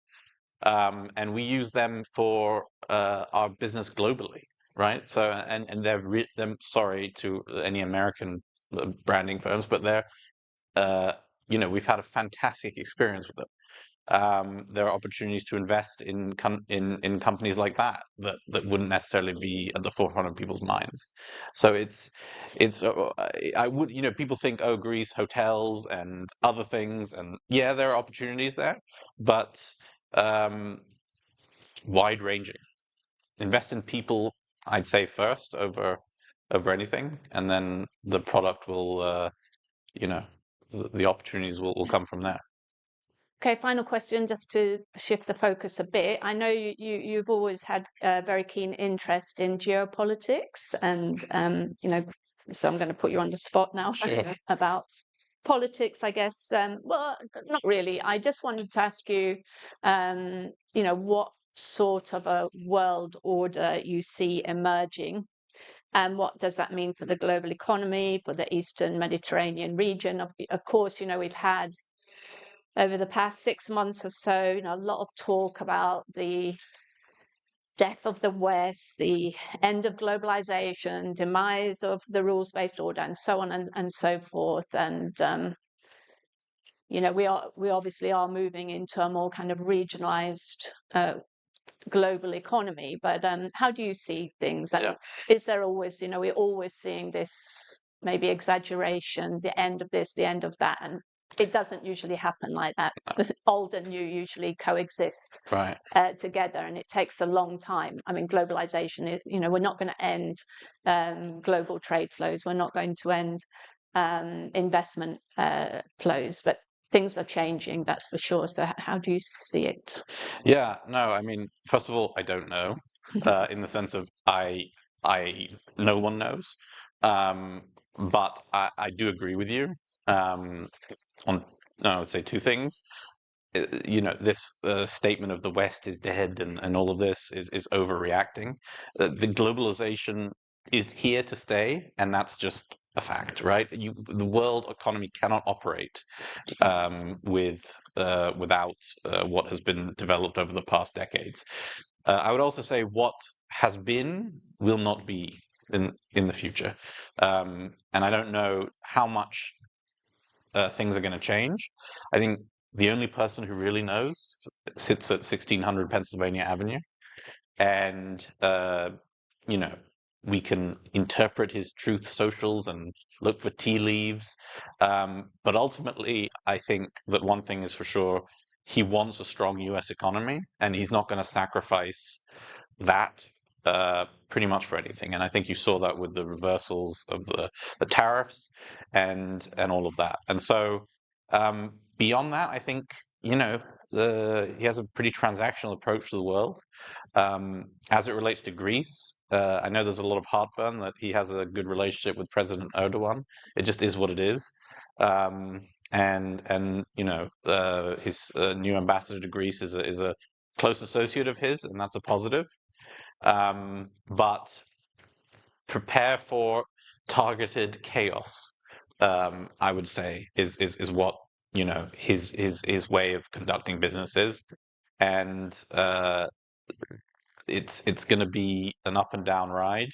There are going to be surprises, but I would say try not to overreact to things. The sun is going to rise and it's going to set, and you know, life will go on. Now, having said that, and I'll be very brief, it's very difficult if you run a business that, you know, you import things, right? It's very difficult if one day your tariffs is X, then the next day it's Y, and it's back to X. And I mean, you know, it's very difficult to do that. But the US voted, and he is the president, and we will have to make the most of it. But he will never sacrifice the US economy, in my strong view. So whatever he does, keep that in mind. Okay, well, thank you very much, Nick. Pleasure as always. Yes, great to have see you you with us and to have a chat. Thank you.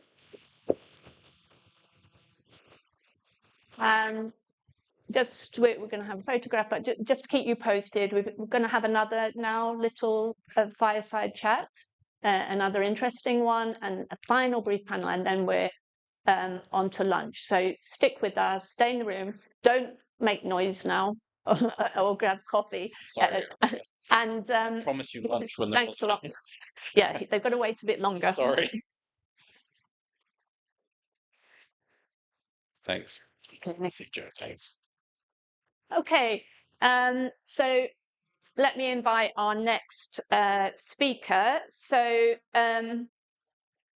this is about building bridges, strengthening regional alliances in the Eastern Mediterranean. And I'm delighted to invite Zacharias Kleridis, partner, tax and legal leader and head of international client services at PwC Cyprus. Hi, lovely to see you. Do you want to make some opening remarks? Okay, ladies and gentlemen, please respect the program and the speaker and take your seats. Thank you very much. So thank you very much, John. Good morning, everyone. Good morning, ladies and gentlemen, distinguished guests, organizers, and fellow participants. I'm very pleased to be here with you today and share my insights on the need of strengthening regional alliances and building bridges in the Eastern Mediterranean, which could not be more timely.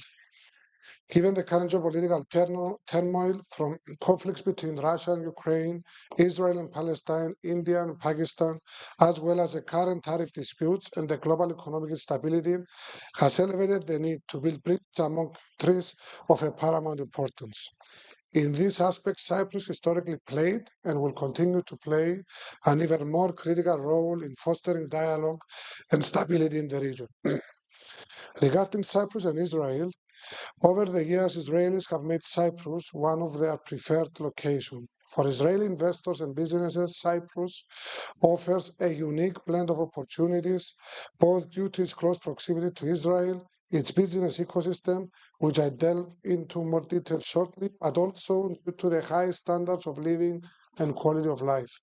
This is demonstrated by a growing number of foreign direct investments in Cyprus, to name a few: the Larnaca Port and Marina project of about 1 billion investment, investments in the energy sector from groups like Delek and the Great Sea Interconnector, and some other sectors like healthcare, IT and software development, real estate and hospitality.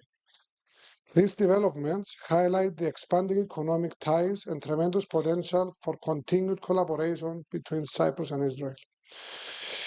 Cyprus and Greece have been long-standing partners. The government led by Prime Minister Mitsotakis has brought economic prosperity to the country and has built strong foundations to create further opportunities for collaboration. Besides sharing the same language and culture, and of course the same love for food and ouzo, Cyprus' legal system, modeled on English common law and international friendly tax framework, has made Cyprus the ideal location for investing in and out of Greece. Looking beyond these strategic alliances, Cyprus has proven time and time again that it is a reliable, trustworthy, robust business destination. Cyprus has the underpinning structure to create and enhance opportunities through its legal system as a common law jurisdiction where the principles of equity apply. EU Court of Justice decisions are binding, as well as decisions by the UK courts can create precedents. From a tax perspective, Cyprus boasts a modern, transparent and efficient system in full conformity and compliance with European law, with an effective corporate tax rate as low as 2.5% and an advantageous framework for large groups that need to comply with global minimum tax rules.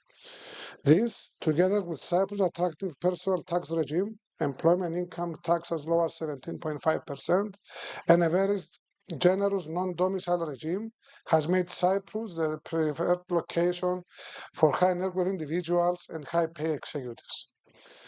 On the reputation front, Cyprus has made a real progress in establishing itself as a reputable jurisdiction, evident by the May 2024 Moneyval report rating Cyprus as compliant and largely compliant with its recommendation, fully in line with OECD and global developments on transparency.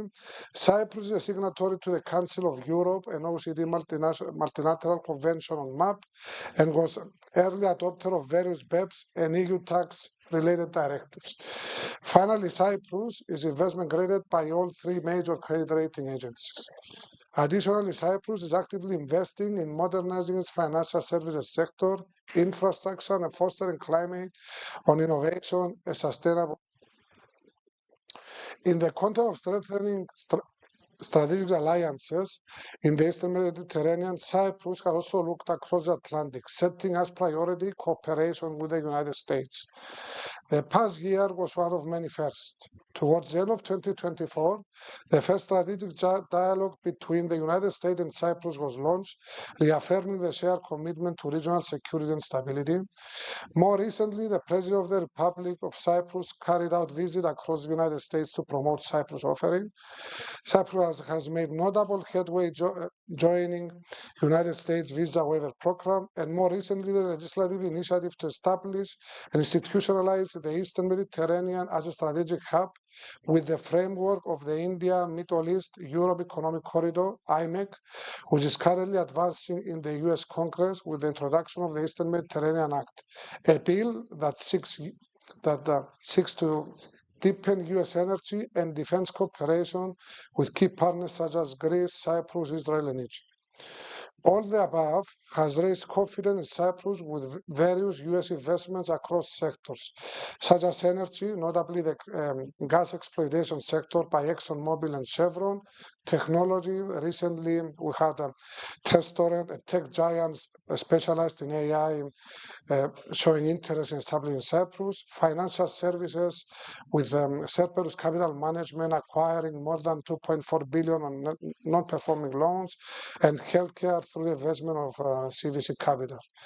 In addition to the US investment, there is an increased number of US multinationals and private equity houses that have selected Cyprus to set up their financing, IP holding or regional headquarters as their gateway to Europe, Middle East, and more recently India. Of course, no discussion on regional alliances is complete without addressing the complex relationship between Cyprus and Turkey. The situation remains a core concern for the people of Cyprus and a challenge for peace and stability in the border region. Yet Cyprus remains committed to dialogue, to comprehensive, just, and lasting solution based on international law and the relevant UN Security Council resolutions. Cyprus will continue to work with its partners and regional partners to turn conflict into cooperation and division into dialogue. In conclusion, Cyprus has all the ingredients to build bridges and strengthen regional alliances in the Eastern Mediterranean and the US. With a resilient economy, a strong focus on innovation, transformation, and a clear vision for the future. Once again, thank you for giving me the opportunity to address the summit, and I look forward for a fruitful discussion.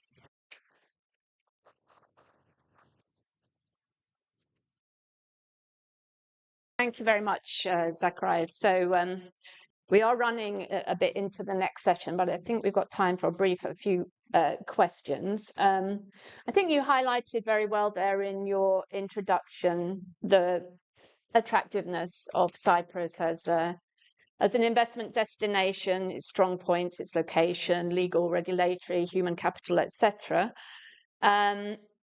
Just wanted to ask you, just in your role, Head of International Client Services at PwC, what are the main services you're providing? What are some of the main issues that you're dealing with in terms of your clients and investors looking, who are already active in the market or looking to get involved? Yes, thank you, John. Yes, as you mentioned, I'm heading our international client service offering. Effectively, what we do is we support international clients, either corporation or individuals, with setting up through Cyprus. Our services are modeled on the concept of one-stop shop, and where we advise them and support them on identifying the right structure, implementing it, and maintaining it. And that involves the whole spectrum of services, from tax, legal, accounting, banking, to immigration, and so on and so forth. Now, in terms of challenges, as we have seen over the last few years, Cyprus have seen quite a lot of foreign investments in Cyprus. The good thing is quite diverse in terms of sectors. We have seen that in the energy sector, in the hospitality, IT, and infrastructure, and there is quite a very good sort of returns for investors in this sector, with a lot of security that the legal system Cyprus provides in that front. Okay, as a kind of segue into the next session, the panel discussion about the region and strengthening the region's relationship with the US and US investment. Just wanted to ask you about, you've outlined the kind of some of the strongest sectors in Cyprus. What do you think could be done more than is the case already in terms of strengthening this kind of the regional alliance? What could Cyprus and Greece and Israel do more together to kind of build the sort of commercial relationships, trading relationships that are going to benefit all of them? For example, Israel's expertise in innovation and tech. I mean, obviously that's something where Cyprus has got a growing sector as well.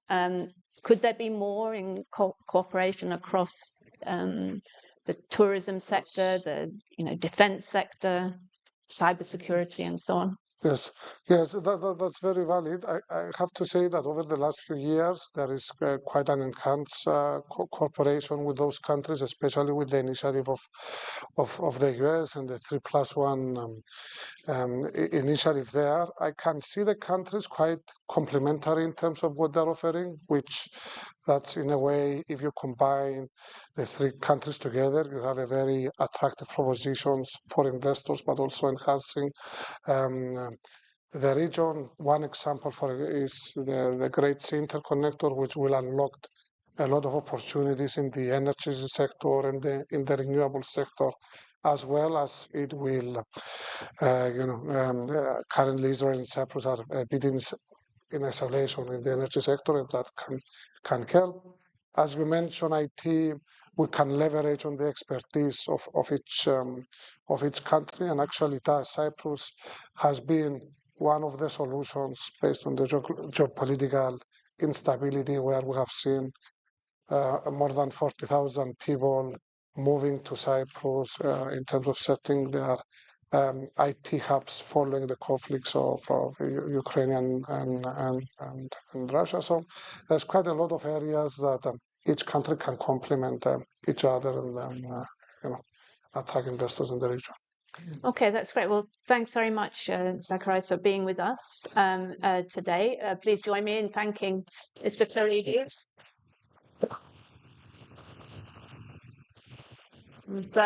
We're going to move on. We'll take a photo, and we have one more session.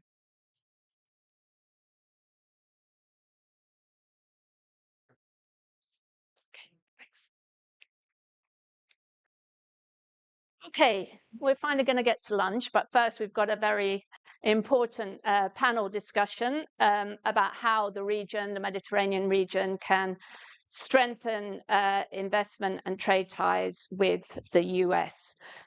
So let me invite our four speakers to join me on the stage. So first of all, Christos Marafatsos, Chair of Greek Voices for Trump. Welcome, sir. And please join me, take a seat.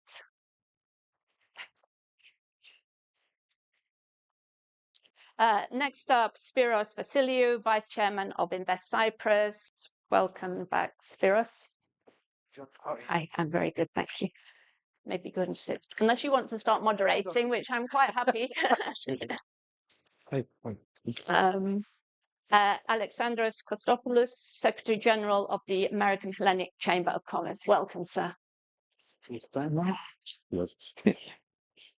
And Alexandros Dimitrakopoulos, IR Officer at Onyx Ventures. Welcome, sir. Have a seat. I'm going to do a little introduction a bit later before we get to speak about Onyx Investments, but that'll come a bit later. So let's get started. I think we've got about 40 minutes. If everybody wants to start with a few opening remarks, and then we'll move to a Q&A.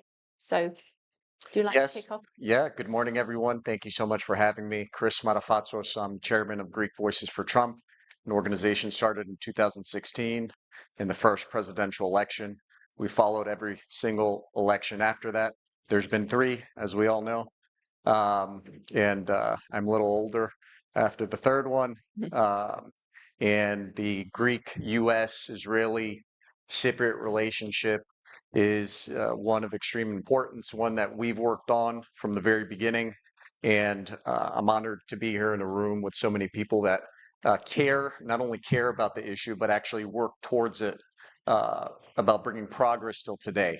And I'm very thankful to the very many gentlemen here on the board who I've had the privilege to work with, every single person here actually over the last decade. And we were joking with Mr. Kostopoulos over here that this is the fourth time we're having a conversation in a month. And I think by the time we finish this one, we'll have some points to actually follow up with. So it's an honor. Okay, well, and thanks for the dedication, to keep having these conversations. We appreciate it. Over then to Spiros. Yes, Joan, thank you very much. I'm really glad to be again another year here at this great event and having the opportunity to discuss, to promote the 3+1. I will have a keynote.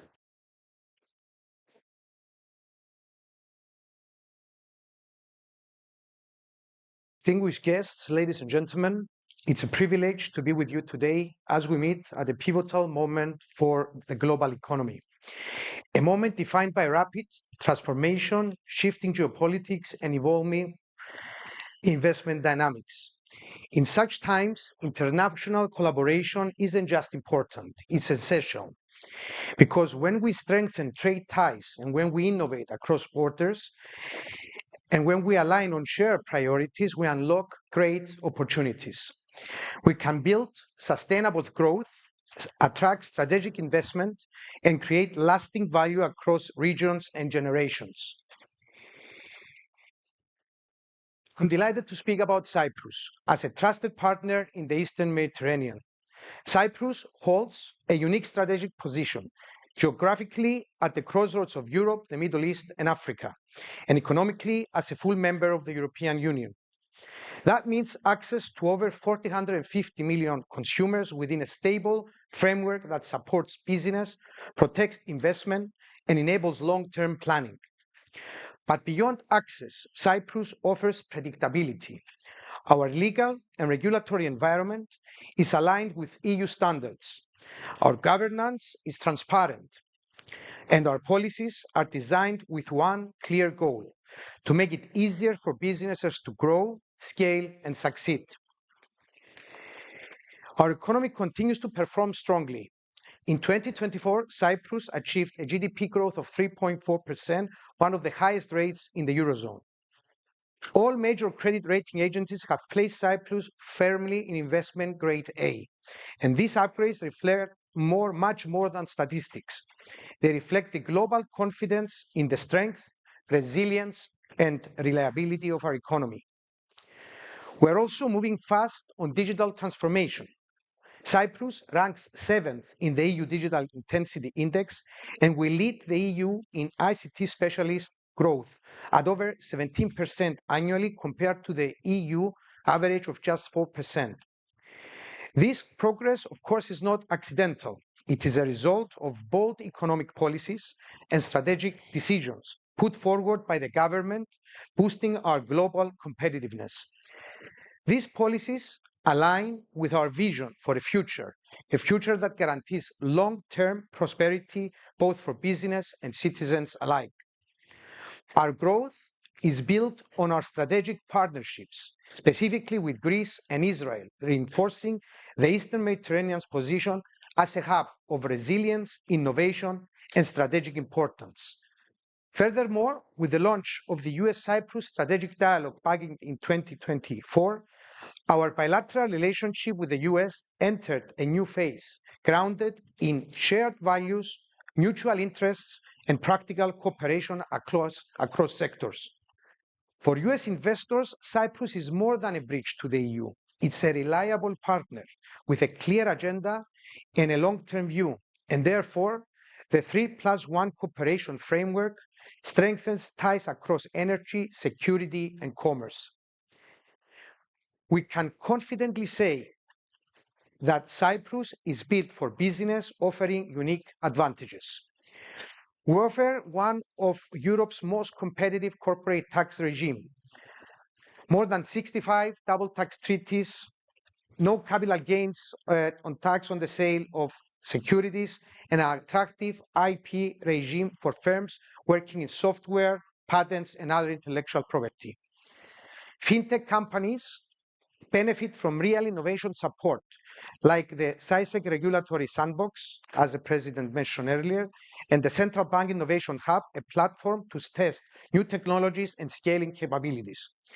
Companies enjoy seamless access to the EU single market through a robust passporting regime, making Cyprus ideal for companies looking to scale up across Europe.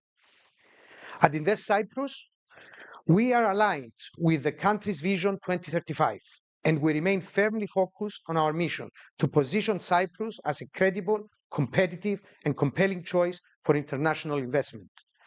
We work with investors from first point for first contracts through expansion, supporting sectors from tech and education to healthcare, energy, and sustainable living. We offer promotion, facilitation, and aftercare, not just to attract investments, but to help them thrive and to ensure our investors become ambassadors for Cyprus in the global business community. In closing, I would like to say that we are ready to serve alongside Greece and Israel as a gateway, linking the US to the EU and broader Mediterranean. Our collaboration can harness the strategic opportunities that the Eastern Mediterranean hub offers. And we invite you, our friends and partners, to explore the opportunities ahead. Thank you.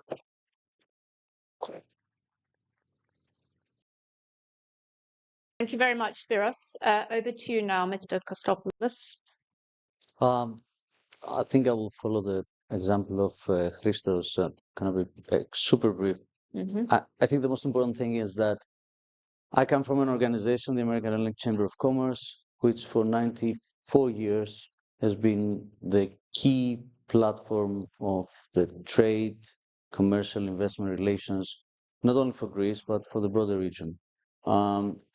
And throughout all those years, and especially in my years, the biggest concern that we had is how to keep Greece and our region relevant to the global events, to the current affairs, geopolitics, geostrategy, geoeconomics, in a world of continuous crises, challenges, opportunities, how can be present? I think the most important thing that we have accomplished the previous years, and we will discuss in the next couple of minutes, is that through this 3+1 collaboration, practically small countries, regardless of the capacity that we hold within us, have the ability to be relevant on many fronts. And I think this is something that we have to continue to cultivate. We think we have to continue to position here in the United States.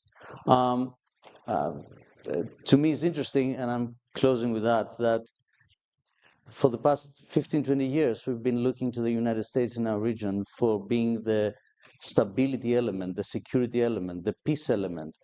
But when it comes for our countries to procure and buy technology, buy products, invite investments, obviously we are looking more to the European Union or to other countries. I think this has to stop. The United States is the key partner on our region, at least for these three countries.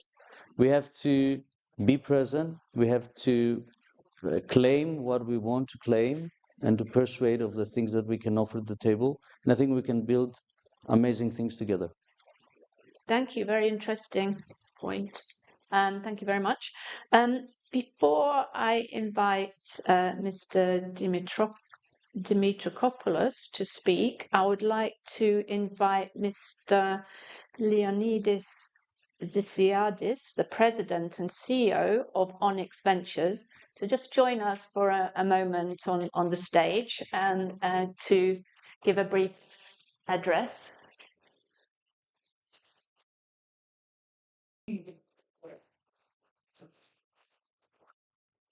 Esteemed ladies and gentlemen, it is a privilege to address such a distinguished gathering of leaders from politics, finance, and global entrepreneurship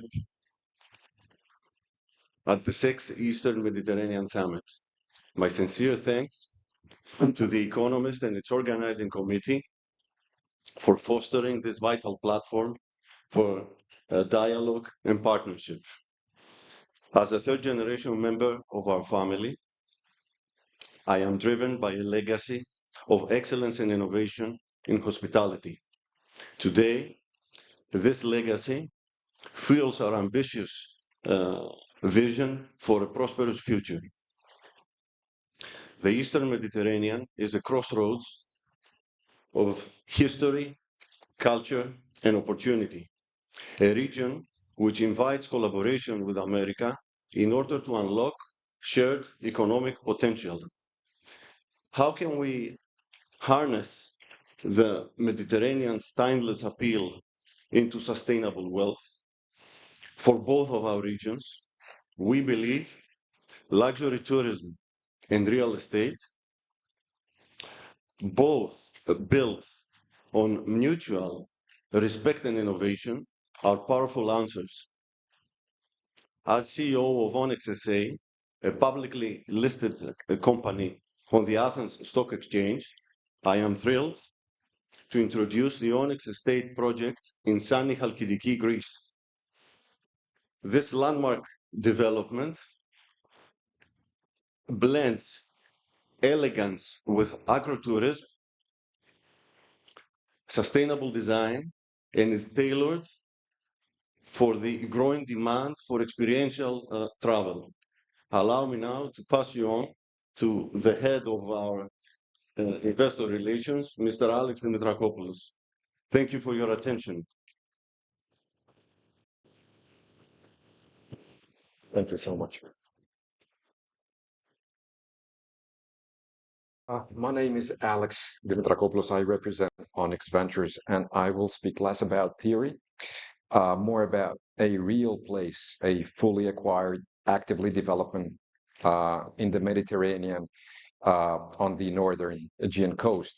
A property that is not only being built, but it is being structured, scaled, and stewarded for niche capital deployment in our region. We are developers, yes, but also we are curators of something deeper, a Mediterranean vision built to endure, not a hypothetical, not a render, not a pitch deck, but a physical prototype.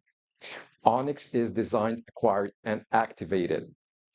At a moment when so many are asking where next for their capital, for their families, for their future, we believe the answer may lie in the oldest region on the map, the Eastern Mediterranean, where it is undergoing a quiet but powerful renaissance.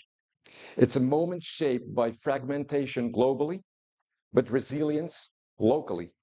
Here you find EU stability, Cypriot flexibility, Israeli innovation, and in Greece, a generational transformation of governance, faster permitting, new infrastructure, and a renewed seriousness about attracting long-horizon anchor investors. Let me offer a concrete example. Located in sunny, a critically acclaimed spot in Chalkidiki, Onyx is a 350 million development, next generation estate structured around 4 foundational pillars, powered by tourism, scaled by real estate, anchored in energy and agriculture. The land is fully acquired. Permitting is advancing through Greece's fast-track investment framework, and access to financing will be secured by the RRF. Project planning is engineered for modular delivery, blending high-end hotel operations with freehold luxury villas and agrarian hospitality. All of it driven by deep sustainability, geothermal heat from below, solar light from above. Onyx aligns operational savings with environmental intelligence. From geothermal heat to solar light, it's self-powered by design without relying on offsets or credits. Our guiding ethos is simple. Form follows climate. Function follows territory. It isn't branding, it's blueprinting. This is how you build when environmental intelligence is also investment logic. Onyx is not just a place, it's a prototype. But no matter how efficient, scalable, or decarbonized a project is, if it lacks meaning, it will not last. That's why Onyx is also rooted in a deeper Mediterranean story. The estate is being cultivated into a thriving olive and fruit grove, reconnecting the land to the agrarian rhythms of the region. And at its cultural heart stands a remarkable legacy, the George Solosidis collection of antiquities, one of the most significant private collections of ancient Greek artifacts still in family hands. Its administrator, himself a licensed collector of antiquities, is our CEO, Leonidas Zisiadis, a man whose family previously founded the iconic Sani Resort just next door, an international hospitality benchmark, and is now building himself something even more enduring. In that sense, at Onyx, we don't treat heritage as decor. We treat it as infrastructure. We're not just restoring land, we're restoring memory. Let me close with what I believe is a rare opportunity, not just for investment, but for partnership.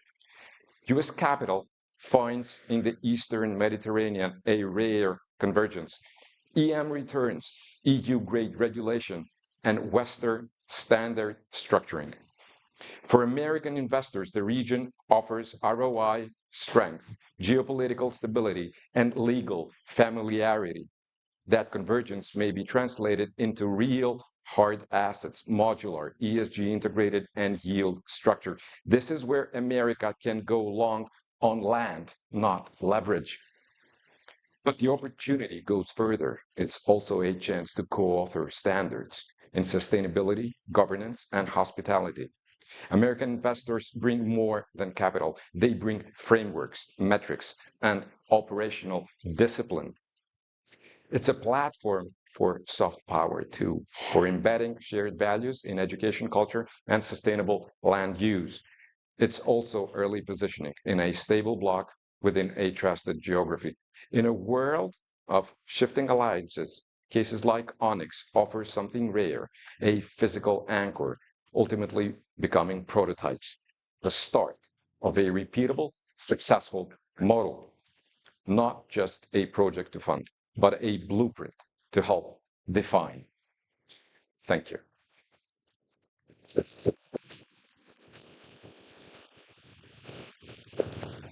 you very much. So we've got some time for discussion. We may want to take a question from the floor if anybody has the appetite for a question before their lunch.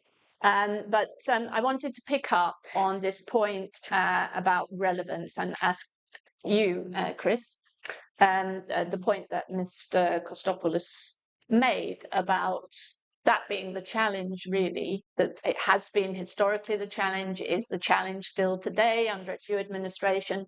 How does this region, these small, relatively small countries, in the thick of, quite important, in a very important strategic region and in the thick of, a lot of geopolitical challenges, how do they stay relevant? And, how should they be approaching the US administration? How do they make sure that they are on the radar of President Trump and getting his attention? Is it a case of what Cyprus and Greece and Israel can offer to the US, not what you can do for us, but what we can do for you? Is that the right approach? So I just wanted to get a sense from you, really, of how you see it. Is it realistic to think that this region is going to be high on the agenda, or at least on the agenda? Is it realistic to think that the current administration could step up its involvement, engagement in the region, given everything else on the president's agenda? Great question. I think the way you brought it up in terms of relevance is what each gentleman said within the podium, or what they said everything of what was discussed is relevant. Every single one of them talked about a business opportunity, and we know that this president focuses on how to get business done. And we've seen over the last week, we've had a UK trade deal. We've over the last 3 days have had a $600 billion agreement being signed in Saudi Arabia, a $1.2 trillion agreement being signed in Qatar, and today a $1.4 trillion agreement being signed with Emiratis. Now, when you equate that to Greece, Cyprus, and Israel, let's just talk about Greece. It may not have the biggest GDP compared to Saudi or Emirati friends, but Greece has several other things to offer, including its geography. But let's not just overlook the business perspective. Greece does $2.8 billion a year in commerce with the United States. The U.S. purchases $2.8 billion. Greece purchases $2.3 billion in U.S. trade. There's a very small difference there. I think the biggest opportunity moving forward with this president is focusing on the many opportunities that each one of these guys have said, and not only what, but also how we communicate it. I think in the past, diplomacy has been in the midst of trading missiles, and I think we have a president now that's proven time and time again that he's here to end wars and start new conversations and play offense. We're at a time where we can use foreign policy to play offense. Greece is strategically located. Israel's strategically located. So is Cyprus. And we have several things. I know Mr. Laregakis is here from MAHI, who's supporting some great bills, a 3+1 arrangement, which we all know of. Which has a great opportunity to be passed and successful. We have IMEC. IMEC is probably one of the biggest opportunities we have in foreign policy in modern history that will truly change the game. So, we have $3 billion in trade between our two countries. Why don't we make that 6 or 9 or 10 and have a 10 or 15-year vision like our friends in Cyprus do? Where they lay out a foundation of economics, just like Mr. Kostopoulos said. There are significant deals happening in Greece and set to happen over the next 4 years. I can name an energy project that was announced about a month ago on top of Thessaloniki. It's an $8 billion data center. It's the largest data center in all of Europe. Greece has some of the largest buyers of LNG in all of Europe. If we transition that to U.S. LNG, we can overnight take that $2.8 billion in trade and make it 6. I think in terms of relevance, if we equate and come forward with a business proposition to this president, he'll take it seriously, and he has. The Minister of Finance in Greece, Kyriakos Piriakakis, met with Secretary Bessent 3 weeks ago in Washington. From my understanding, it was a very, very productive conversation, and that's happening with our secretary ministers, with energy, with commerce, and it's going to continue between President Trump and Kyriakos Mitsotakis. So I think it's a very positive, we have an extremely positive outlook. I think we have a once in a lifetime opportunity where we aren't focusing on 80 years or 150 years of issues, and we can actually say, where can we play offense? How can we focus on the issues that we've had in the past, but also make a game-changing time decision in how we communicate to the U.S., how we do business with the U.S. One thing that our friends in Turkey have done very well is that they've been able to transact with the United States over many decades. And they have defense manufacturing, they have agriculture manufacturing, they have service manufacturing. They do business with the United States in several industries. That's something that you can't just unwind overnight. And that's a problem because they're a NATO ally, and I don't think they're the most reliable NATO ally. I think the most reliable NATO ally is Greece. And you cannot discount the approach that this president has. It's time to play offense. It's time to change the game. And every single person on this stage brought forward really one thing to focus on, which is economic opportunity. And now's our time. Now's our time to communicate this, and now's our time to change the next 40 or 50-year relationship that we have with the United States. So thank you. I think it's a great question, and I think there's a lot to work on there. Well, thanks very much for that answer, which is very useful. I mean, it is the case that small countries such as these can punch above their weight. One of our friends who's spoken at our conferences, Armen Sarkisyan, former president of Armenia, wrote this book, The Small States Club, where he had case studies of small countries that have done precisely that. And you know, these are countries that are already in some ways punching above their weight. They're spending on defense, they are contributing as they should be as NATO members, and in the energy sector, probably starting to punch above. There's a lot to offer there. But to come back to you, because you raised this question, Mr. Kostopoulos, in the first place, you know, does this pose a kind of dilemma for countries in Europe now? You said, actually, you know, we should be buying more from the US. Well, actually, that started to happen in terms of, to a small degree, in terms of arms defense. But is there a tension there, a kind of a tension between EU and US, or do you not see it in that way? I think the tension is there. I don't see. I'm a profoundly strong believer on transatlantic affairs, and I think that one way or the other, just like every affair, it has to evolve. Transatlantic affairs have reached a point that they have to rediscover themselves. That doesn't mean that we go beyond them. That doesn't mean that we forget the power that exists between the United States and Europe, and the bonds that unite these two huge markets, these huge groups of countries, if you like. I don't believe that there is a dilemma, frankly. And to me, as a businessman, I don't see dilemmas. I see obstacles, I see challenges, I see crises, but I also see friends, allies, associates, colleagues.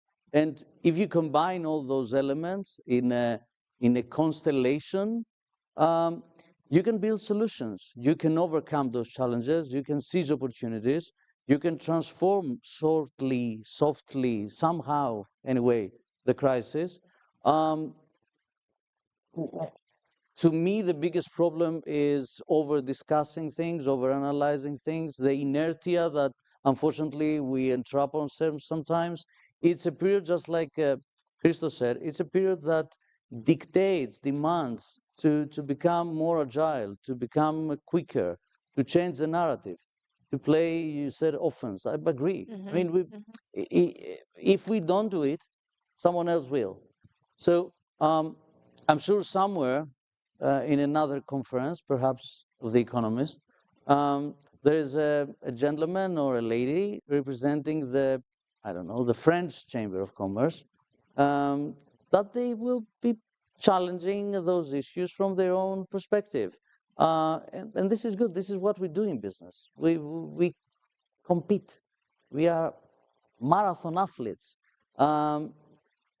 But I do believe that given the discussion that we had, given the things that the two gentlemen from their presentations, what reflected and what Christos said and what actually we have been saying all those 4 or 5 times, it's that the opportunity that we have in front of us and the depth of the relationship that exists between the United States and Greece, between the United States and Israel, and the last years between the United States and Cyprus is such that we can actually overcome challenges. We can actually shape the narrative in a way that we can,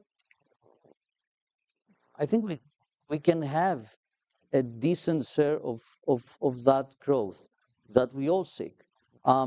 Just like Christos said, and just like many of your esteemed President Trump, at the end of the day, wants a strong U.S. economy. And as business people, we know that unless we find a mutually beneficial relationship, a mutual beneficial angle in whatever we want to achieve, we can never achieve it. So to me, what we have to find a way is that narrative of making America stronger and safer and more prosperous, to see how through our own perspective, with the collaborations that we can bring to the table, how can contribute to that narrative, how can contribute to that mission, that vision that the new administration has. And if we do it, we'll be successful. And we will build the next cycle of US-Greece, US-Cyprus, US-Israel, Eastern Mediterranean, wherever you want to position it, strategic relations. Great, thank you very much. So Spiros, how is Cyprus going to play offense? I guess that's the question. In this coming period, you set out the stall for Cyprus very well, what it has to offer, strengths as an investment destination. It's how the role it's assuming as a regional hub, Greece too. So on what we've just heard, what's the way to go forward? Thank you, Joanne.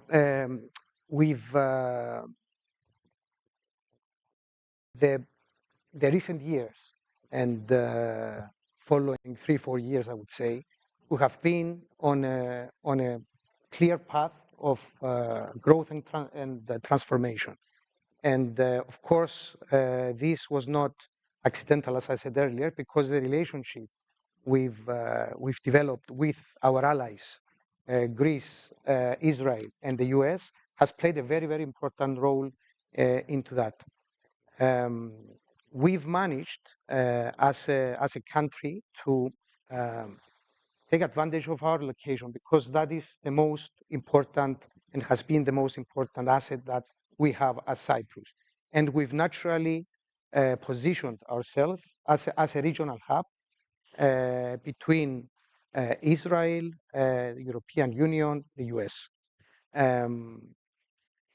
The close proximity of Cyprus to the MENA region, as well as being member of the European Union, offers access and gives access to investors across the globe to a huge market of 450 million people.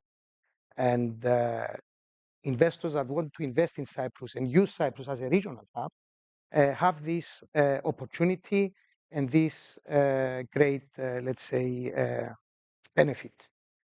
In addition, I would say that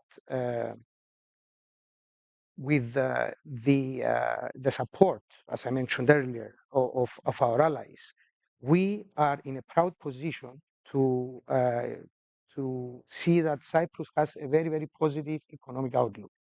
And this enables us as well as Invest Cyprus in our mission to promote Cyprus to attract investments, enables us to go out and speak freely and attract investments.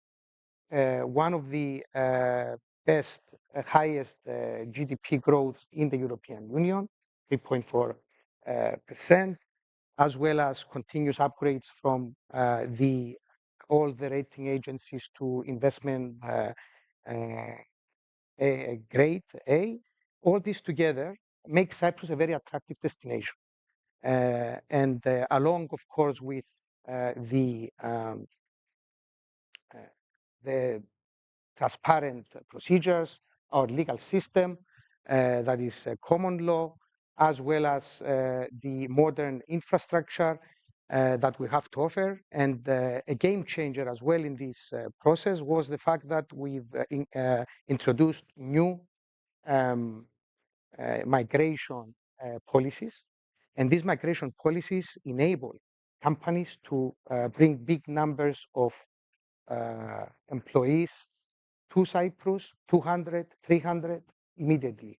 And this led to many companies coming to Cyprus and to have a success in their relocation. And of course, for us as Invest Cyprus, that is a big success as well. So all this together, and our aim is to use these tools that we have in order to attract more investors and to promote Cyprus to the US, as we did recently, that our president was there.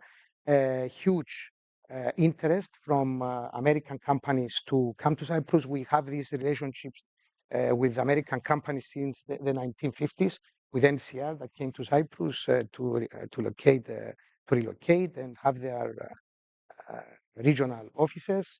And something else that I want to Very add. briefly, because Yes, of course. Something else that I want to add is something that our president of SciSec mentioned earlier, and I will finish with that.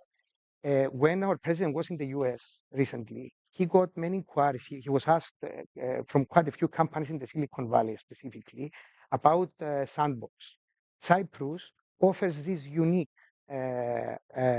advantage to these companies that they want to test new innovation, new technology in a controlled environment within the European Union, and with the guidance, of course, of the regulators to scale up and to have an opening to the European Union and bigger markets. So all this together that I mentioned, all these benefits, and as Zacharias actually numbered all of them earlier, make Cyprus a very, very attractive investment destination. Thank you, Spiros.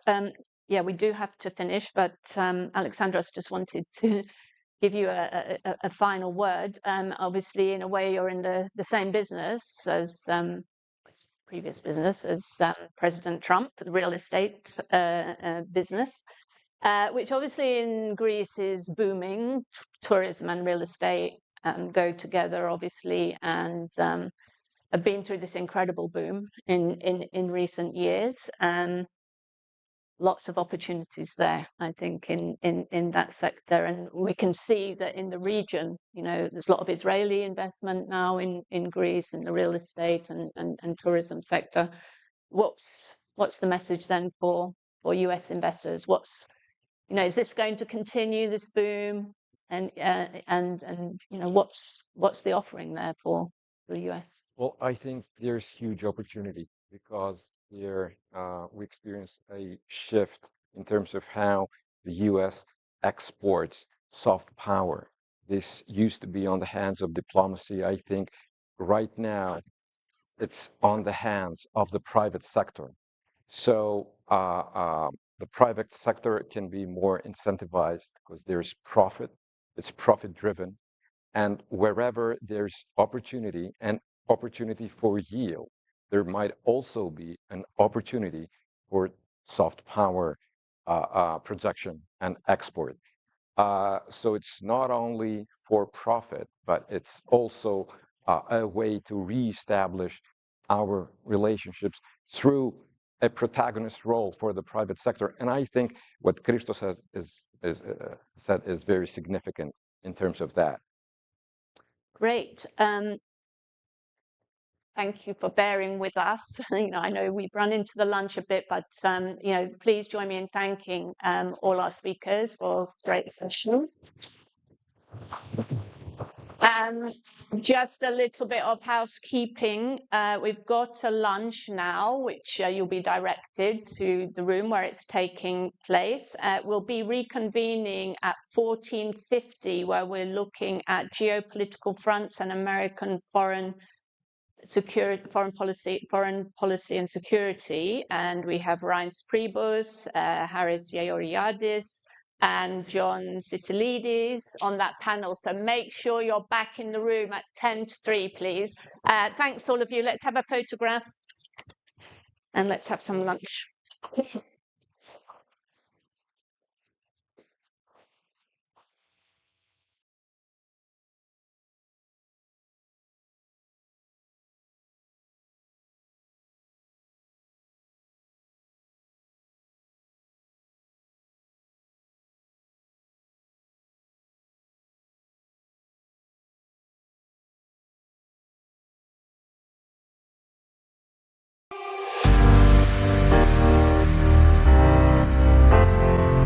This is important for talented professionals can find opportunities quite easily.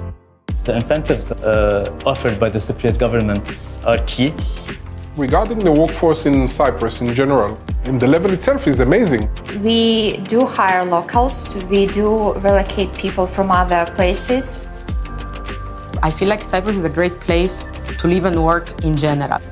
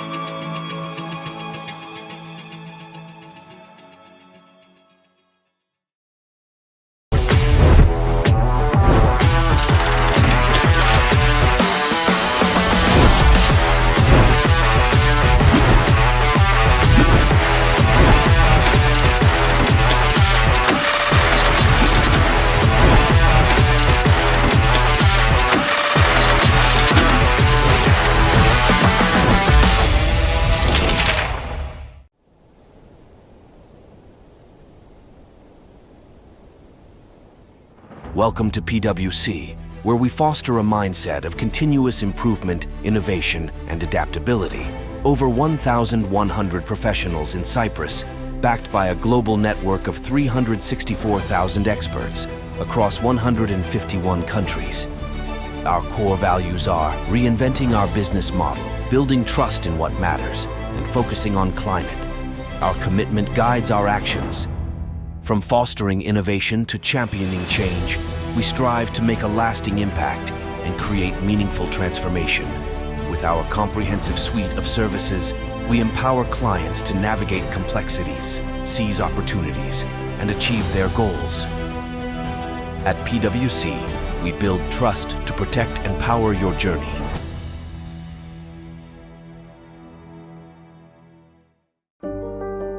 Welcome to Onyx, a fully acquired Mediterranean estate, already activated and engineered for scale. At its core, a hospitality backbone, a scalable real estate model, and an agricultural identity that roots the project in place. Shaped by climate, guided by terrain, Onyx integrates into a land of olive trees, pine forests, and emerald seas. Every element is designed to sustain. Geothermal below, solar above. 2 clean systems delivering zero-emission energy, major long-term savings, and off-grid autonomy. Modular in form, durable in structure, Onyx delivers yield you can measure and hard assets you can trust. Join the pilot. Shape the prototype, not just a place, but a blueprint. Invest where the Mediterranean evolves.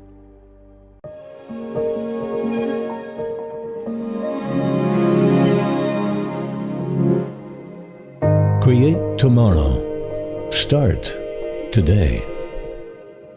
With new investment products backed by superior risk management. Asset management in a time of disruptive change. Financial well-being accessible to all. Calabas. Today for tomorrow.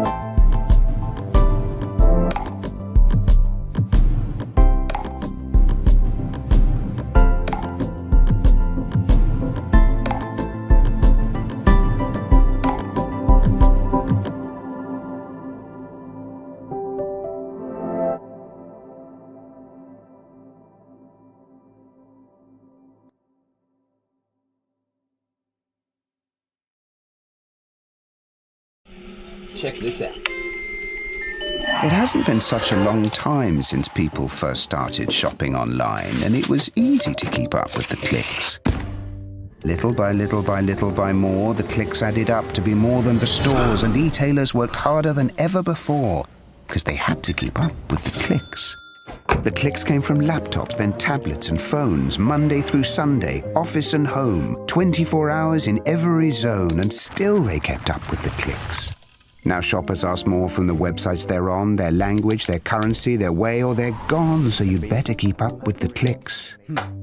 All of a sudden, there are so many must-dos if you want to keep selling, like delivery there, no there, or there. And make it tomorrow, first thing. No time for borders. Gotta stay in control, to stay in the flow and continue to grow. But we'll help you. Keep up with the clicks.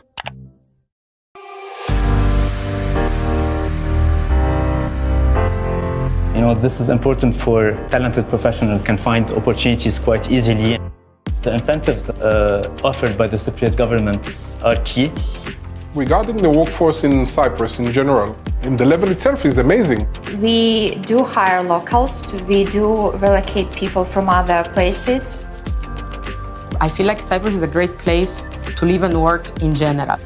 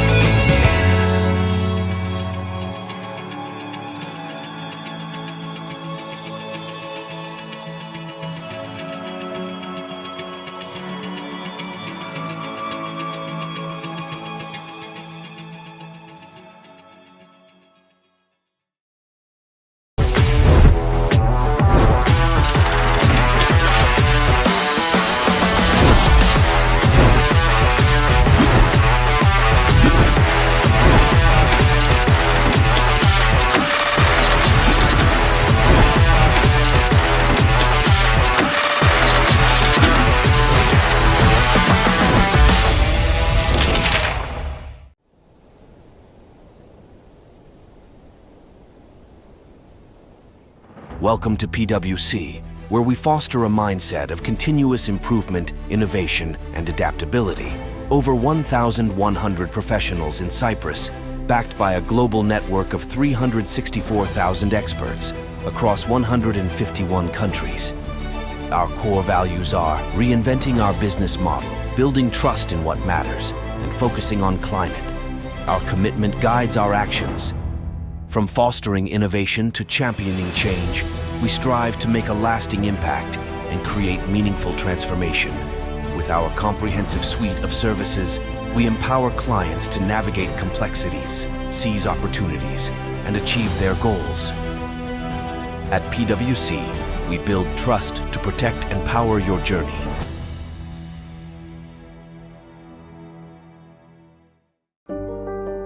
Welcome to Onyx, a fully acquired Mediterranean estate, already activated and engineered for scale. At its core, a hospitality backbone, a scalable real estate model, and an agricultural identity that roots the project in place.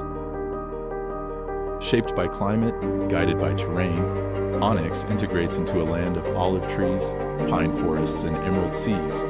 Every element is designed to sustain. Geothermal below, solar above, two clean systems delivering zero-emission energy, major long-term savings, and off-grid autonomy. Modular in form, durable in structure, Onyx delivers yield you can measure and hard assets you can trust. Join the pilot. Shape the prototype, not just a place, but a blueprint. Invest where the Mediterranean evolves.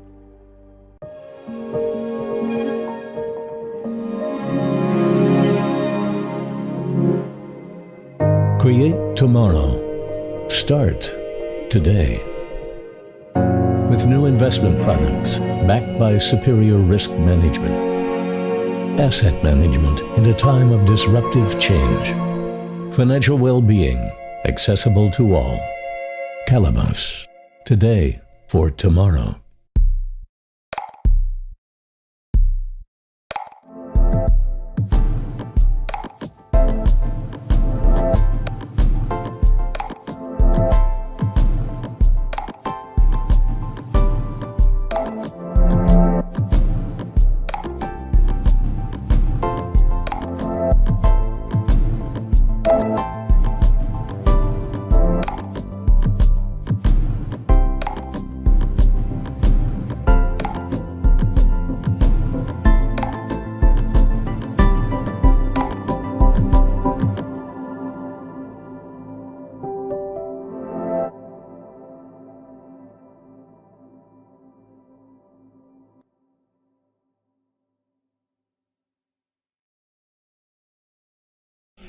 Check this out. It hasn't been such a long time since people first started shopping online, and it was easy to keep up with the clicks. Little by little by little by more, the clicks added up to be more than the stores, and e-tailers worked harder than ever before because they had to keep up with the clicks.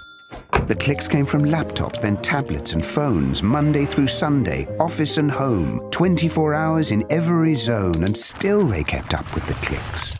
Now shoppers ask more from the websites they're on, their language, their currency, their way, or they're gone, so you'd better keep up with the clicks. All of a sudden, there are so many must-dos if you want to keep selling, like delivery there, no there, or there. And make it tomorrow. First thing. No time for borders. Gotta stay in control, to stay in the flow and continue to grow. But we'll help you. Keep up with the clicks.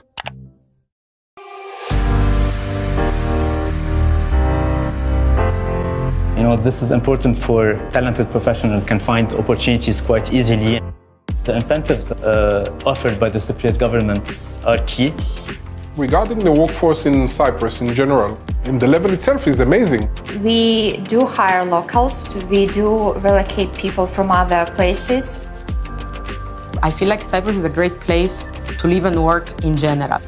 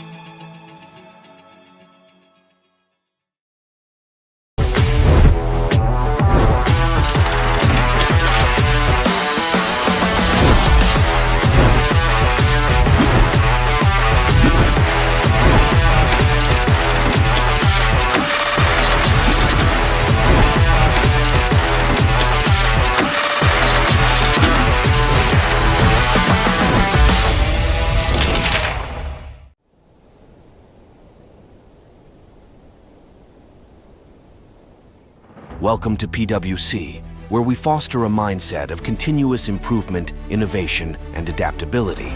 Over 1,100 professionals in Cyprus, backed by a global network of 364,000 experts across 151 countries. Our core values are reinventing our business model, building trust in what matters, and focusing on climate. Our commitment guides our actions. From fostering innovation to championing change, we strive to make a lasting impact and create meaningful transformation. With our comprehensive suite of services, we empower clients to navigate complexities, seize opportunities, and achieve their goals. At PwC, we build trust to protect and power your journey.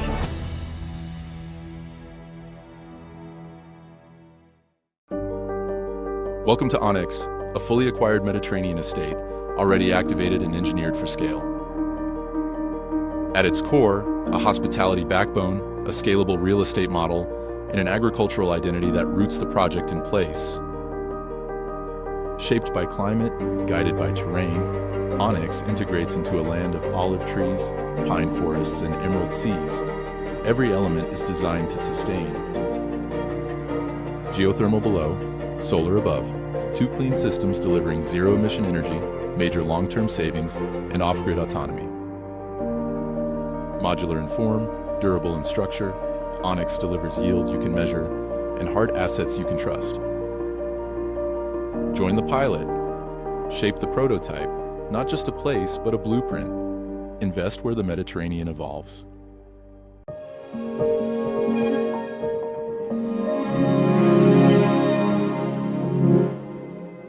Create tomorrow. Start today. With new investment products backed by superior risk management. Asset management in a time of disruptive change.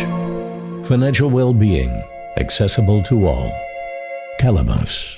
Today for tomorrow.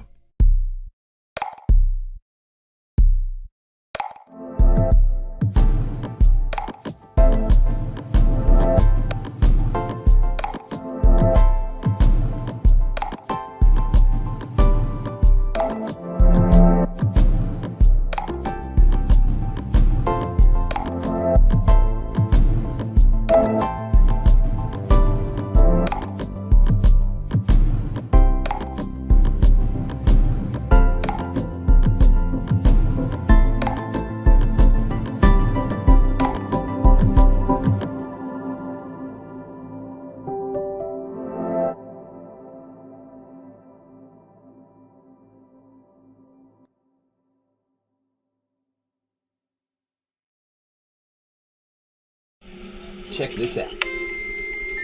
It hasn't been such a long time since people first started shopping online, and it was easy to keep up with the clicks.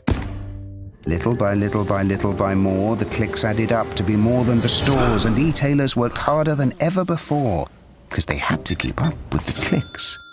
The clicks came from laptops, then tablets and phones, Monday through Sunday, office and home, 24 hours in every zone, and still they kept up with the clicks. Now shoppers ask more from the websites they're on, their language, their currency, their way, or they're gone, so you'd better keep up with the clicks. All of a sudden, there are so many must-dos if you want to keep selling, like delivery there, no there, or there. And make it tomorrow. First thing. No time for borders. Gotta stay in control to stay in the flow and continue to grow. But we'll help you. Keep up with the clicks.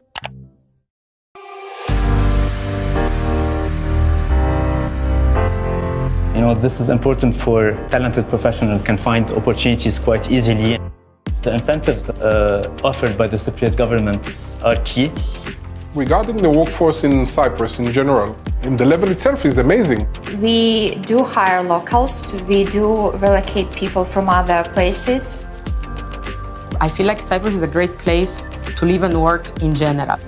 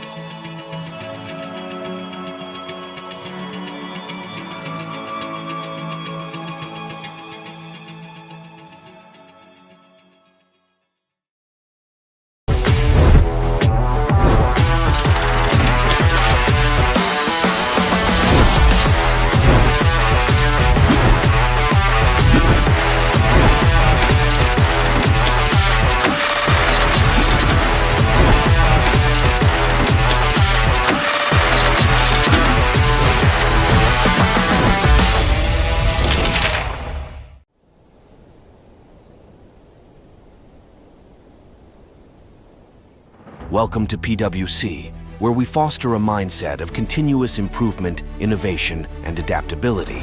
Over 1,100 professionals in Cyprus, backed by a global network of 364,000 experts across 151 countries. Our core values are reinventing our business model, building trust in what matters, and focusing on climate. Our commitment guides our actions. From fostering innovation to championing change, we strive to make a lasting impact and create meaningful transformation.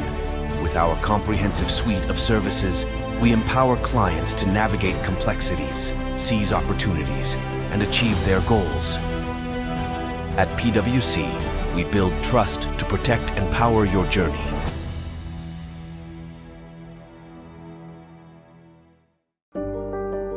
Welcome to Onyx, a fully acquired Mediterranean estate, already activated and engineered for scale.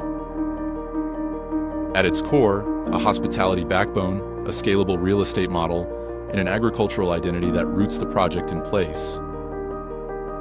Shaped by climate, guided by terrain, Onyx integrates into a land of olive trees, pine forests, and emerald seas. Every element is designed to sustain.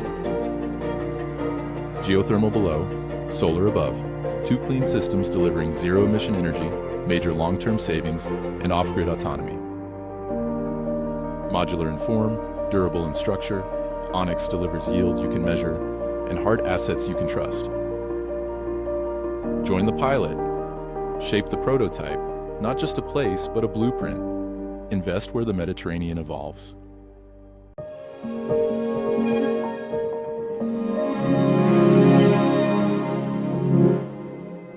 Create tomorrow. Start today. With new investment products backed by superior risk management. Asset management in a time of disruptive change. Financial well-being accessible to all. Calabas. Today for tomorrow.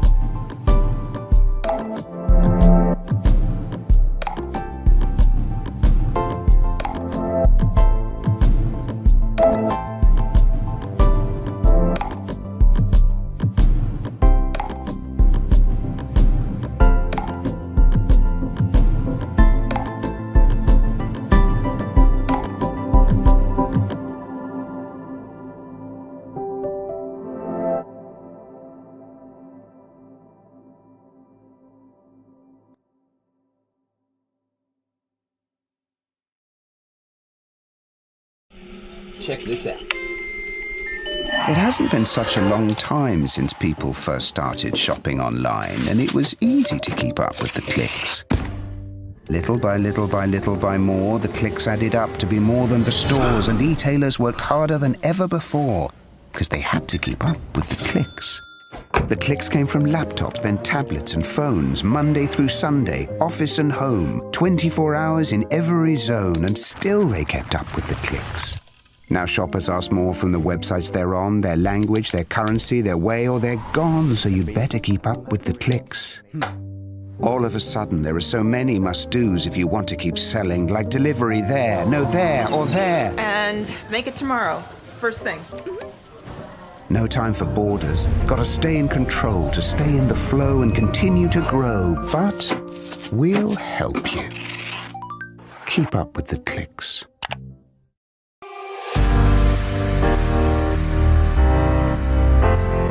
You know, this is important for talented professionals can find opportunities quite easily.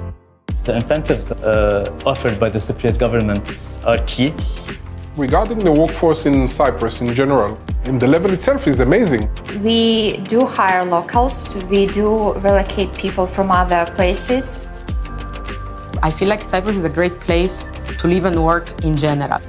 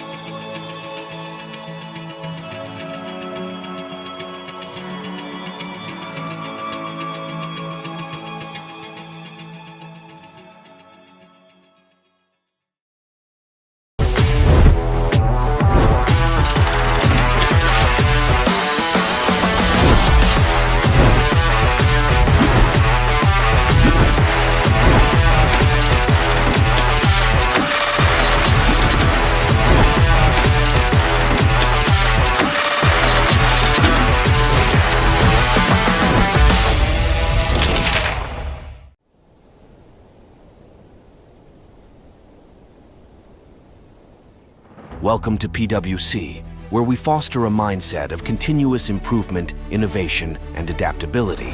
Over 1,100 professionals in Cyprus, backed by a global network of 364,000 experts across 151 countries. Our core values are reinventing our business model, building trust in what matters, and focusing on climate. Our commitment guides our actions. From fostering innovation to championing change, we strive to make a lasting impact and create meaningful transformation. With our comprehensive suite of services, we empower clients to navigate complexities, seize opportunities, and achieve their goals. At PwC, we build trust to protect and power your journey.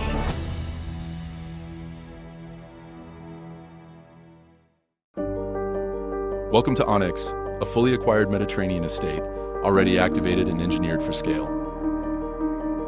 At its core, a hospitality backbone, a scalable real estate model, and an agricultural identity that roots the project in place. Shaped by climate, guided by terrain, Onyx integrates into a land of olive trees, pine forests, and emerald seas. Every element is designed to sustain.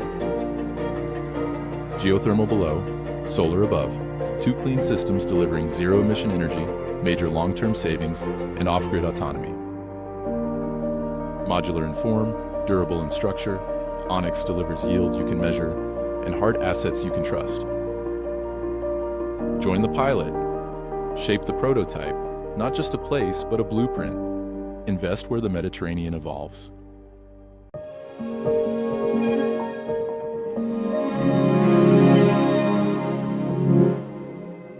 Create tomorrow. Start today. With new investment products backed by superior risk management. Asset management in a time of disruptive change. Financial well-being accessible to all. Calabas. Today for tomorrow.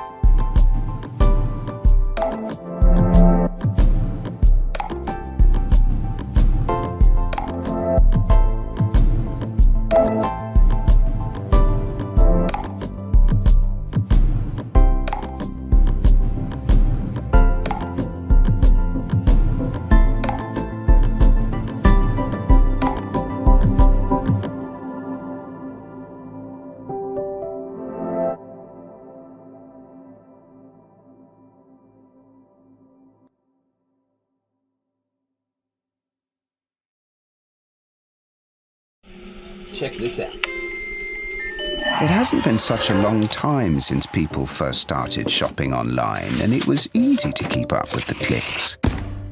Little by little by little by more, the clicks added up to be more than the stores, and e-tailers worked harder than ever before because they had to keep up with the clicks. The clicks came from laptops, then tablets and phones, Monday through Sunday, office and home, 24 hours in every zone, and still they kept up with the clicks. Now shoppers ask more from the websites they're on, their language, their currency, their way, or they're gone, so you'd better keep up with the clicks. All of a sudden, there are so many must-dos if you want to keep selling, like delivery there, no there, or there. And make it tomorrow. First thing. No time for borders. Gotta stay in control to stay in the flow and continue to grow. But we'll help you. Keep up with the clicks.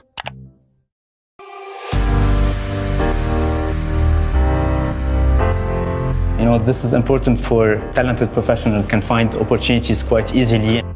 The incentives offered by the Cypriot governments are key. Regarding the workforce in Cyprus in general, and the level itself is amazing.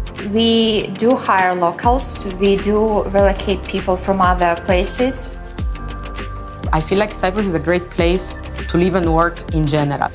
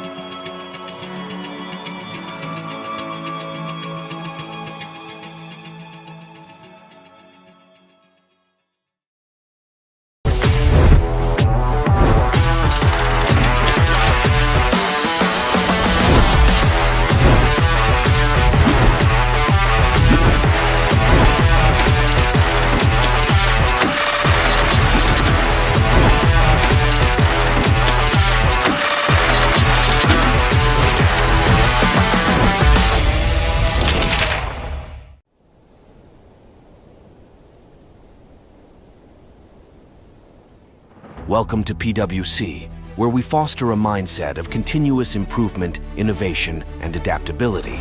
Over 1,100 professionals in Cyprus, backed by a global network of 364,000 experts across 151 countries.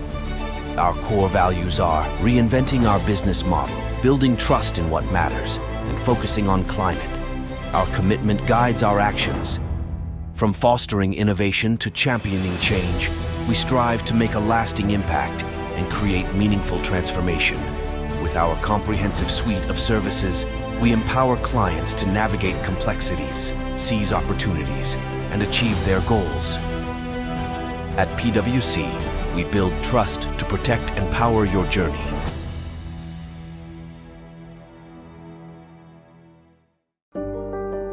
Welcome to Onyx, a fully acquired Mediterranean estate, already activated and engineered for scale. At its core, a hospitality backbone, a scalable real estate model, and an agricultural identity that roots the project in place. Shaped by climate, guided by terrain, Onyx integrates into a land of olive trees, pine forests, and emerald seas. Every element is designed to sustain. Geothermal below, solar above, 2 clean systems delivering zero-emission energy, major long-term savings, and off-grid autonomy. Modular in form, durable in structure, Onyx delivers yield you can measure and hard assets you can trust. Join the pilot. Shape the prototype, not just a place, but a blueprint. Invest where the Mediterranean evolves.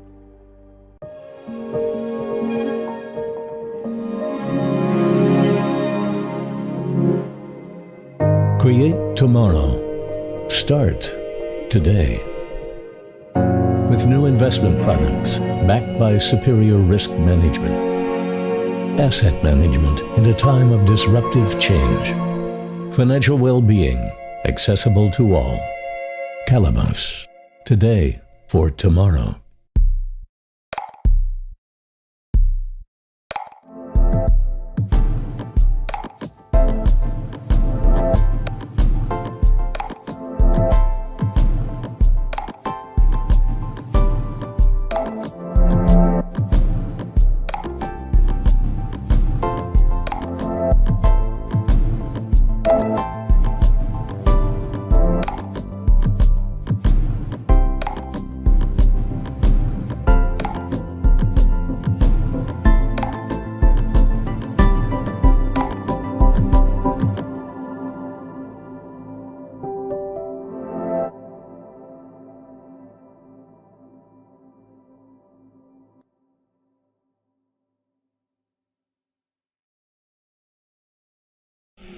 Check this out. It hasn't been such a long time since people first started shopping online, and it was easy to keep up with the clicks.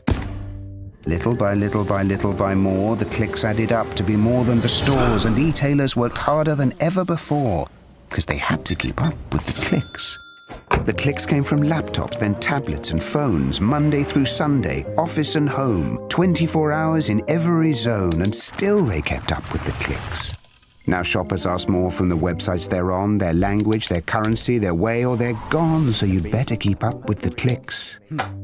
All of a sudden, there are so many must-dos if you want to keep selling, like delivery there, no there, or there. And make it tomorrow. First thing. No time for borders. Gotta stay in control, to stay in the flow and continue to grow. But we'll help you. Keep up with the clicks.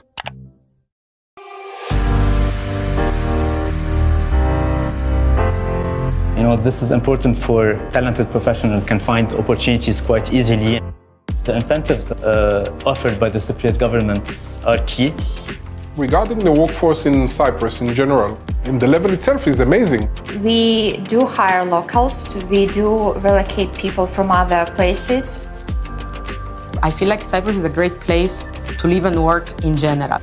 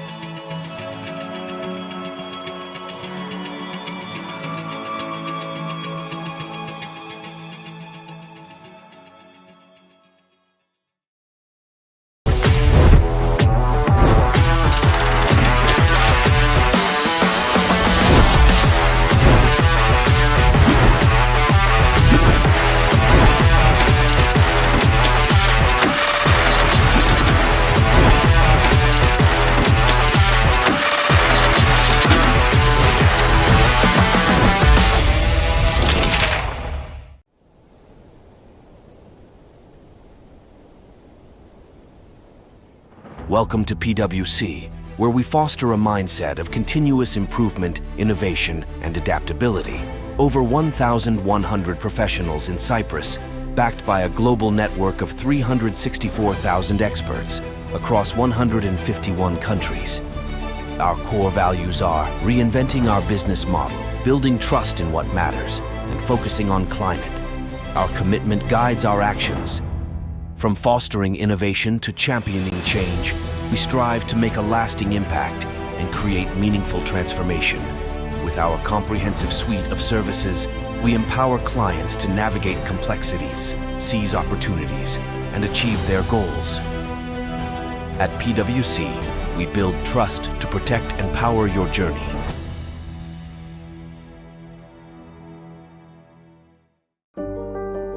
Welcome to Onyx, a fully acquired Mediterranean estate, already activated and engineered for scale. At its core, a hospitality backbone, a scalable real estate model, and an agricultural identity that roots the project in place. Shaped by climate, guided by terrain, Onyx integrates into a land of olive trees, pine forests, and emerald seas. Every element is designed to sustain. Geothermal below, solar above, two clean systems delivering zero-emission energy, major long-term savings, and off-grid autonomy. Modular in form, durable in structure, Onyx delivers yield you can measure and hard assets you can trust. Join the pilot. Shape the prototype, not just a place, but a blueprint. Invest where the Mediterranean evolves.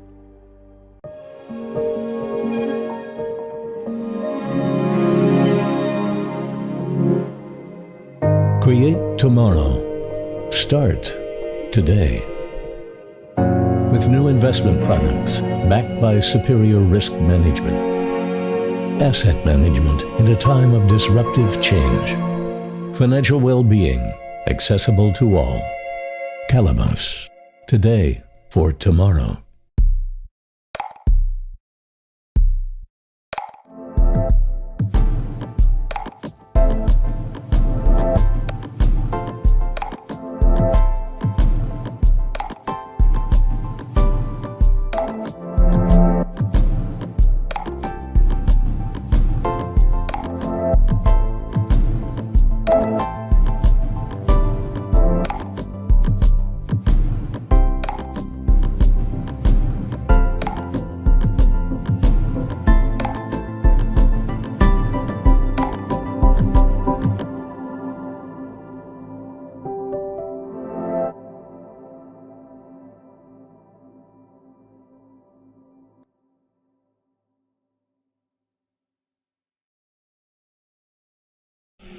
Check this out. It hasn't been such a long time since people first started shopping online, and it was easy to keep up with the clicks. Little by little by little by more, the clicks added up to be more than the stores, and e-tailers worked harder than ever before because they had to keep up with the clicks. The clicks came from laptops, then tablets and phones, Monday through Sunday, office and home, 24 hours in every zone, and still they kept up with the clicks. Now shoppers ask more from the websites they're on, their language, their currency, their way, or they're gone, so you'd better keep up with the clicks. All of a sudden, there are so many must-dos if you want to keep selling, like delivery there, no there, or there. And make it tomorrow. First thing. No time for borders. Gotta stay in control to stay in the flow and continue to grow. But we'll help you. Keep up with the clicks.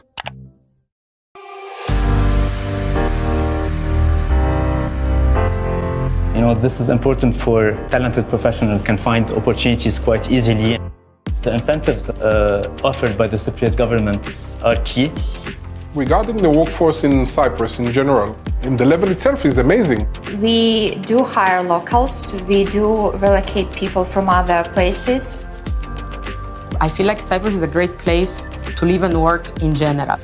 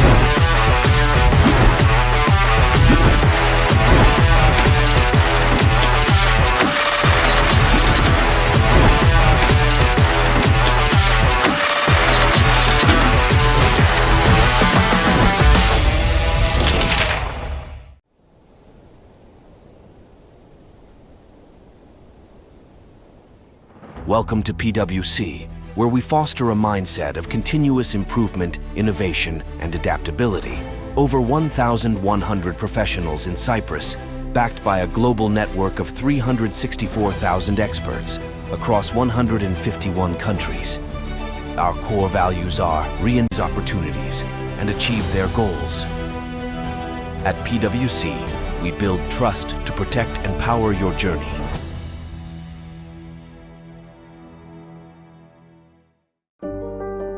Welcome to Onyx, a fully acquired Mediterranean estate, already activated and engineered for scale.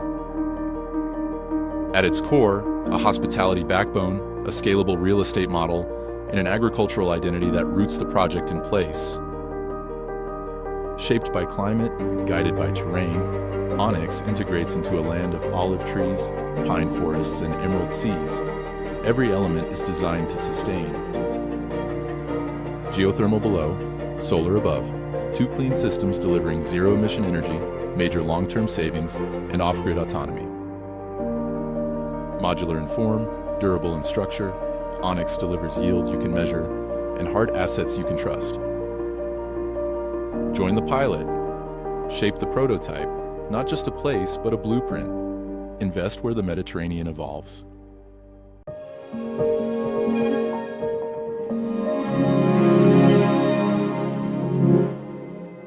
Create tomorrow. Start today.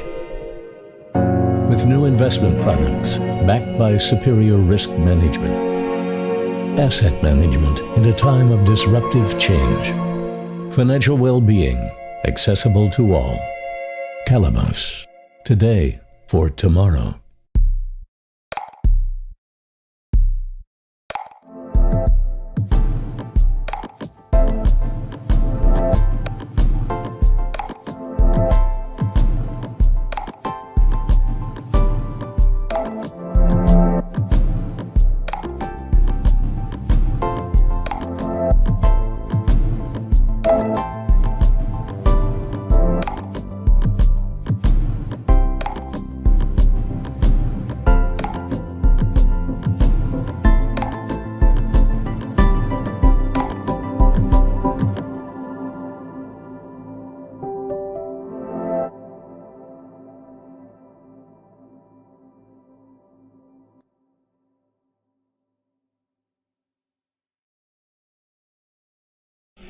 Check this out. It hasn't been such a long time since people first started shopping online, and it was easy to keep up with the clicks. Little by little by little by more, the clicks added up to be more than the stores, and e-tailers worked harder than ever before because they had to keep up with the clicks. The clicks came from laptops, then tablets and phones, Monday through Sunday, office and home, 24 hours in every zone, and still they kept up with the clicks. Now shoppers ask more from the websites they're on, their language, their currency, their way, or they're gone, so you'd better keep up with the clicks. All of a sudden... Get your coffee, take a seat, and we're going to get started in a moment. Our speaker's just getting mic'd up. Thank you very much.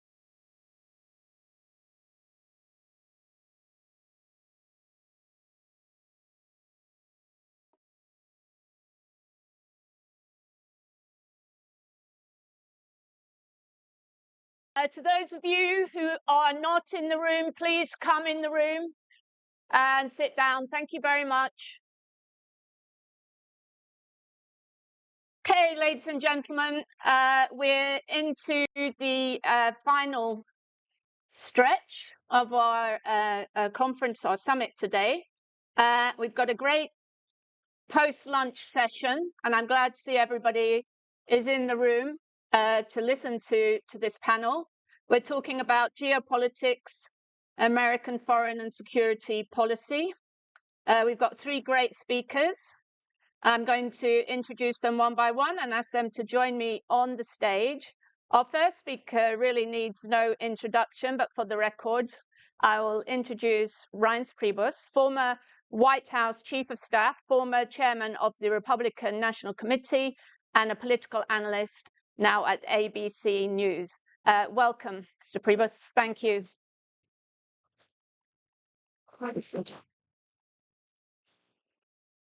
Our next speaker is Haris Georgiadis, Chairman, Foreign and European Affairs Committee of the Cyprus Parliament, former Minister of Finance of the Republic of Cyprus. Welcome, Haris.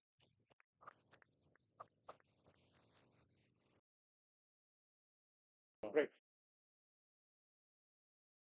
And we have John Sitilides, Senior Fellow for National Security, Foreign Policy Research Institute, former diplomacy consultant at the US Department of State, geopolitical strategist at Trilogy Advisors. Welcome, John. Great to have you with us again. Thank you, John. Thank you. Hey, John. Nice to see you again. How are you? Nice to see you. Yes, okay. How are you? Okay, let's get started. I think we're going to hear a few opening remarks.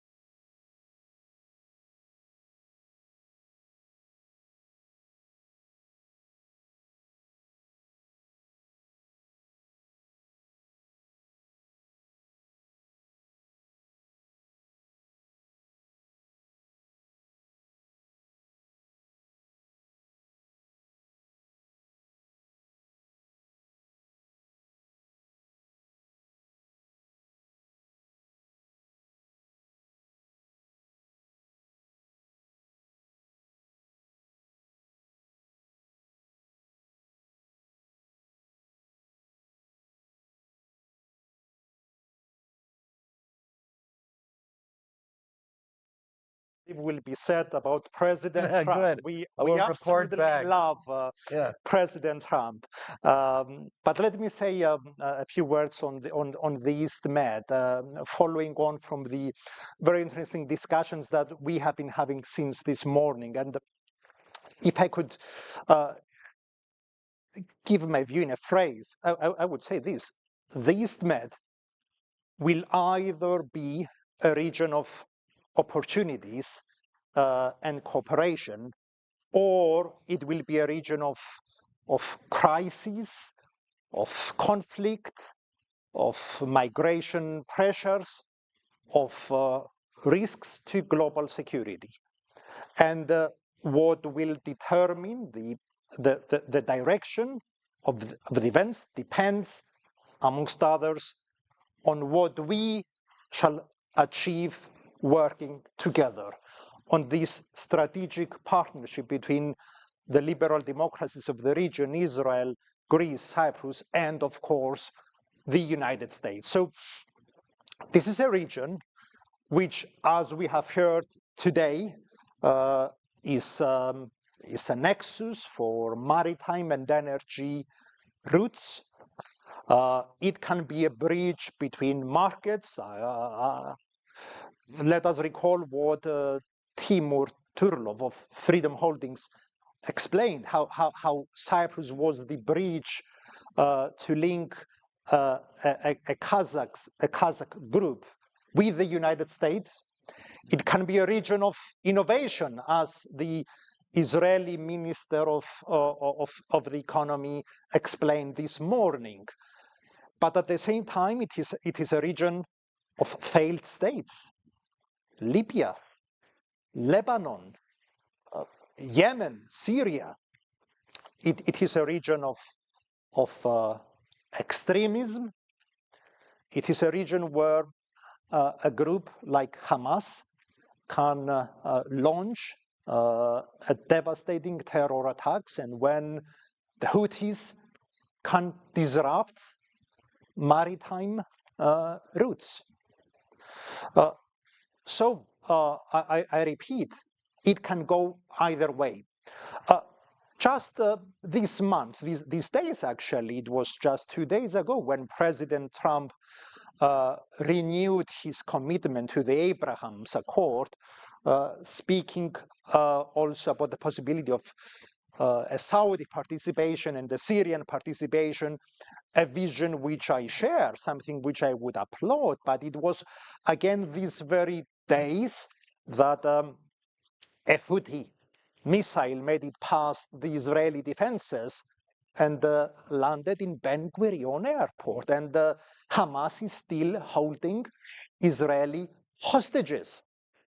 So again, this is a region which can go either way and calls for our involvement. It is not a region which can be ignored. Ignore the East Med and the Middle East, and it will come back to you with a vengeance. And this is true also for Europe. It's true for the US. We cannot be complacent. We cannot, and I would warn against the risk of strategic blindness. We, and when I say we, I'm referring to the West. I still believe that there is a West. We have been strategically blind when it comes to Putin's Russia. We have been strategically blind when it comes to Erdogan's Turkey. We have been strategically blind, allowing Hamas and Hezbollah for too long to be dictating the game in the Middle East. What we must do, working together with US leadership, is to safeguard the stability and safety of this region, and to create the opportunities, to ensure that the opportunities for business and investment and collaboration materialize. So, ladies and gentlemen, I would say that Cyprus is absolutely ready to play its part. I know and understand that President Trump demands and expects from allies and partners to do their part to bear the burden of their own responsibility, and I fully agree with that as well. And I would say that this is exactly what Cyprus has been doing. Cyprus has been a forward base for US forces in the region. There is an almost permanent presence of vessels of the 6th Fleet in Cyprus. We have been creating onshore infrastructure that will enable us to further facilitate the operation of our partners and allies. We shall be expanding both our air base and the naval base exactly to do our part. We are not a member of NATO because of Turkish objections, but we are acting as if we were undertaking full responsibility and doing our part. And at the same time, we have stood by Israel in good times and in bad, and we have forged a partnership which is stronger than it was ever before. And this, I repeat, is how we should proceed, including when it comes to energy and energy infrastructure. We should ensure, for instance, that the grid interconnector between Israel, Cyprus, and Greece goes ahead. We should not allow anyone to obstruct such steps, such moves, which serve our common strategic interest. And if we do so, if we are successful in working together as partners and allies, then I am sure that we shall transform the region that we shall indeed transform the region into one of opportunities and not one of risks and threats to our security.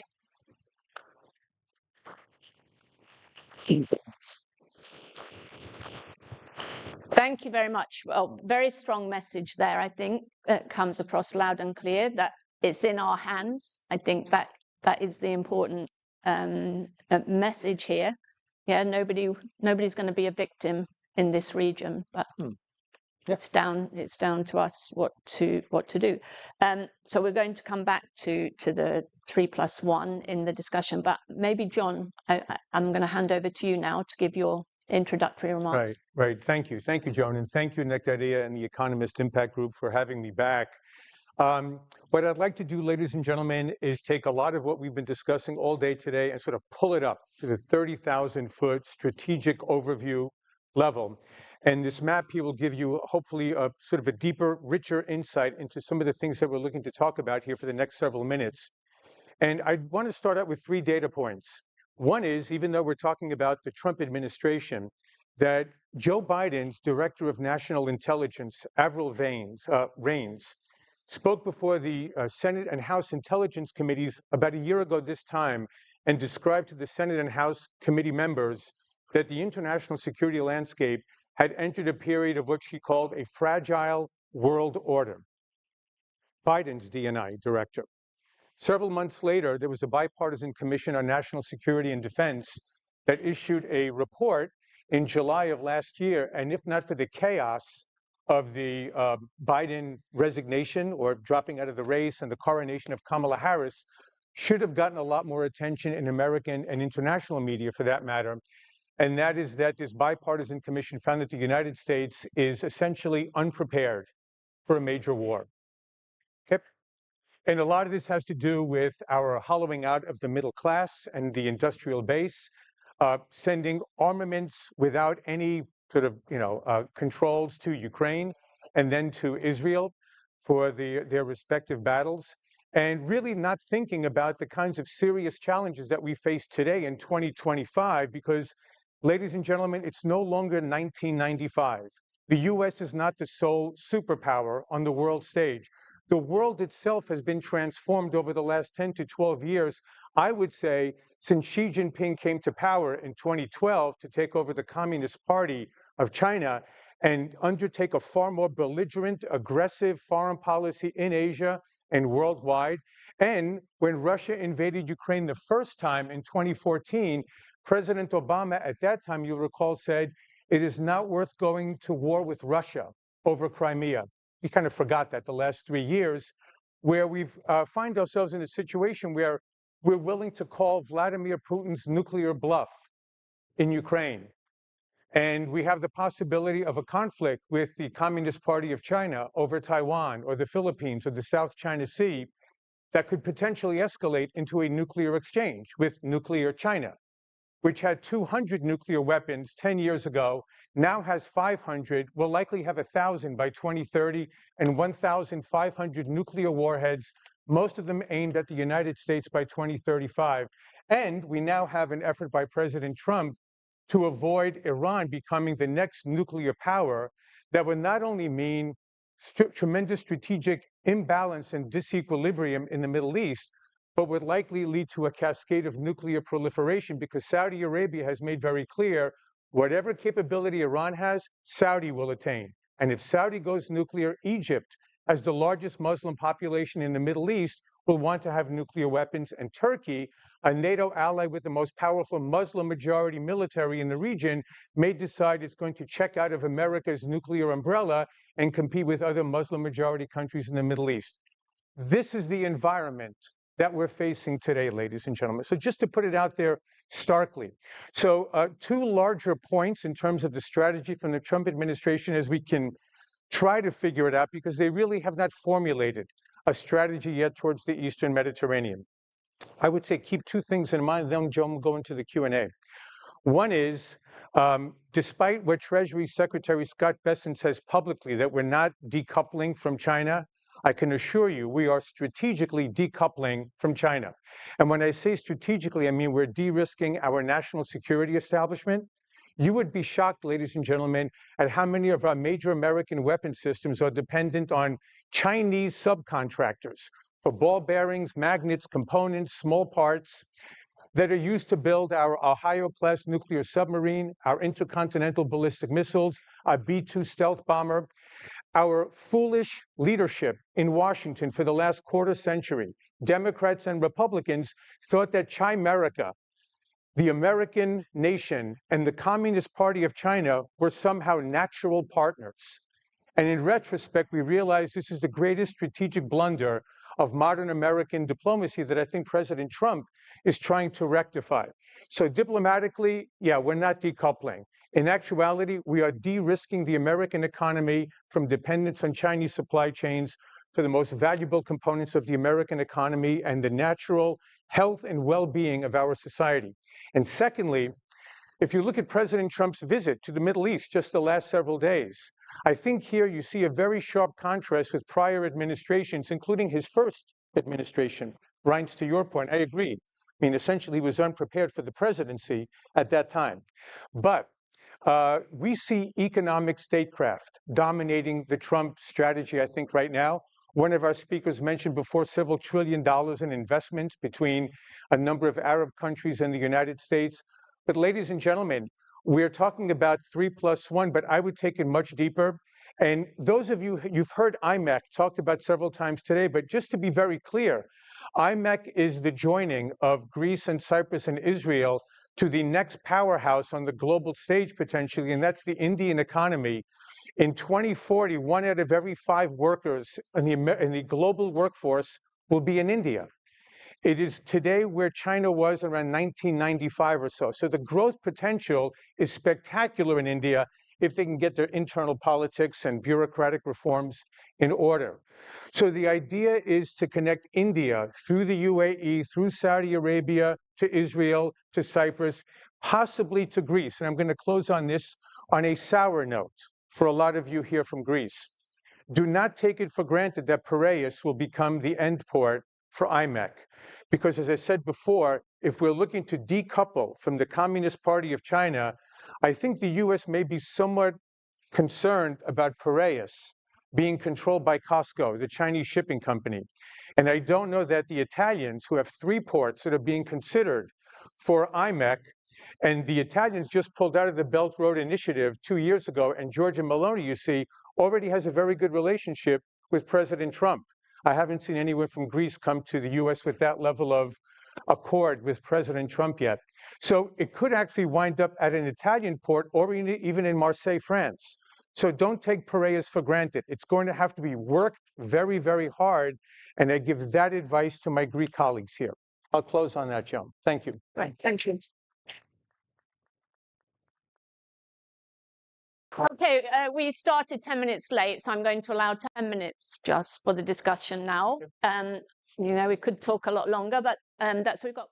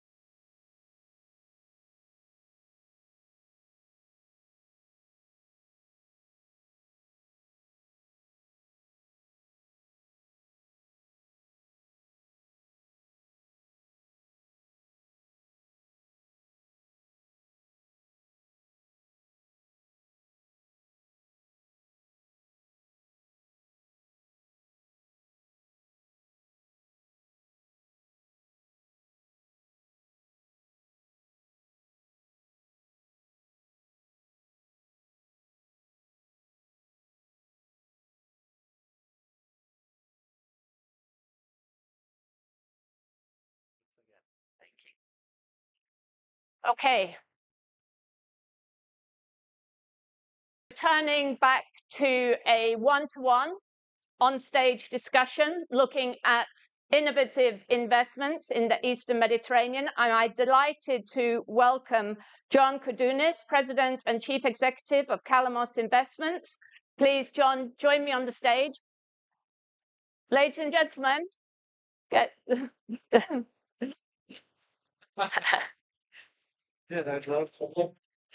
a seat.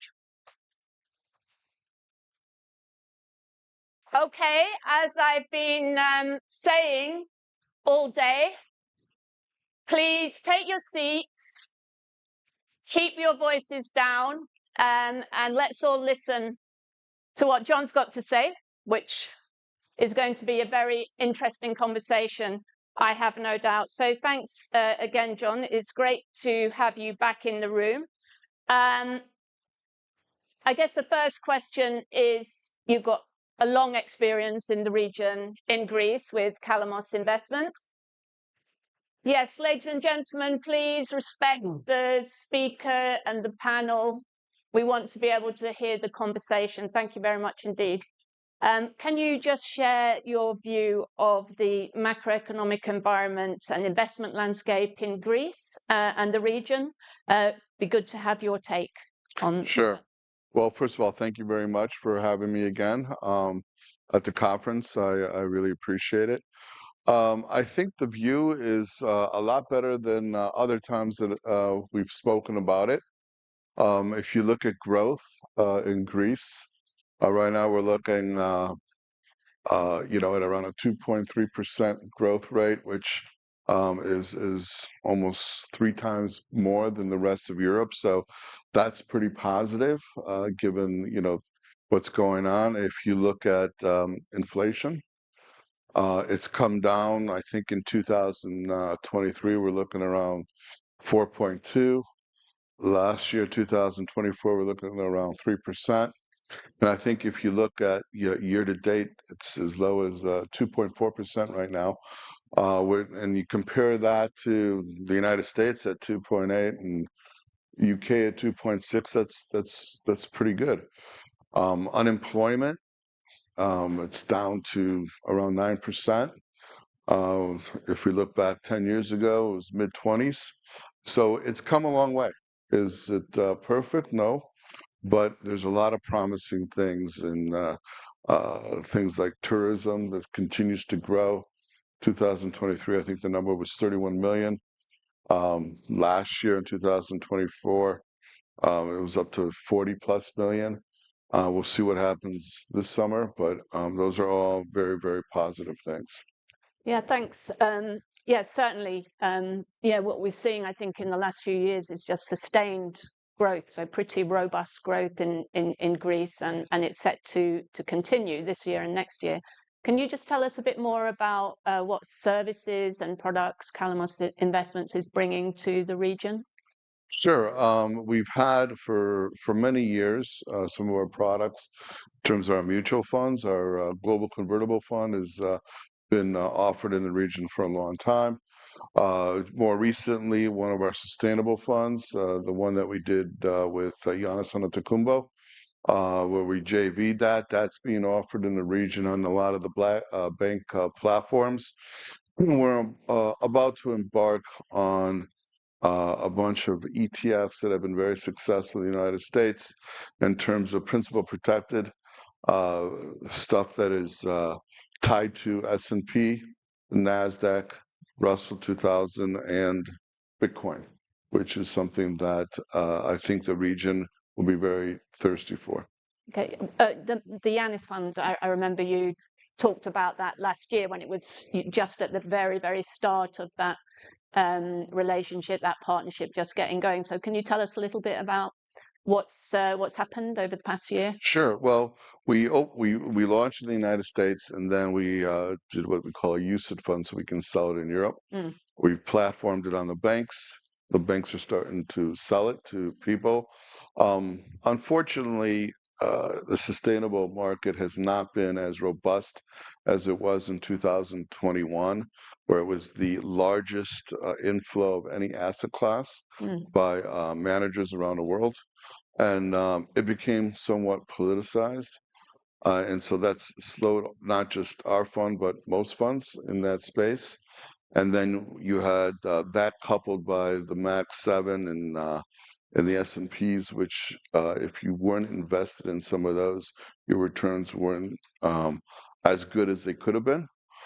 But we're in it for the long term. We're long-term investors. And if you look at the space and sustainability, we have a huge transfer of wealth that's happening in the world. You're looking at about $84 trillion that in the next 10 to 15 years are going to be passed down in generations. And when you look at a lot of family offices and whatnot, almost 2/3 of those people are really, really still very interested in sustainable products. So it's really important that we have an offering in it, and I think that's something that's not going away, even though it's cyclical. But we believe in the product. We believe in our managers. I hired managers a couple of years ago. They've been doing this for 25 years, and they've up until last year they were able to beat the S&P every single year in performance. So we're sticking it out, and we're really proud of the product. And we have a great partner with Giannis, and we'll see where that goes. Yeah, just to stick on this point a little bit, because it's interesting. As you say, ESG sustainability is kind of a bit out of vogue at the moment, but as you say, you're in it for the long term. You want to stick with it. I mean, why is that so important to your brand, to Calamus? Well, it's important to how we feel about the world, and it's important that we look at things in a very holistic manner. And just like if you're going to buy ice cream and you go to a basket 31 flavors, there's different flavors for different folk. So we're not in a position to tell people what to invest in, but we're also in a position to hopefully create best in class in different flavors that they want to invest in. And so it's important for us to have that as part of our lineup. Okay, thanks to that. So just bringing it back to Greece and the wider region. So it's been a good few years for Greece. We've got this a pro-reform, pro-business government that's in its halfway through its second term. Probably going to get a third term, I imagine, when we look at the political landscape and the state of the opposition. Unless something, really radical, I think, changes, there's a good chance New Democracy will be back in for a third term. Greece has benefited a lot from the RRF funds, and there's still some time to go. I mean, that's been something that has really not just kickstarted, but driven investment into many sectors in Greece, particularly energy sector, renewables, tech, and so on. That stops in 2026. So there is a big question about, I guess, what happens after that in terms of the investment that is needed to build infrastructure, modernize infrastructure, both transport infrastructure, energy infrastructure in the region. So, how do you see things, not just in the kind of short term, which is looking, I think, quite good for Greece, but over the medium and long term? Where is the investment going to come from, do you think? Sure. I think that definitely has helped, but not everybody's using it. And capital goes to where it's treated best. And as long as the environment and the current administration there is doing a great job of improving the environment for investment, they're going to continue to invest in Greece in various different types of areas, not just hospitality, which it's known for. I think it's the entire environment, not just the grants that they're getting from the EU. And I think that's going to continue as long as the economy continues to grow. and unemployment goes down, and they keep some of the talent in Greece, I think it's inevitable that it's going to continue to grow. It would just, what still needs to be done, do you think? What are the most important things on the agenda? I don't know if I just saw the other day, I mean, it's something the government is addressing, the kind of judicial delays, the backlogs, the courts, and, the government's actually introduced legislation, done quite a few things to try and address this problem, speed things up. But that's one still impediment in terms of the operating environment. Obviously, we still have a lot of closed sectors and other things. So, yeah, I mean, what do you think are the kind of main, biggest improvements that could be made, on the regulatory front or someone to. Well, I think you hit it on the head when you talked about the legal system. I think it's come a way, but I think it needs to continue to improve in order to create the environment that is needed to build the confidence for people to invest and continue to invest in Greece. And you still see a lot of juggling in terms of legal matters and having things being done outside of the country in terms of legality, even though the investment at the end of the day might be in Greece, for the very reason that some of the laws are very antiquated and not pro-business. And that's going to take a while, but it's definitely something that needs to continue to improve, and is not, it's nowhere near what UK and of course the United States is at. So that's definitely a big thing, and it's the country is still somewhat bureaucratic, and although it's getting better, that's something that over time, as more people come in, as more investments are made from the diaspora, I think it's going to improve. We're seeing it improve. It just has some way to go. Okay, final question, just taking the lens a bit wider. It'd be nice to get your take on how you see the outlook for the global economy, for the US economy. Everybody would be interested to hear your views on that, I think.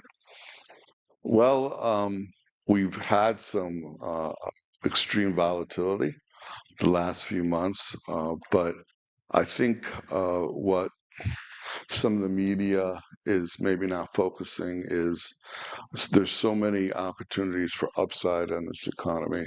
I think a lot of the bad stuff has gone through the wayside, and if you look at the markets and how they've reacted, where the S&P is doing better than it did at the beginning of the year. We will. I think there's too many good things. Every time we do a deal in terms of tariffs, you're going to see the markets roar. You're going to see the markets roar if and when we pass, or the administration passes the tax reforms. People underestimate oil at lower prices, what that does for the economy, which is huge help. Everything is based on oil. Price of eggs at the supermarket has to do with where oil is, and you've seen it continue to not just by the opening up the spigots, as the administration says, in the United States, but the potential deals with Iran and whatnot, as we saw the oil just drop because of that. So that's something people need to look at. Cutting cost, with DOGE. Well, let's see how much they cut, but that's something that's another really positive thing. We haven't talked about Fed rates. Once they start cutting, that's going to be very positive. How many cuts would you expect? Well, I think we're overdue, and I think it's a bit political on the stance between the Fed governor and the president, but it will happen. And when you see the 10 years go down to under 4%, it's a magic number, especially for housing. You see mortgage rates and 30-year mortgages go down to 6%. And when it hit that about a month ago for a day or two, applications went through the moon, record applications, and the housing market is huge. And if you get that stimulated, that's another big, big plus for the economy. Deregulation takes time, but that's another big thing that'll stimulate the economy. So as I think that we are positioned for a huge, huge rally by the end of the year in this economy in the United States, So which will help no recession for you. I don't see it. Yeah. Okay. Well, John, always a pleasure to have you. Thanks very much for joining us today and answering these questions. Please go on. Thank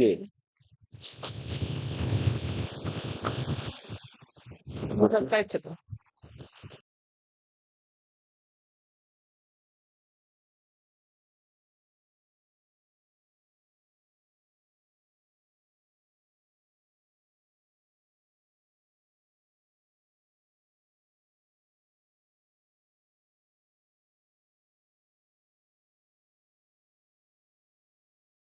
Joining this time remotely by connection.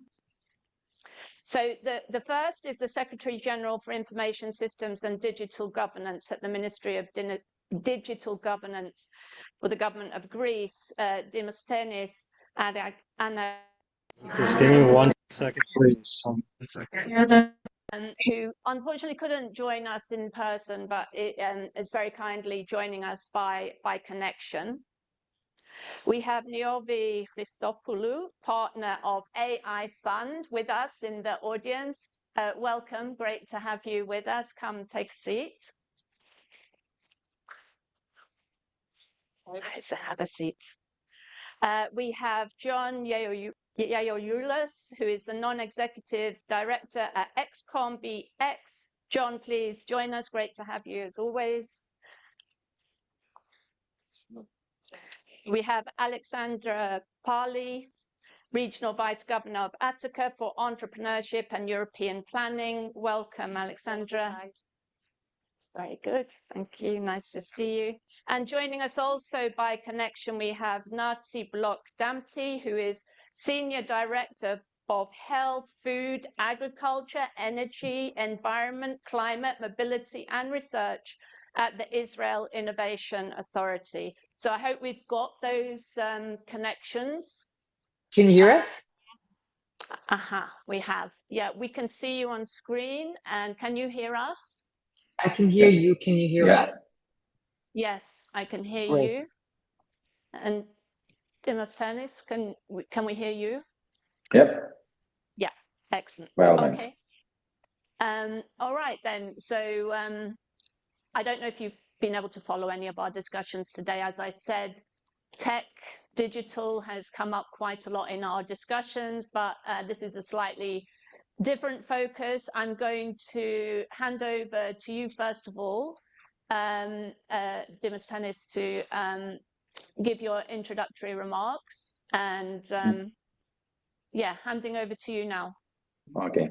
First of all, I'm really sorry for not being able to attend in person the conference, because I would most definitely love to be there with you. So concerning what we discussed in this session, our priorities focus on 3 dimensions. First, concerning AI, it's the issue of literacy. So how much capable we are to use AI techniques and technologies. And in this respect, we believe that the best that we can do is to offer reskilling, upskilling programs, both for our citizens and, of course, public servants. And to my understanding, we've done so in a very efficient way, because we do have some collaborations in place with the hyperscalers and technology giants, I would say, such as Microsoft, etc., Oracle, etc., which offer us a number of courses which are open, available to public servants. And in this respect, more than a couple of thousand public servants will be upskilled or reskilled within the year 2025, as an example. And so far, we have given much emphasis also to the wide population of Greece to achieve such skills. Second, we consider that AI is crucial for the general population to get to know tools and capabilities that otherwise wouldn't be possible to know. And I'm talking about using tools, simple tools such as AI assistants. You know, in Greece, we have a central portal for all government services, which now this portal offers more than 2,200 services. It's called GovGR. It's more or less similar to GovUK. But we have also launched AI assistant for all citizens to use Greek digital services, and just by using the AI assistant. So we have more than 2 million sessions performed by citizens so far in just, I would say, some months, and I would say 14 months. And I think this is very promising, the fact that most citizens in Greece have used AI technologies just by using this AI assistant that we provide to all citizens to use GovGR. So I think this is very important to achieve and very promising for the future. And of course, the provision of capabilities, infrastructure, and also wider capabilities, both for SMEs and also for the government. And we've done so in, I think, a very promising way. We have managed to be one of the 7 proposals which are so far successful in the context of EU. And this relates to the project of AI factories, which was procured by the Commission. And one of the 7 proposals which was admitted is the one of Greece. So we build an AI factory. And actually, what an AI factory is a combination, of course, of supercomputer capabilities, also with expertise and support for the development of AI applications, data tools. So the purpose is to have a community to produce new services and drive innovation and give SMEs tools that otherwise this wouldn't be able for typically able for them to afford. And we have so far give emphasis in 3 areas, which is of course Greek language, we have to, health and culture, also sustainable development. And in this way, we can provide affordable computing power to SMEs, startups, and this is what I think also EU wants to be achieved. Also, and let me conclude by this in this first remarks, it's crucial to have AI capabilities for the government. And it's not very easy to do so, to develop such capabilities from scratch. And we have managed to make some decisions on getting resources from the hyperscalers through public cloud platforms that they offer, and use at the moment very flexibly such capabilities and resources in a way which is very efficient. That's why we have done not only to serve needs of the public, but also to enable more crucial processes of the government, that is back-end processes, to be more efficiently performed, such as legal and other aspects that can be much boosted in this respect using AI tools, and reduce the time consumed for offering citizens very crucial applications and also very crucial services, such as the cadastre, which is, I think, very important, at least for our country. So thank you again. These are my first remarks, and I'll be available for this conversation in the forthcoming time. Thank you. Thank you very much, Demosthenes. Thank you very much. And turn now to our next speaker, Niobe. maybe you can tell us a bit about your work with the AI Fund, and obviously you've worked with the in the tech industry itself, and so. Thank you, yes. Joy. Thanks, The Economist. Thank you, Nectaria. I'm an ex-Amazon with a focus on fintech and AI, and I'm currently a partner in a venture capital fund investing in AI made in Europe, among other things. AI has a huge geopolitical impact and imprint. And most recently, I was the only US-based candidate for the European Parliament elections on the ballot of Nea Demokratia, representing the Greek diaspora and running on a platform of transatlantic partnership and cooperation and AI. So I want to suggest that by the year of 2030, $15 trillion will be added to the global GDP. $1 trillion will be invested in this country in AI infrastructure, and another $1 trillion globally. But this wealth, this value add, won't be accessed evenly. Regions with the right talent, capital, and data infrastructure will be able to partake in a disproportionate amount. Mm-hmm. So what do we do in order to position the 3+1 Alliance in an AI innovation corridor, and how can we utilize the strengths of each of the countries so as to materialize this vision, right? Israel is the natural leader in tech. Greece, according to the State Department, a very important ally, spending more than 3.08% of GDP towards defense expenses, something the current administration has criticized vis-a-vis other NATO members, but not Greece. A bastion of stability in the region, an EU member state, and more to come, hosting one of the 7 AI factories in the European Union, and Daedalus, a high-performing computer. And then we have, of course, Cyprus, a gateway, regulatory, financial, with a great potential in fintech and regulatory sandboxes.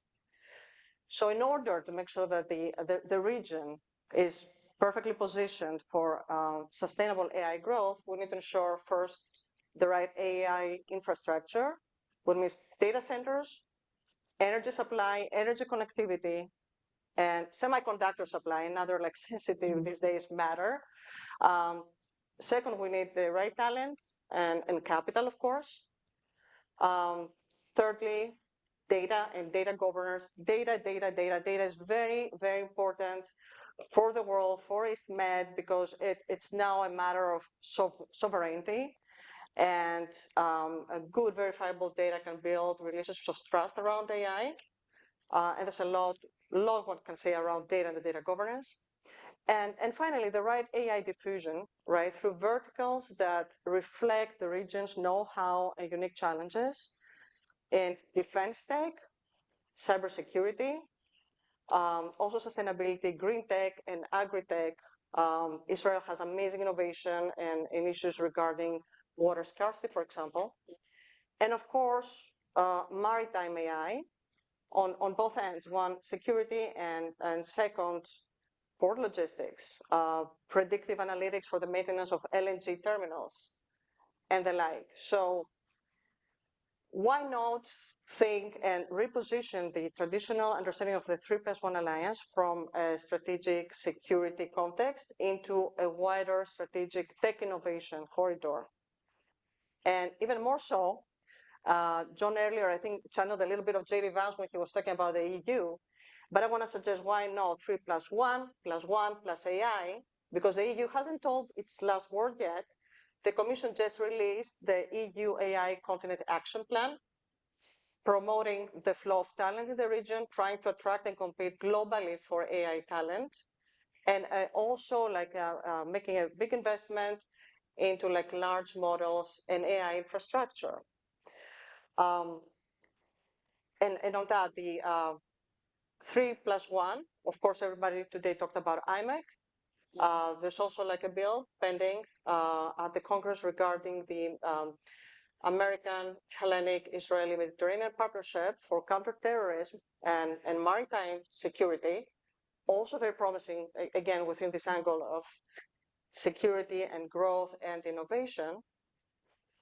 And of course, there's, to me, this potential for alignment, or if you may, realignment with the EU in issues of jointly shared by the US and the EU, issues around the area stability, growth, energy independence, and innovation with the obvious geopolitical implications. Okay, not asking for much then. That's quite a long list, but great. That set out very clearly. So next, John. Hi again, John and Nectaria. Thank you one more time for the kind invitation. I'll try to be as objective as I can for Cyprus and for my region. I can say that there is one story in Cyprus that has to do with technology and innovation, but it has two sides. So we have one very good side that has to do with foreign investment. Cyprus is known lately that has attracted a lot of investment in the technology sector. Almost 14% of our GDP has to do with technology.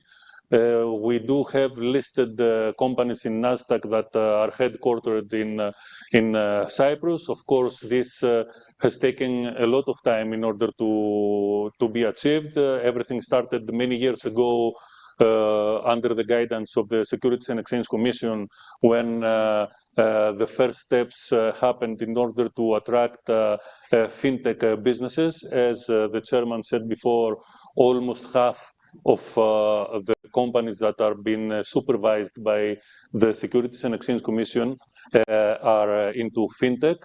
I think this has started at the beginning of 2010. And by doing this, a big attraction happened to personnel that is very attached to the technology. They know what to do and how to do it. It has developed to a massive number of about 20,000 people working in Cyprus in the technology sector, most into fintech.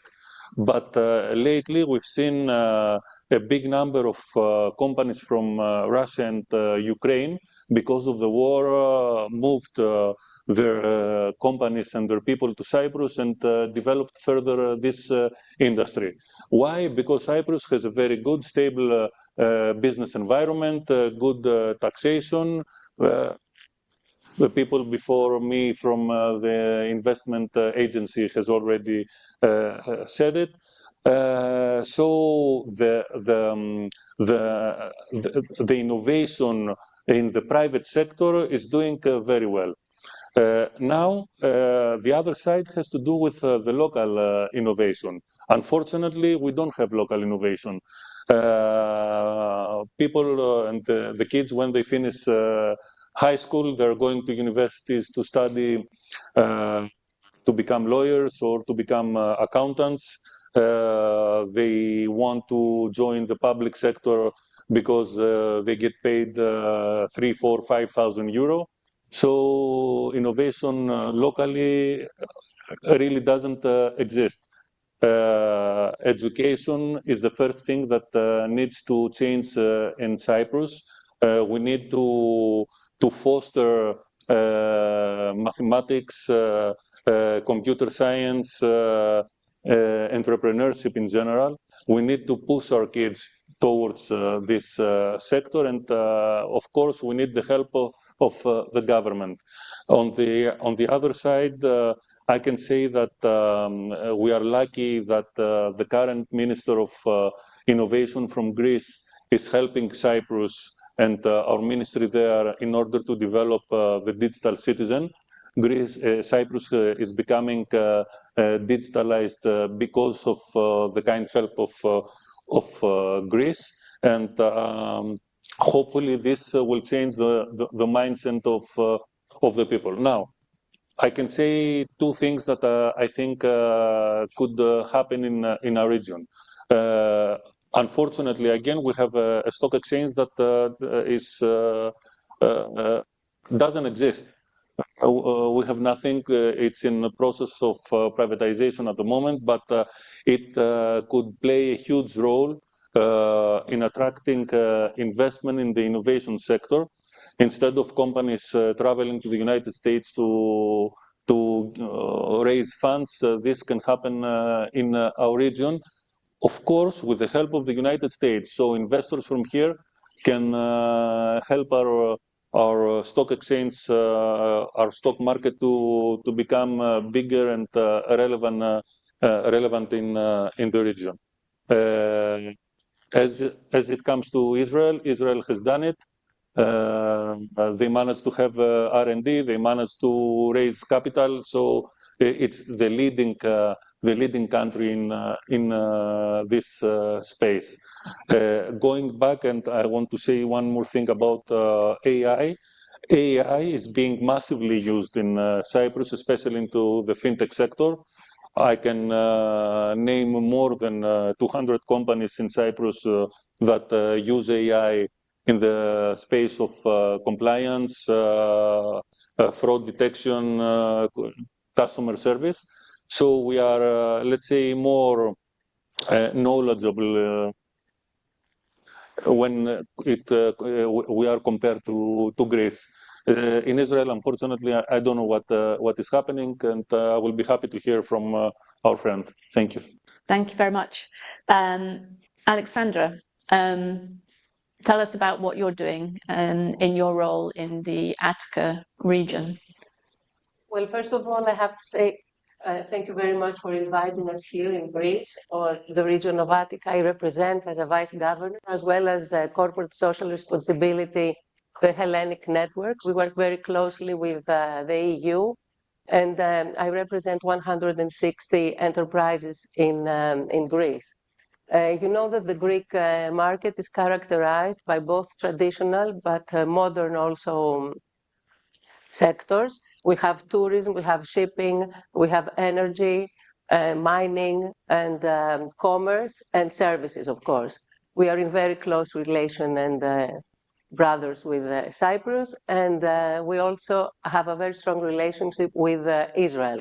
Especially now we have Israelis coming to invest in Greece, especially in solar energy, wind energy, tourism, of course, and maybe now the government is talking about hospitals and healthcare.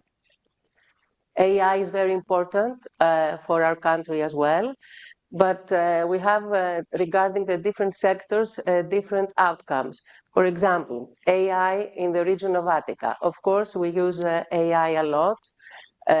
Probably you remember that we had terrible wildfires, we had terrible floods. Still, we are trying to recover from that.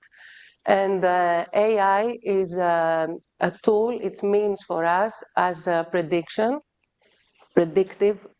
for the welfare of the citizens, but of course to predict not to have these types of catastrophes any longer. Also, we use it in public schools regarding energy consumption, and we want to be proactive there as well. In education, hospitals, and of course, the public sector uses, we have the GovGR, like the minister said before, the Secretary General, and the country is investing in 5G, the country is investing in the GovGR where we are more digitalized. On the other hand, we have the private sector, which is very strong, all different fields of our economy. AI is very important for the private sector, of course. We see healthcare, again, prediction, again, research and development. Using AI, you can have medicine that could take years and years in order for it to come in the market, and now it's much easier. We use it in education. We use it, of course, in financing, and it's very important. However, in Greece, we had a survey the last 1 month from the Federation of the Industrial Enterprises. And what we saw was that even though 68% of entrepreneurs realize and acknowledge how important AI is, it's mostly larger companies that actually take good aid of AI. On the other hand, SMEs are more reluctant because of costs and because of lack of specialized staff. However, AI is in our lives. AI is a catalyst. AI is important. However, it needs to think about public trust, and I believe that it should be in a governance framework. Okay, great. Thank you very much indeed. And the final panelist is Nati Block-Damptey, who's on our connection. Hi. Hello. Yes, hello. I'm going to hello. Thanks for joining us. Thanks for having me. Yeah. Now. Yes, thank you. So I would like to continue Alexandra's remarks on climate change and talk a little bit about how Israel uses technology to drive regional growth. Now talk a little bit more about life sciences department, life sciences, since I'm leading the department for life sciences and Horizon. And I think this is a great way to create collaboration in technology. So the risks that come with increased climate change transcend borders and affects our communities. Greece and Cyprus, close neighbors of Israel, stand as allies, sharing our values and visions for a prosperous and innovative region. And with climate change challenges, our ecosystems will require us to tackle the problems together. We can only address them through multilateral cooperation, and science diplomacy can bridge political differences to look beyond them. And if we leverage science and technology correctly and in synergy, we can address climate change and drive regional economic growth. We at the Israel Innovation Authority think that governments have a crucial role in cultivating innovation ecosystems. We do this through three main pillars. Firstly, we target a funding mechanism that de-risk early stage of breakthrough innovation. Government support is essential at stages where private capital is hesitant. Second, with the outpace of innovation over regulation, we need regulatory sandboxes, as mentioned here before, that allow experimentation with controlled environments to boost technological solutions into the economy. And third, international bridges. Those can connect our innovative ecosystems for mutual growth and synergies. Through Horizon Europe, we see how collaborative frameworks can accelerate research and development. One example, which demonstrates science diplomacy in the Mediterranean, is the PRIMA Horizon Partnership. Through PRIMA, I don't know if you're familiar with it, we collaboratively project joint regional countries together to tackle challenges in water, food, and agriculture through research and innovation. Just to give you two examples of some PRIMA projects that are currently running. One is called React for Med, which started in the year of 2020, where Greece, as a project coordinator, and Cyprus, Israel, and other European countries work together to develop water management systems with the European Commission budget of 2.75 million euros. Another example of a project is Front Ag Nexus. It started in 2023 and is led by Germany and includes Greek, Israel, Tunisia, Morocco, Turkey, and Italy. They partner together to create climate-smart agricultural systems with an estimated European Commission contribution of over 3 million euros. And I would like to emphasize it is of utmost importance for us to strengthen our Greek, Cypriot, and Israeli collaborations. Just last February, I led a delegation to Cyprus to join Israeli high-tech companies with Cypriot research institutes. And actually, indeed, we did see a lot of Cypriot innovation in those institutes. The focus was around specific Horizon calls on energy and civil security. Next, we're planning a delegation to Athens in November. The delegation will bring together Israeli innovators with Greek partners to foster collaboration on aquaculture and emergency medicine. Speaking of artificial intelligence, it is almost in the core of almost any research innovation topic these days. AI is not merely another technological tool, it is reshaping the fundamental nature of our economies. For instance, in water management, AI algorithms are optimizing irrigation systems, reducing consumption by up to 30% while improving crop yields. In renewable energy, AI is enabling smart grids that can integrate diverse energy sources enhancing our energy independence and sustainability. And in healthcare, AI diagnostic tools are improving early detection of diseases by approximately 40 to 60%. However, the promise of AI will only be fully realized through conscious cooperation. With Greece's strength in maritime data analytics, Cyprus' growing digital infrastructures, and Israel's AI startup ecosystems, we have complementary assets that can position our region as global AI innovation hub. These technologies need to be developed responsibly and equitably. It requires not just technical cooperation, but alignment on ethical frameworks and data governance, another area where science diplomacy plays a crucial role. I must say that I envision a Mediterranean innovation community where researchers, entrepreneurs, and policymakers collaborate across borders, where a researcher in Tel Aviv can easily partner with an SME in Athens or Nicosia, accessing shared facilities and funding mechanisms. We see this vision has already started taking place with our collaborations, and I hope that it will continue that way into the future. Thank you. Thank you very much. Thanks, Natit. So thanks all of you for that introduction. So this is such a big topic to approach in our last panel. So so many different dimensions have been raised here. I guess I'm going to come back to what you said, Niobe, because you set out a kind of vision really for this region, the 3+1 region, for how it can potentially position itself as this AI corridor, innovation corridor, and be attractive in terms of the investment that is already going into AI, and we're going to see much more of that in future. And then you went on to set out this long list of what is required really, the data centers, the energy supplies, semiconductors, the talent, data, the right verticals, and so on. So yeah, incredibly ambitious vision.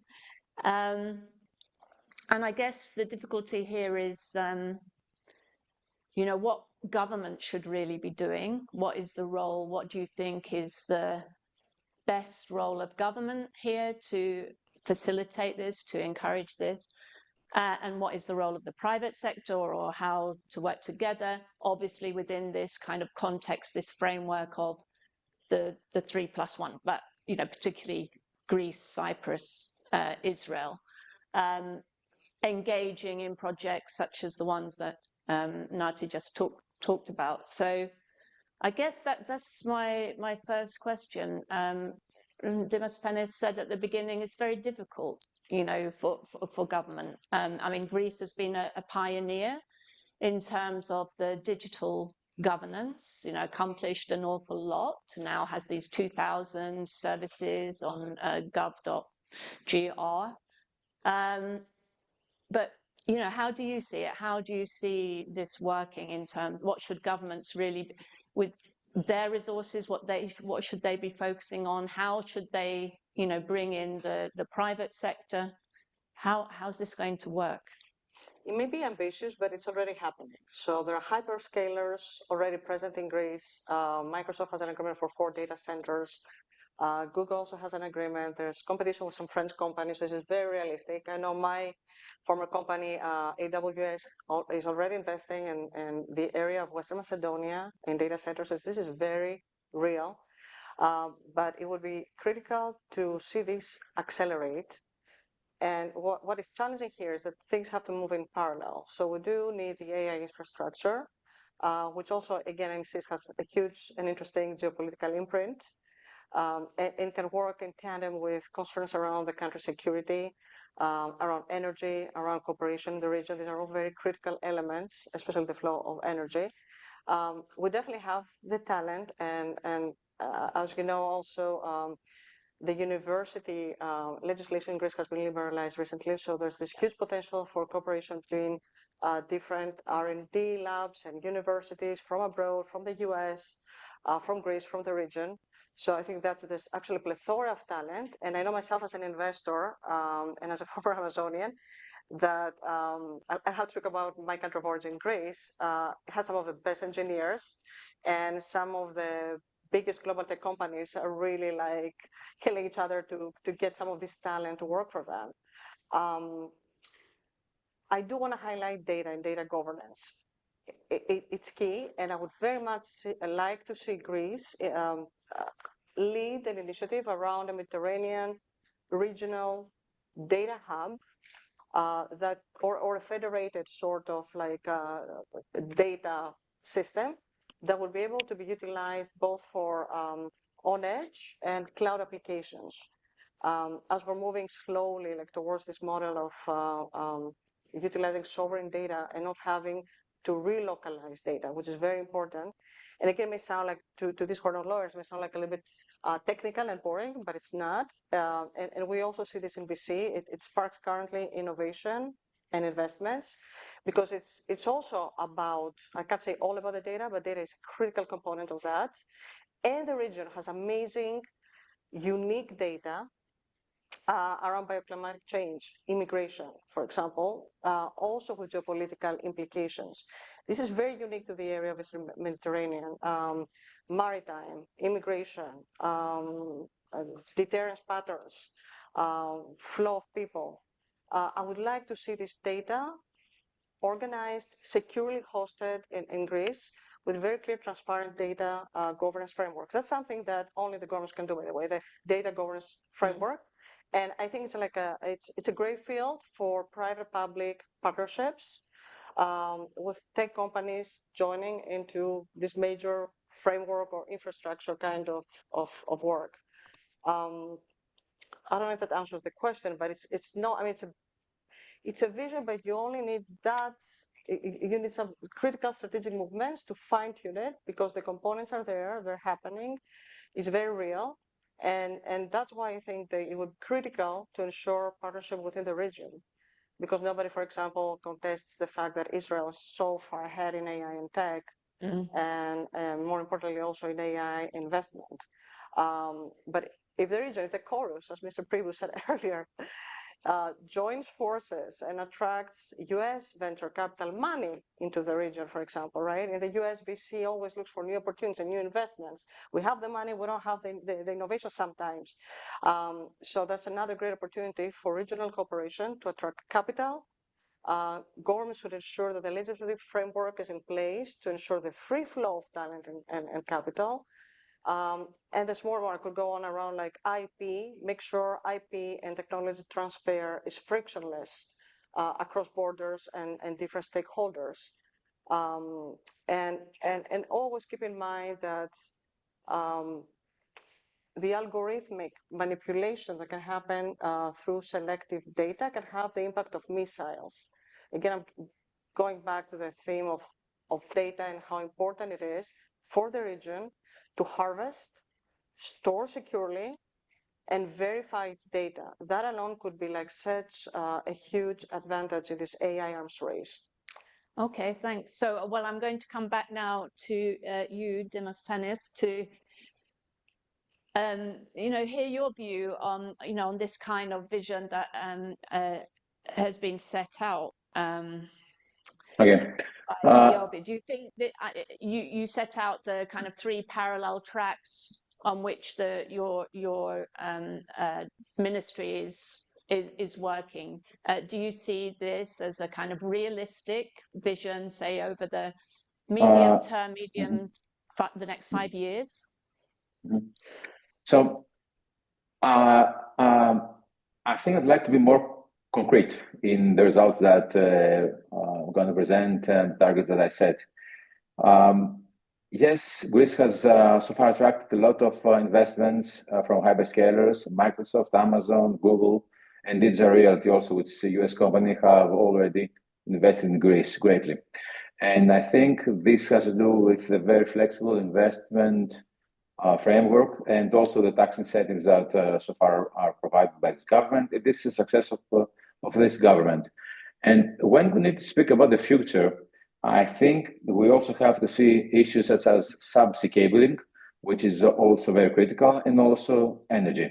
And I think that there are energy supplies which can sustain this type of development so far in Greece. So I'm very optimistic about the future, and I'm also very optimistic in terms of the political climate and the stability that this government offers. And this also reflects on the, I would say, financial conditions of this country. So I'm very optimistic. But concerning AI, I have to say that you have to be very pragmatic in terms of what the EU says, in terms of the AI Act, regulation, etc., and also take into account political decisions and conditions. And I think this is the great importance of this conference, and I'd like to thank economists for this very kind invitation, and also Nectaria, because more particularly, because I think that it's very important to have the capability to discuss such issues and also to discuss with your allies. And the issue of AI, I think, to my understanding, is an issue of trust, because algorithmic evaluation is something that cannot perform by yourself again and again as a European EU member, and also as an ally to other partners. It's something that you can trust. It doesn't have also to do with the algorithm evaluation per se. It also has to do with the algorithms and the products, the AI products that you can use. And it's a matter of trust with whom you share these products. And I believe this is very important for this discussion and for this conference, the outcomes of this conference. Also, I think that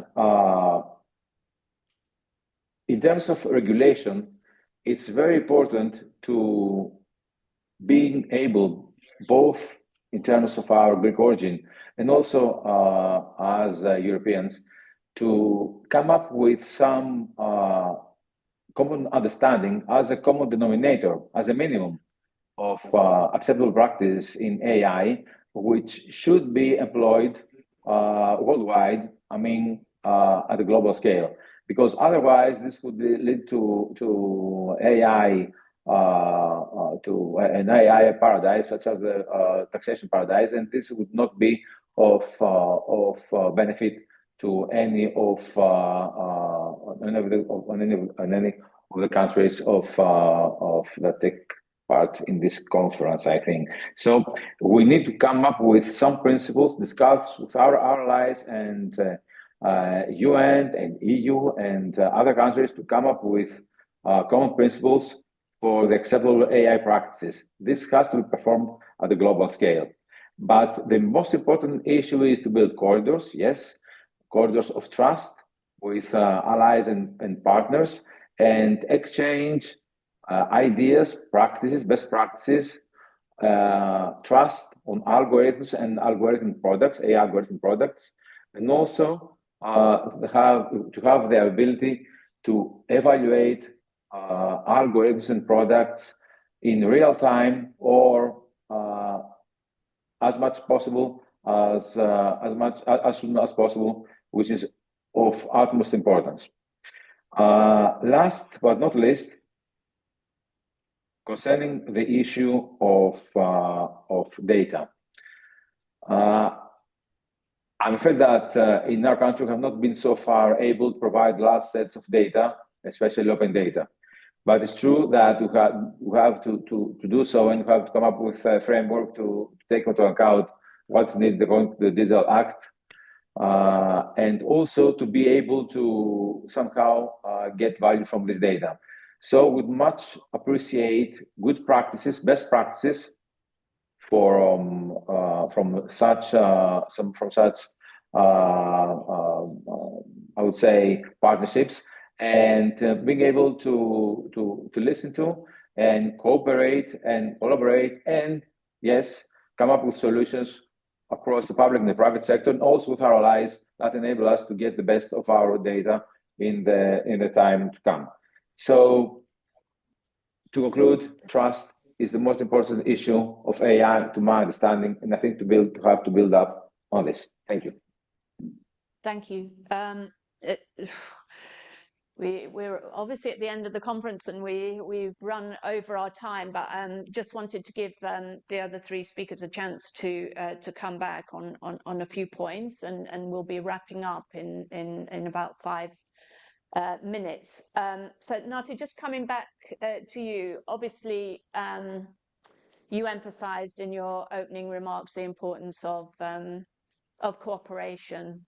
But I just wanted to ask you, obviously, Israel is kind of quite far ahead at the moment in terms of the sophistication of its kind of tech ecosystem and innovation ecosystem. So just what lessons can Cyprus and Greece take from the Israeli experience in terms of building such an ecosystem?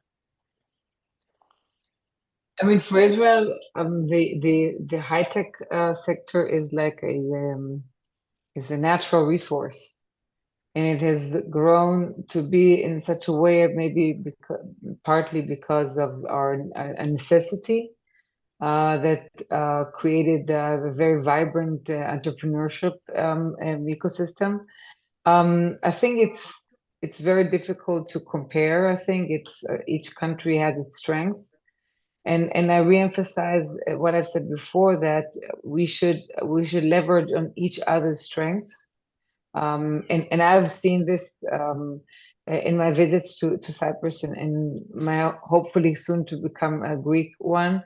That each one has their strength, and I think that this is something that we need to try and work together on doing this. And I think the AI era is an enormous one, and this has been also suggested here in terms of joint trust on using AI and joining data sharing. I think it's very crucial as a good starting point. Okay, thank you. Final question to John and to Alexandra.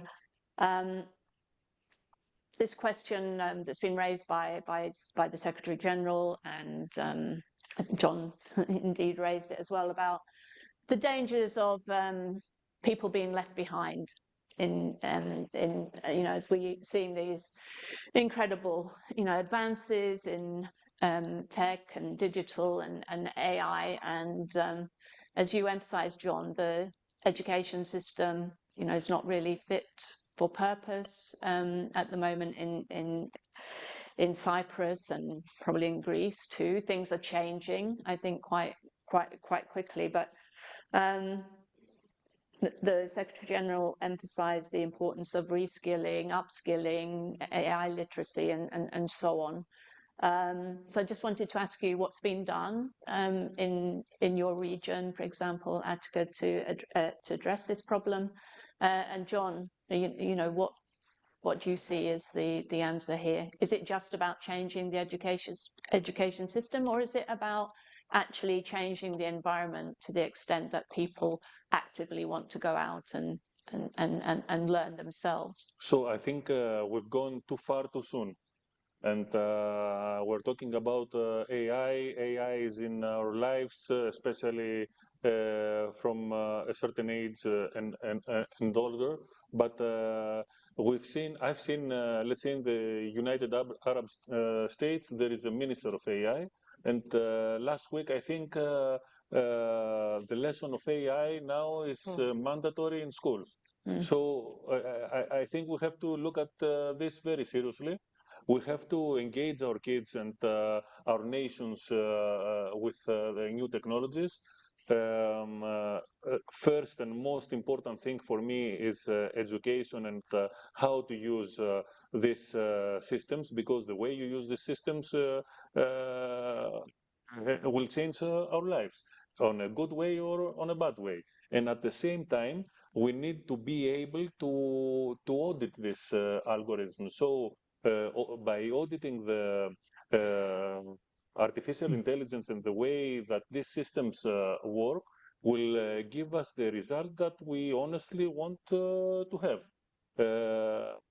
I think these two are the most important things in my view. Education early on from school to university and later reskilling and upskilling, of course, and at the same time auditing algorithms in order to be efficient, ethical, and correct. Great, thank you, Alexandra. Just closing very, very briefly, I agree, of course, with what John said. However, technology is definitely an equalizer. But because we are business people, don't forget, Europe is an ambitious continent. So we see that the EU gives us a lot of funds. In Greece, we have the Resilient Fund, it's 32 billion. We have Horizon Europe, we have all different type of structural funds, and also the public sector. And what we are trying to do is what you said, nobody to be left out, which means that SMEs, which is 98% of the Greek economy, should be helped by the government. The government already has some tools, and they are really helping, because we are talking about the green transition in Europe, but we are also talking about digital transformation. And this can only be done with the EU funds, with the government tools, and of course, all of us that we are actually helping on this dimension, because we have to have the initiators and the people that are the companies and the enterprises that are actually trying to be digitally updated. AI is here. We have to take the best aid out of that, and we have to be positive about it in a specific framework. I have a lot to say, but I think I see it's 000 there, so I think I don't have it. Yes, it's 000 for me too. I think. I hope it's not 000 for us businesses, eh? But please, It's the beginning. yeah, thanks everybody in the room. Please join me in thanking all our speakers.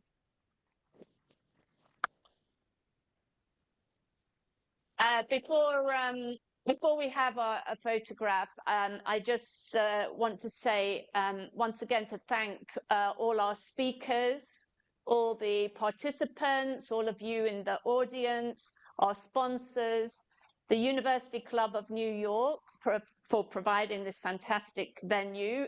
In particular, I want to thank our kind of patron saint, Gerald Seaman, Esquire, who's been a wonderful friend to the Economist team. Thank you for all your help, Gerald. And finally, thank you to Nectaria Pasirivakis and her wonderful team, who've worked very hard to make this such a successful event. I think one that goes from strength to strength every year. Next year, we'll be back for our 7th summit. I hope you all enjoyed it, and see you again next year. Thank you.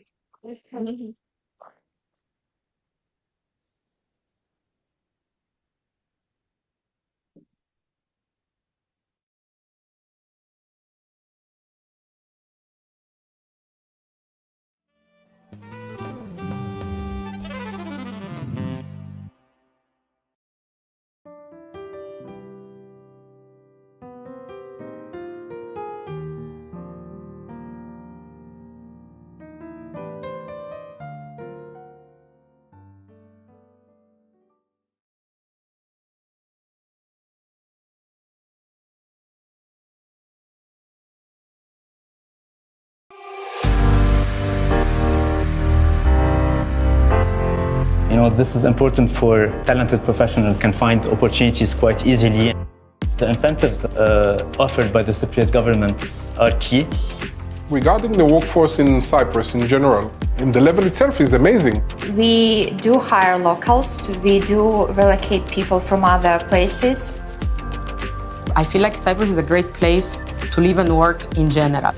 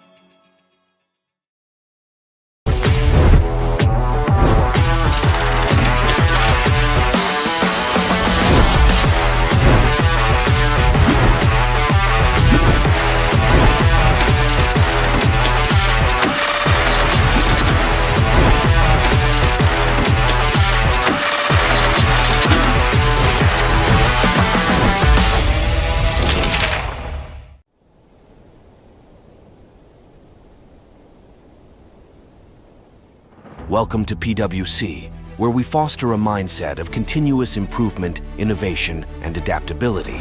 Over 1,100 professionals in Cyprus, backed by a global network of 364,000 experts across 151 countries. Our core values are reinventing our business model, building trust in what matters, and focusing on climate. Our commitment guides our actions. From fostering innovation to championing change, we strive to make a lasting impact and create meaningful transformation. With our comprehensive suite of services, we empower clients to navigate complexities, seize opportunities, and achieve their goals. At PwC, we build trust to protect and power your journey.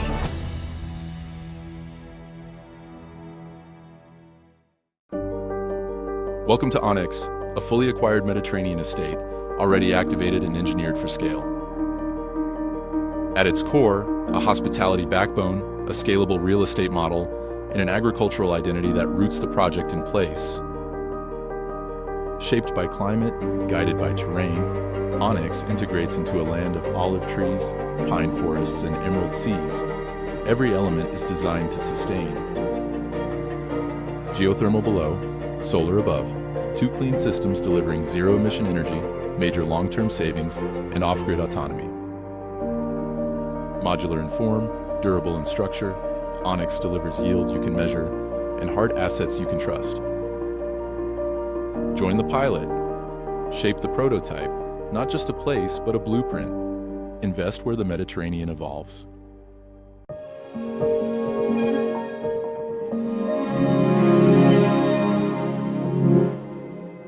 Create tomorrow. Start today. With new investment products backed by superior risk management. Asset management in a time of disruptive change.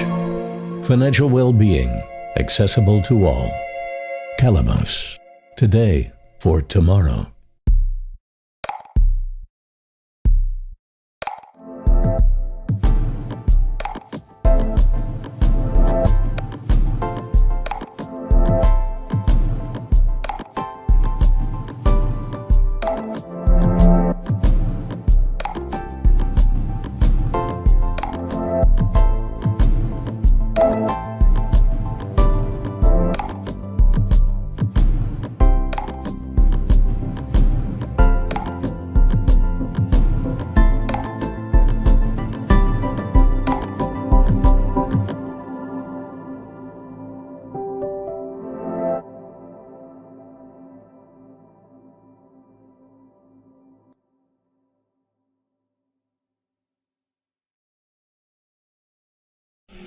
Check this out.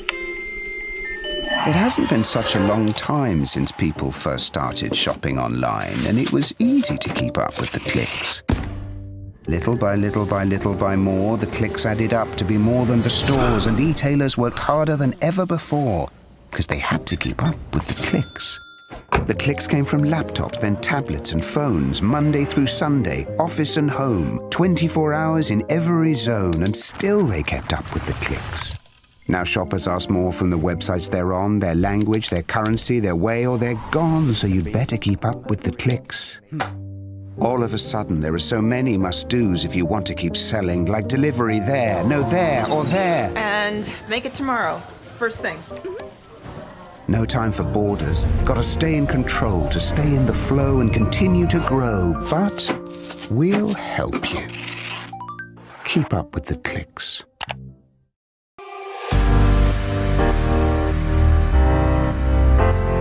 You know, this is important for talented professionals can find opportunities quite easily. The incentives offered by the Cypriot governments are key.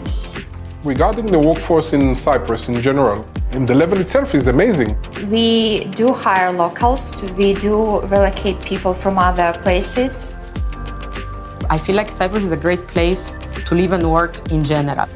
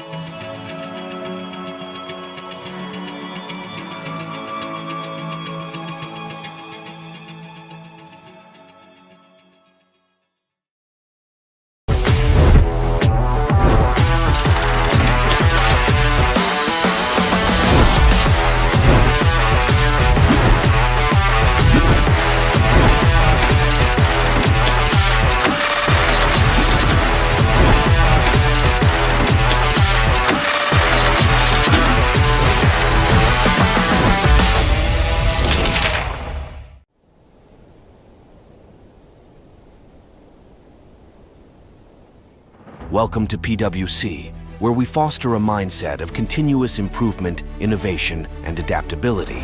Over 1,100 professionals in Cyprus, backed by a global network of 364,000 experts across 151 countries. Our core values are reinventing our business model, building trust in what matters, and focusing on climate. Our commitment guides our actions. From fostering innovation to championing change, we strive to make a lasting impact and create meaningful transformation. With our comprehensive suite of services, we empower clients to navigate complexities, seize opportunities, and achieve their goals. At PwC, we build trust to protect and power your journey.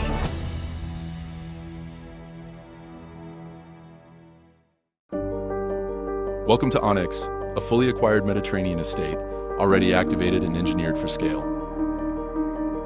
At its core, a hospitality backbone, a scalable real estate model, and an agricultural identity that roots the project in place.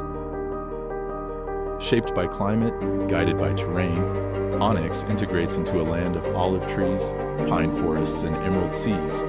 Every element is designed to sustain. Geothermal below, solar above, 2 clean systems delivering zero-emission energy, major long-term savings, and off-grid autonomy. Modular in form, durable in structure, Onyx delivers yield you can measure and hard assets you can trust. Join the pilot.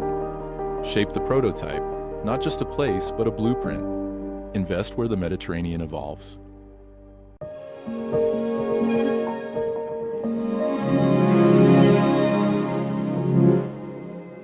Create tomorrow. Start today. With new investment products backed by superior risk management. Asset management in a time of disruptive change. Financial well-being accessible to all. Calabas. Today for tomorrow.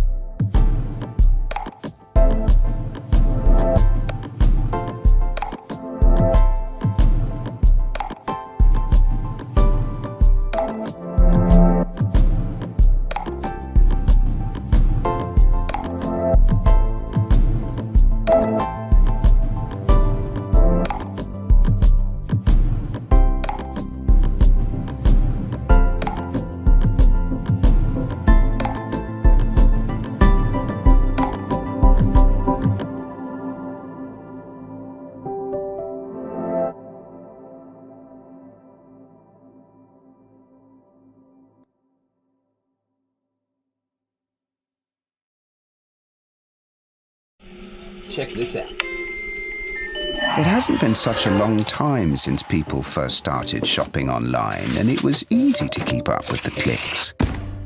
Little by little by little by more, the clicks added up to be more than the stores, and e-tailers worked harder than ever before because they had to keep up with the clicks. The clicks came from laptops, then tablets and phones, Monday through Sunday, office and home, 24 hours in every zone, and still they kept up with the clicks. Now shoppers ask more from the websites they're on, their language, their currency, their way, or they're gone, so you'd better keep up with the clicks.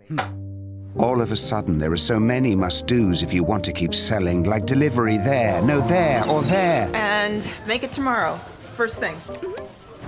No time for borders. Gotta stay in control to stay in the flow and continue to grow. But we'll help you.